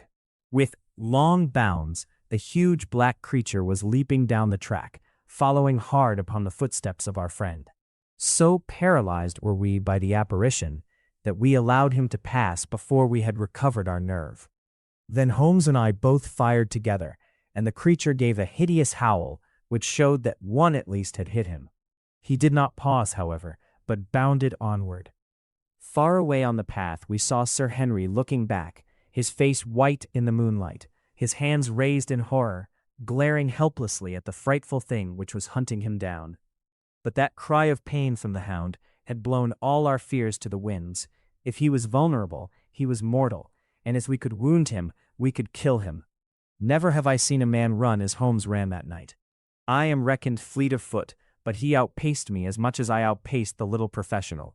In front of us, as we flew up the track, we heard scream after scream from Sir Henry and the deep roar of the hound. I was in time to see the beast spring upon its victim, hurl him to the ground, and worry at his throat. But the next instant, Holmes had emptied 5 barrels of his revolver into the creature's flank. With a last howl of agony and a vicious snap in the air, it rolled upon its back, 4 feet pawing furiously, and then fell limp upon its side. I stooped, panting, and pressed my pistol to the dreadful shimmering head, but it was useless to press the trigger. The giant hound was dead. Sir Henry lay insensible where he had fallen. We tore away his collar, and Holmes breathed a prayer of gratitude when we saw that there was no sign of a wound and that the rescue had been in time. Already our friend's eyelids shivered, and he made a feeble effort to move. Lestrade thrust his brandy flask between the baronet's teeth, and 2 frightened eyes were looking up at us. "My God," he whispered. "What was it? What in heaven's name was it?" "It's dead, whatever it is," said Holmes. "We've laid the family ghost once and forever." In mere size and strength, it was a terrible creature which was lying stretched before us. It was not a pure bloodhound, and it was not a pure mastiff, but it appeared to be a combination of the two, gaunt, savage, and as large as a small lioness. Even now, in the stillness of death, the huge jaws seemed to be dripping with a bluish flame, and the small, deep-set, cruel eyes were ringed with fire. I placed my hand upon the glowing muzzle, and as I held them up, my own fingers smoldered and gleamed in the darkness. "Phosphorus," I said. "A cunning preparation of it," said Holmes, sniffing at the dead animal. "There is no smell which might have interfered with his power of scent. We owe you a deep apology, Sir Henry, for having exposed you to this fright. I was prepared for a hound, but not for such a creature as this, and the fog gave us little time to receive him. You have saved my life, having first endangered it. Are you strong enough to stand? Give me another mouthful of that brandy, and I shall be ready for anything. So, now, if you will help me up, what do you propose to do?" "To leave you here. You are not fit for further adventures tonight. If you will wait, one or other of us will go back with you to the hall." He tried to stagger to his feet, but he was still ghastly pale and trembling in every limb. We helped him to a rock, where he sat shivering with his face buried in his hands. "We must leave you now," said Holmes. "The rest of our work must be done, and every moment is of importance. We have our case, and now we only want our man. It's 1,000 to 1 against our finding him at the house," he continued, as we retraced our steps swiftly down the path. "Those shots must have told him that the game was up. We were some distance off, and this fog may have deadened them. He followed the hound to call him off. Of that you may be certain. No, he's gone by this time, but we'll search the house and make sure." The front door was open, so we rushed in and hurried from room to room to the amazement of a doddering old manservant who met us in the passage. There was no light save in the dining room, but Holmes caught up the lamp and left no corner of the house unexplored. No sign could we see of the man whom we were chasing. On the upper floor, however, one of the bedroom doors was locked. "There's someone in here," cried Lestrade. "I can hear a movement. Open this door." A faint moaning and rustling came from within. Holmes struck the door just over the lock with the flat of his foot, and it flew open. Pistol in hand, we all three rushed into the room. But there was no sign within it of that desperate and defiant villain whom we expected to see. Instead, we were faced by an object so strange and so unexpected that we stood for a moment staring at it in amazement. The room had been fashioned into a small museum, and the walls were lined by a number of glass-topped cases full of that collection of butterflies and moths, the formation of which had been the relaxation of this complex and dangerous man. In the center of this room there was an upright beam, which had been placed at some period as a support for the old worm-eaten balk of timber which spanned the roof. To this post a figure was tied, so swathed and muffled in the sheets which had been used to secure it, that one could not for the moment tell whether it was that of a man or a woman. One towel passed round the throat and was secured at the back of the pillar. Another covered the lower part of the face, and over it 2 dark eyes, eyes full of grief and shame and a dreadful questioning, stared back at us. In a minute we had torn off the gag, unswathed the bonds, and Mrs. Stapleton sank upon the floor in front of us. As her beautiful head fell upon her chest, I saw the clear red wheal of a whiplash across her neck. "The brute!" cried Holmes. "Here, Lestrade, your brandy bottle. Put her in the chair. She has fainted from ill usage and exhaustion." She opened her eyes again. "Is he safe?" she asked. "Has he escaped?" "He cannot escape us, madam." "No, no, I did not mean my husband. Sir Henry, is he safe?" "Yes." "And the hound?" "It is dead." She gave a long sigh of satisfaction. "Thank God, thank God. Oh, this villain, see how he has treated me." She shot her arms out from her sleeves, and we saw with horror that they were all mottled with bruises. "But this is nothing, nothing. It is my mind and soul that he has tortured and defiled. I could endure it all, ill usage, solitude, a life of deception, everything, as long as I could still cling to the hope that I had his love. But now I know that in this also I have been his dupe and his tool." She broke into passionate sobbing as she spoke. "You bear him no good will, madam," said Holmes. "Tell us then where we shall find him. If you have ever aided him in evil, help us now and so atone." "There is but one place where he can have fled," she answered. "There is an old tin mine on an island in the heart of the mire. It was there that he kept his hound, and there also he had made preparations so that he might have a refuge. That is where he would fly." The fog bank lay like white wool against the window. Holmes held the lamp towards it. "See," said he, "no one could find his way into the Grimpen mire tonight." She laughed and clapped her hands. Her eyes and teeth gleamed with fierce merriment. "He may find his way in, but never out," she cried. "How can he see the guiding wands tonight? We planted them together, he and I, to mark the pathway through the mire. Oh, if I could only have plucked them out today, then indeed you would have had him at your mercy." It was evident to us that all pursuit was in vain until the fog had lifted.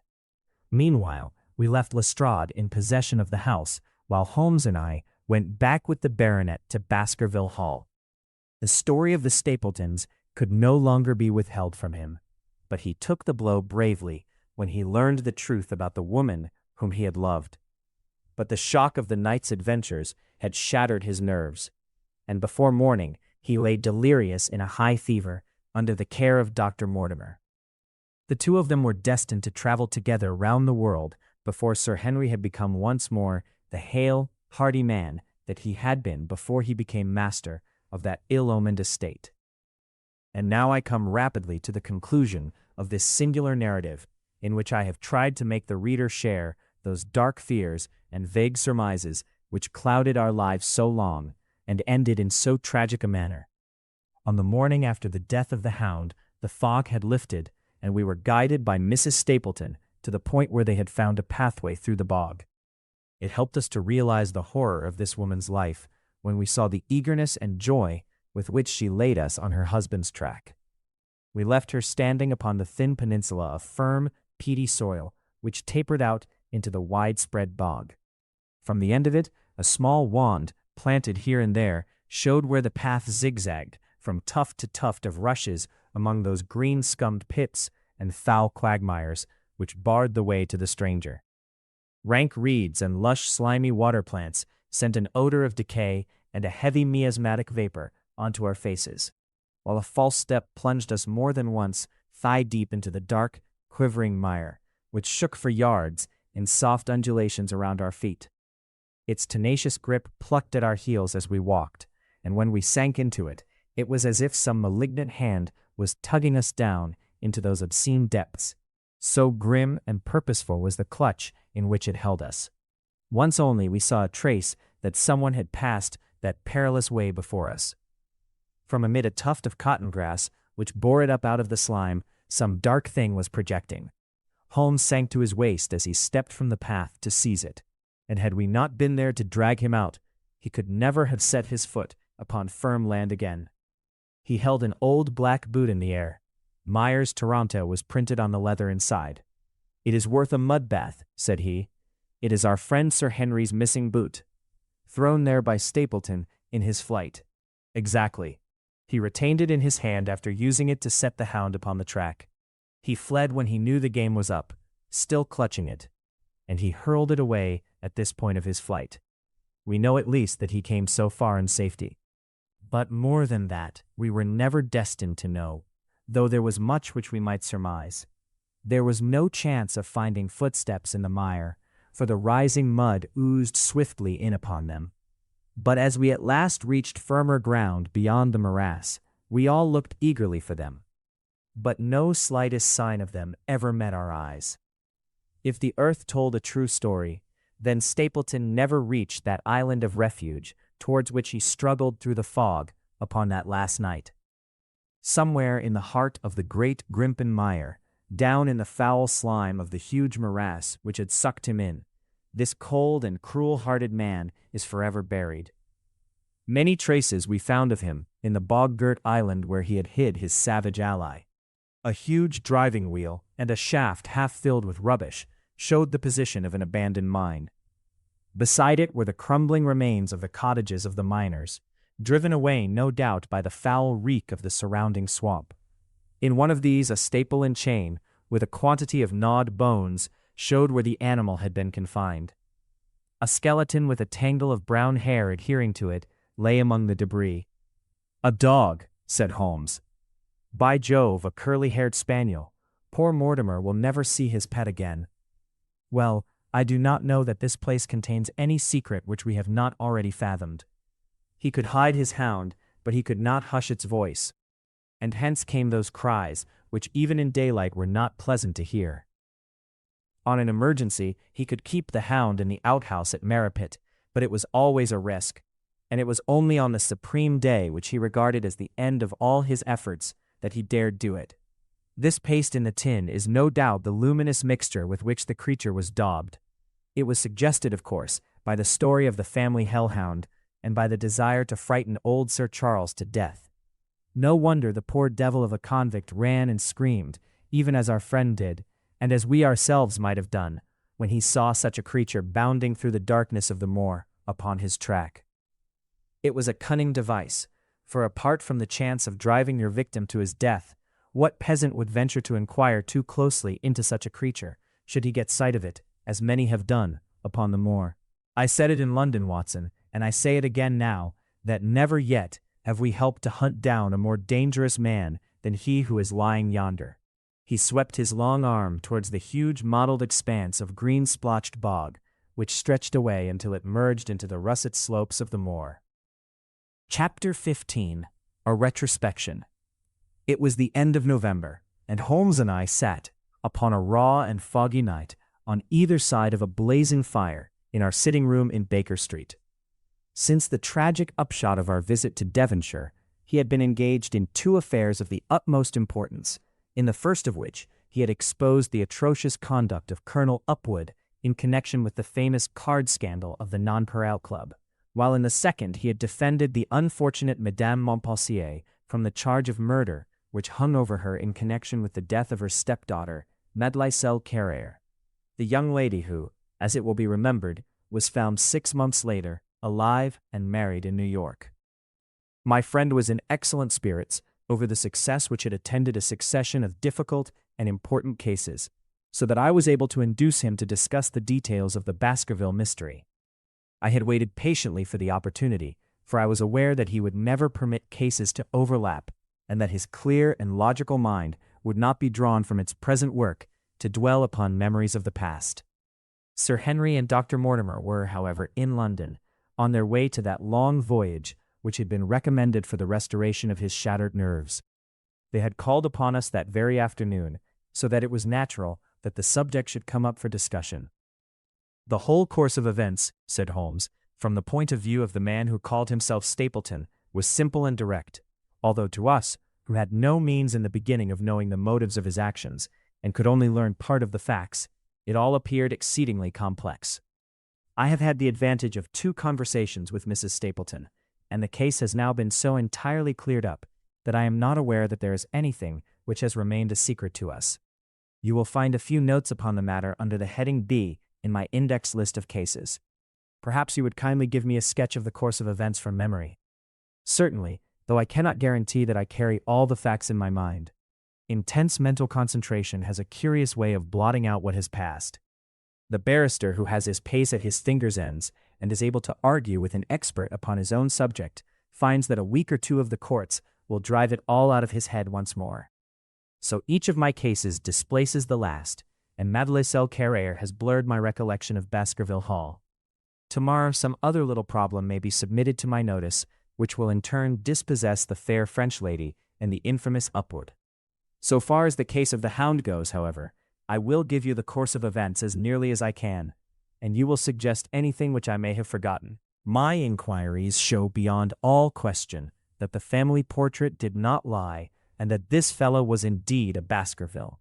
He was a son of that Roger Baskerville, the younger brother of Sir Charles, who fled with a sinister reputation to South America, where he was said to have died unmarried. He did, as a matter of fact, marry, and had 1 child, this fellow whose real name is the same as his father's. He married Beryl Garcia, one of the beauties of Costa Rica, and having purloined a considerable sum of public money, he changed his name to Vandeleur and fled to England, where he established a school in the east of Yorkshire. His reason for attempting this special line of business was that he had struck up an acquaintance with a consumptive tutor upon the voyage home, and that he had used this man's ability to make the undertaking a success. Fraser, the tutor, died, however, and the school, which had begun well, sank from disrepute into infamy. The Vandeleurs found it convenient to change their name to Stapleton, and he brought the remains of his fortune, his schemes for the future, and his taste for entomology to the south of England. I learned at the British Museum that he was a recognized authority upon the subject, and that the name of Vandeleur has been permanently attached to a certain moth, which he had, in his Yorkshire days, been the first to describe. We now come to that portion of his life which has proved to be of such intense interest to us. The fellow had evidently made inquiry, and found that only 2 lives intervened between him and a valuable estate. When he went to Devonshire, his plans were, I believe, exceedingly hazy, but that he meant mischief from the first is evident from the way in which he took his wife with him in the character of his sister. The idea of using her as a decoy was clearly already in his mind, though he may not have been certain how the details of his plot were to be arranged. He meant in the end to have the estate, and he was ready to use any tool or run any risk for that end. His first act was to establish himself as near to his ancestral home as he could, and his second was to cultivate a friendship with Sir Charles Baskerville and with the neighbors. The baronet himself told him about the family hound, and so prepared the way for his own death. Stapleton, as I will continue to call him, knew that the old man's heart was weak and that a shock would kill him. So much he had learned from Dr. Mortimer. He had heard also that Sir Charles was superstitious and had taken this grim legend very seriously. His ingenious mind instantly suggested a way by which the baronet could be done to death, and yet it would be hardly possible to bring home the guilt to the real murderer. Having conceived the idea, he proceeded to carry it out with considerable finesse. An ordinary schemer would have been content to work with a savage hound. The use of artificial means to make the creature diabolical was a flash of genius upon his part. The dog he bought in London from Ross and Mangles, the dealers in Fulham Road. It was the strongest and most savage in their possession. He brought it down by the North Devon line and walked a great distance over the moor, so as to get it home without exciting any remarks. He had already on his insect hunts learned to penetrate the Grimpen mire, and so had found a safe hiding place for the creature. Here he kennelled it and waited his chance. But it was some time coming. The old gentleman could not be decoyed outside of his grounds at night. Several times Stapleton lurked about with his hound, but without avail. It was during these fruitless quests that he, or rather his ally, was seen by peasants, and that the legend of the demon dog received a new confirmation. He had hoped that his wife might lure Sir Charles to his ruin, but here she proved unexpectedly independent. She would not endeavor to entangle the old gentleman in a sentimental attachment which might deliver him over to his enemy. Threats and even, I am sorry to say, blows refused to move her. She would have nothing to do with it, and for a time Stapleton was at a deadlock. He found a way out of his difficulties through the chance that Sir Charles, who had conceived a friendship for him, made him the minister of his charity in the case of this unfortunate woman, Mrs. Laura Lyons. By representing himself as a single man, he acquired complete influence over her, and he gave her to understand that in the event of her obtaining a divorce from her husband, he would marry her. His plans were suddenly brought to a head by his knowledge that Sir Charles was about to leave the hall on the advice of Dr. Mortimer, with whose opinion he himself pretended to coincide. He must act at once, or his victim might get beyond his power. He therefore put pressure upon Mrs. Lyons to write this letter, imploring the old man to give her an interview on the evening before his departure for London. He then, by a specious argument, prevented her from going, and so had the chance for which he had waited. Driving back in the evening from Coombe Tracey, he was in time to get his hound, to treat it with his infernal paint, and to bring the beast round to the gate at which he had reason to expect that he would find the old gentleman waiting. The dog, incited by its master, sprang over the wicket gate and pursued the unfortunate baronet, who fled screaming down the yew alley. In that gloomy tunnel, it must indeed have been a dreadful sight to see that huge black creature, with its flaming jaws and blazing eyes, bounding after its victim. He fell dead at the end of the alley from heart disease and terror. The hound had kept upon the grassy border, while the baronet had run down the path, so that no track but the man's was visible. On seeing him lying still, the creature had probably approached to sniff at him, but finding him dead, had turned away again. It was then that it left the print, which was actually observed by Dr. Mortimer. The hound was called off and hurried away to its lair in the Grimpen mire, and a mystery was left which puzzled the authorities, alarmed the countryside, and finally brought the case within the scope of our observation. So much for the death of Sir Charles Baskerville. You perceive the devilish cunning of it, for really, it would be almost impossible to make a case against the real murderer. His only accomplice was one who could never give him away, and the grotesque, inconceivable nature of the device only served to make it more effective. Both of the women concerned in the case, Mrs. Stapleton and Mrs. Laura Lyons, were left with a strong suspicion against Stapleton. Mrs. Stapleton knew that he had designs upon the old man, and also of the existence of the hound. Mrs. Lyons knew neither of these things, but had been impressed by the death occurring at the time of an uncancelled appointment, which was only known to him. However, both of them were under his influence, and he had nothing to fear from them. The first half of his task was successfully accomplished, but the more difficult still remained. It is possible that Stapleton did not know of the existence of an heir in Canada. In any case, he would very soon learn it from his friend Dr. Mortimer, and he was told by the latter all details about the arrival of Henry Baskerville. Stapleton's first idea was that this young stranger from Canada might possibly be done to death in London without coming down to Devonshire at all. He distrusted his wife ever since she had refused to help him in laying a trap for the old man, and he dared not leave her long out of his sight for fear he should lose his influence over her. It was for this reason that he took her to London with him. They lodged, I find, at the Mexborough Private Hotel in Craven Street, which was actually one of those called upon by my agent in search of evidence. Here he kept his wife imprisoned in her room, while he, disguised in a beard, followed Dr. Mortimer to Baker Street, and afterwards to the station, and to the Northumberland Hotel. His wife had some inkling of his plans, but she had such a fear of her husband, a fear founded upon brutal ill-treatment, that she dare not write to warn the man whom she knew to be in danger. If the letter should fall into Stapleton's hands, her own life would not be safe. Eventually, as we know, she adopted the expedient of cutting out the words which would form the message and addressing the letter in a disguised hand. It reached the baronet and gave him the first warning of his danger. It was very essential for Stapleton to get some article of Sir Henry's attire, so that in case he was driven to use the dog, he might always have the means of setting him upon his track. With characteristic promptness and audacity, he set about this at once, and we cannot doubt that the boots or chambermaid of the hotel was well bribed to help him in his design. By chance, however, the first boot which was procured for him was a new one, and therefore useless for his purpose. He then had it returned and obtained another, a most instructive incident, since it proved conclusively to my mind that we were dealing with a real hound, as no other supposition could explain this anxiety to obtain an old boot and this indifference to a new one.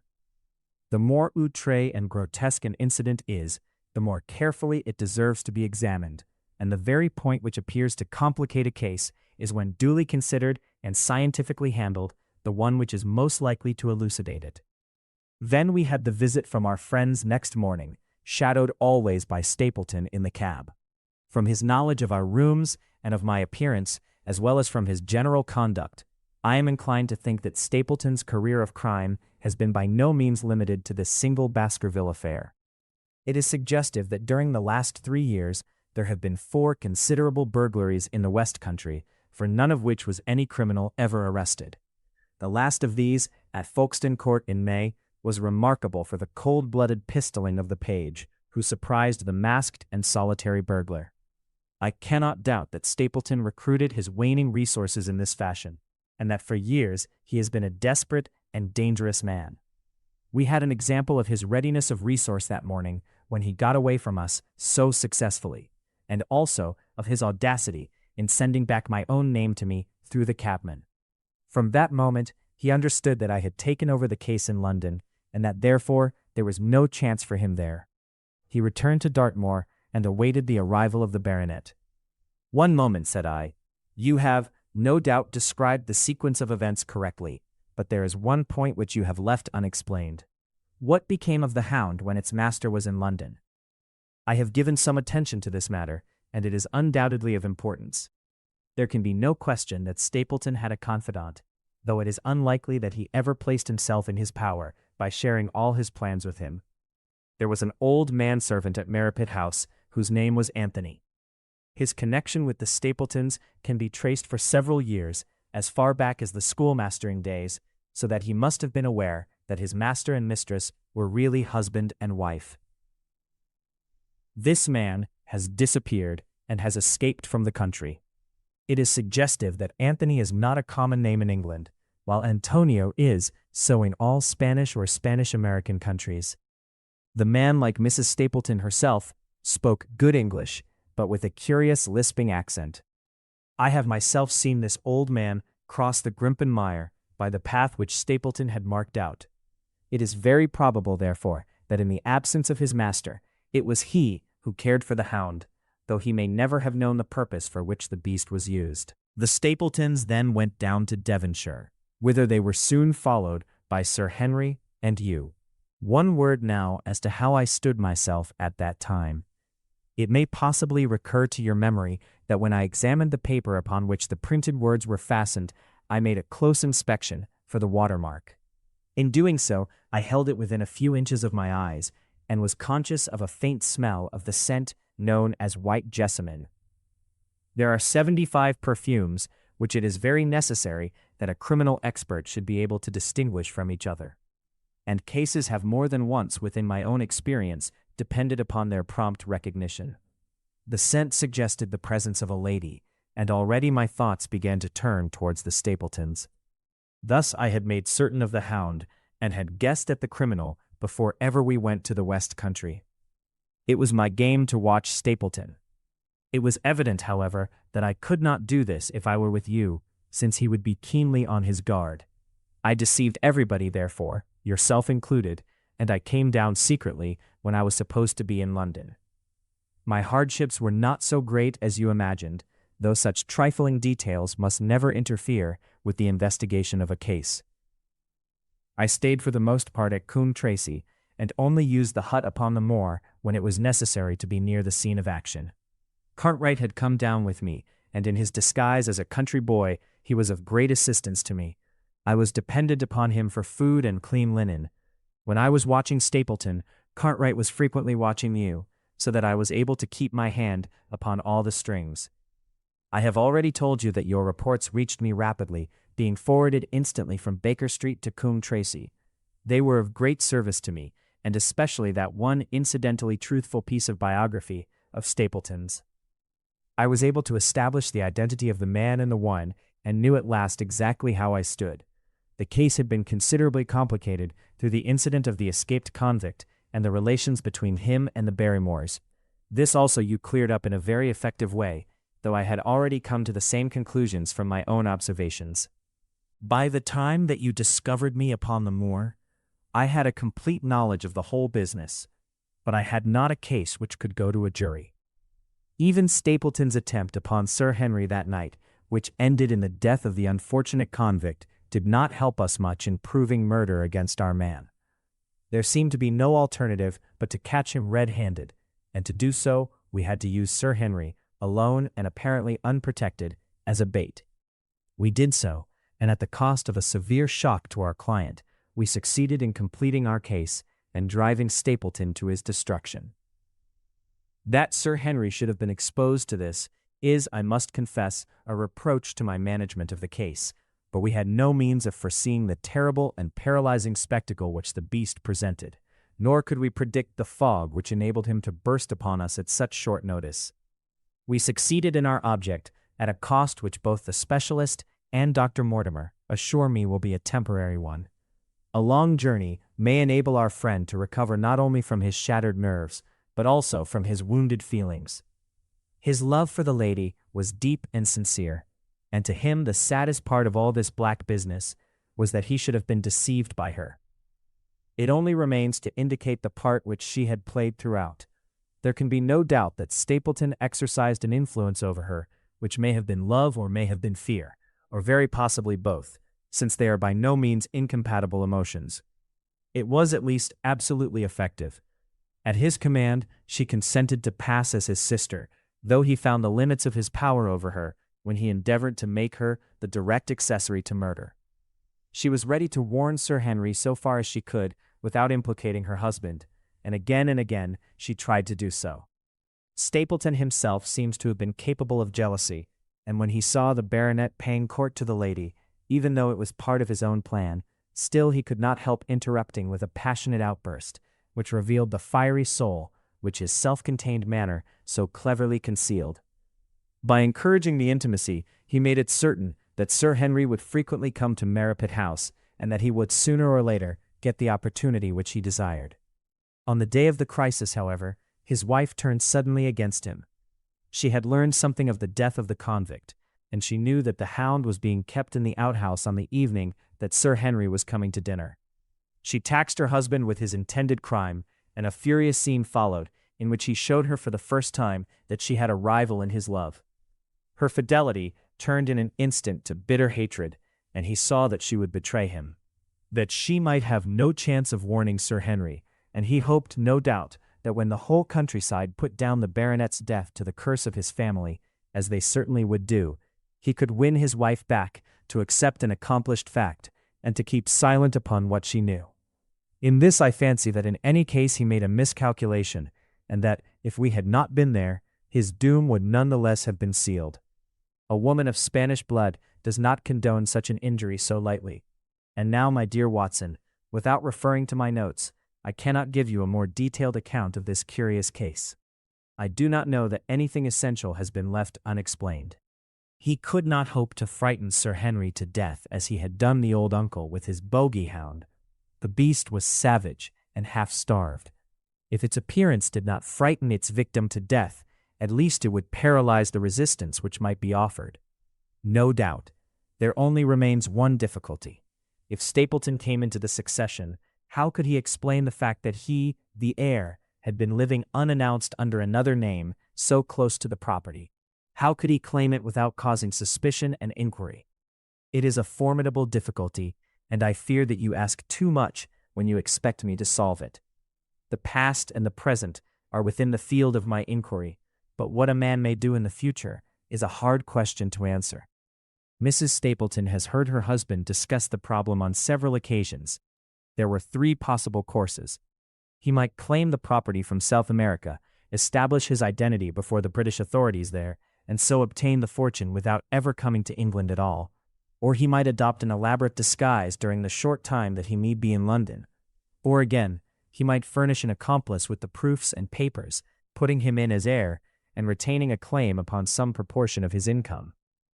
We cannot doubt from what we know of him that he would have found some way out of the difficulty. And now, my dear Watson, we have had some weeks of severe work, and for one evening, I think, we may turn our thoughts into more pleasant channels. I have a box for Les Huguenots. Have you heard the Duresques? Might I trouble you then to be ready in half an hour, and we can stop at Marcini's for a little dinner on the way?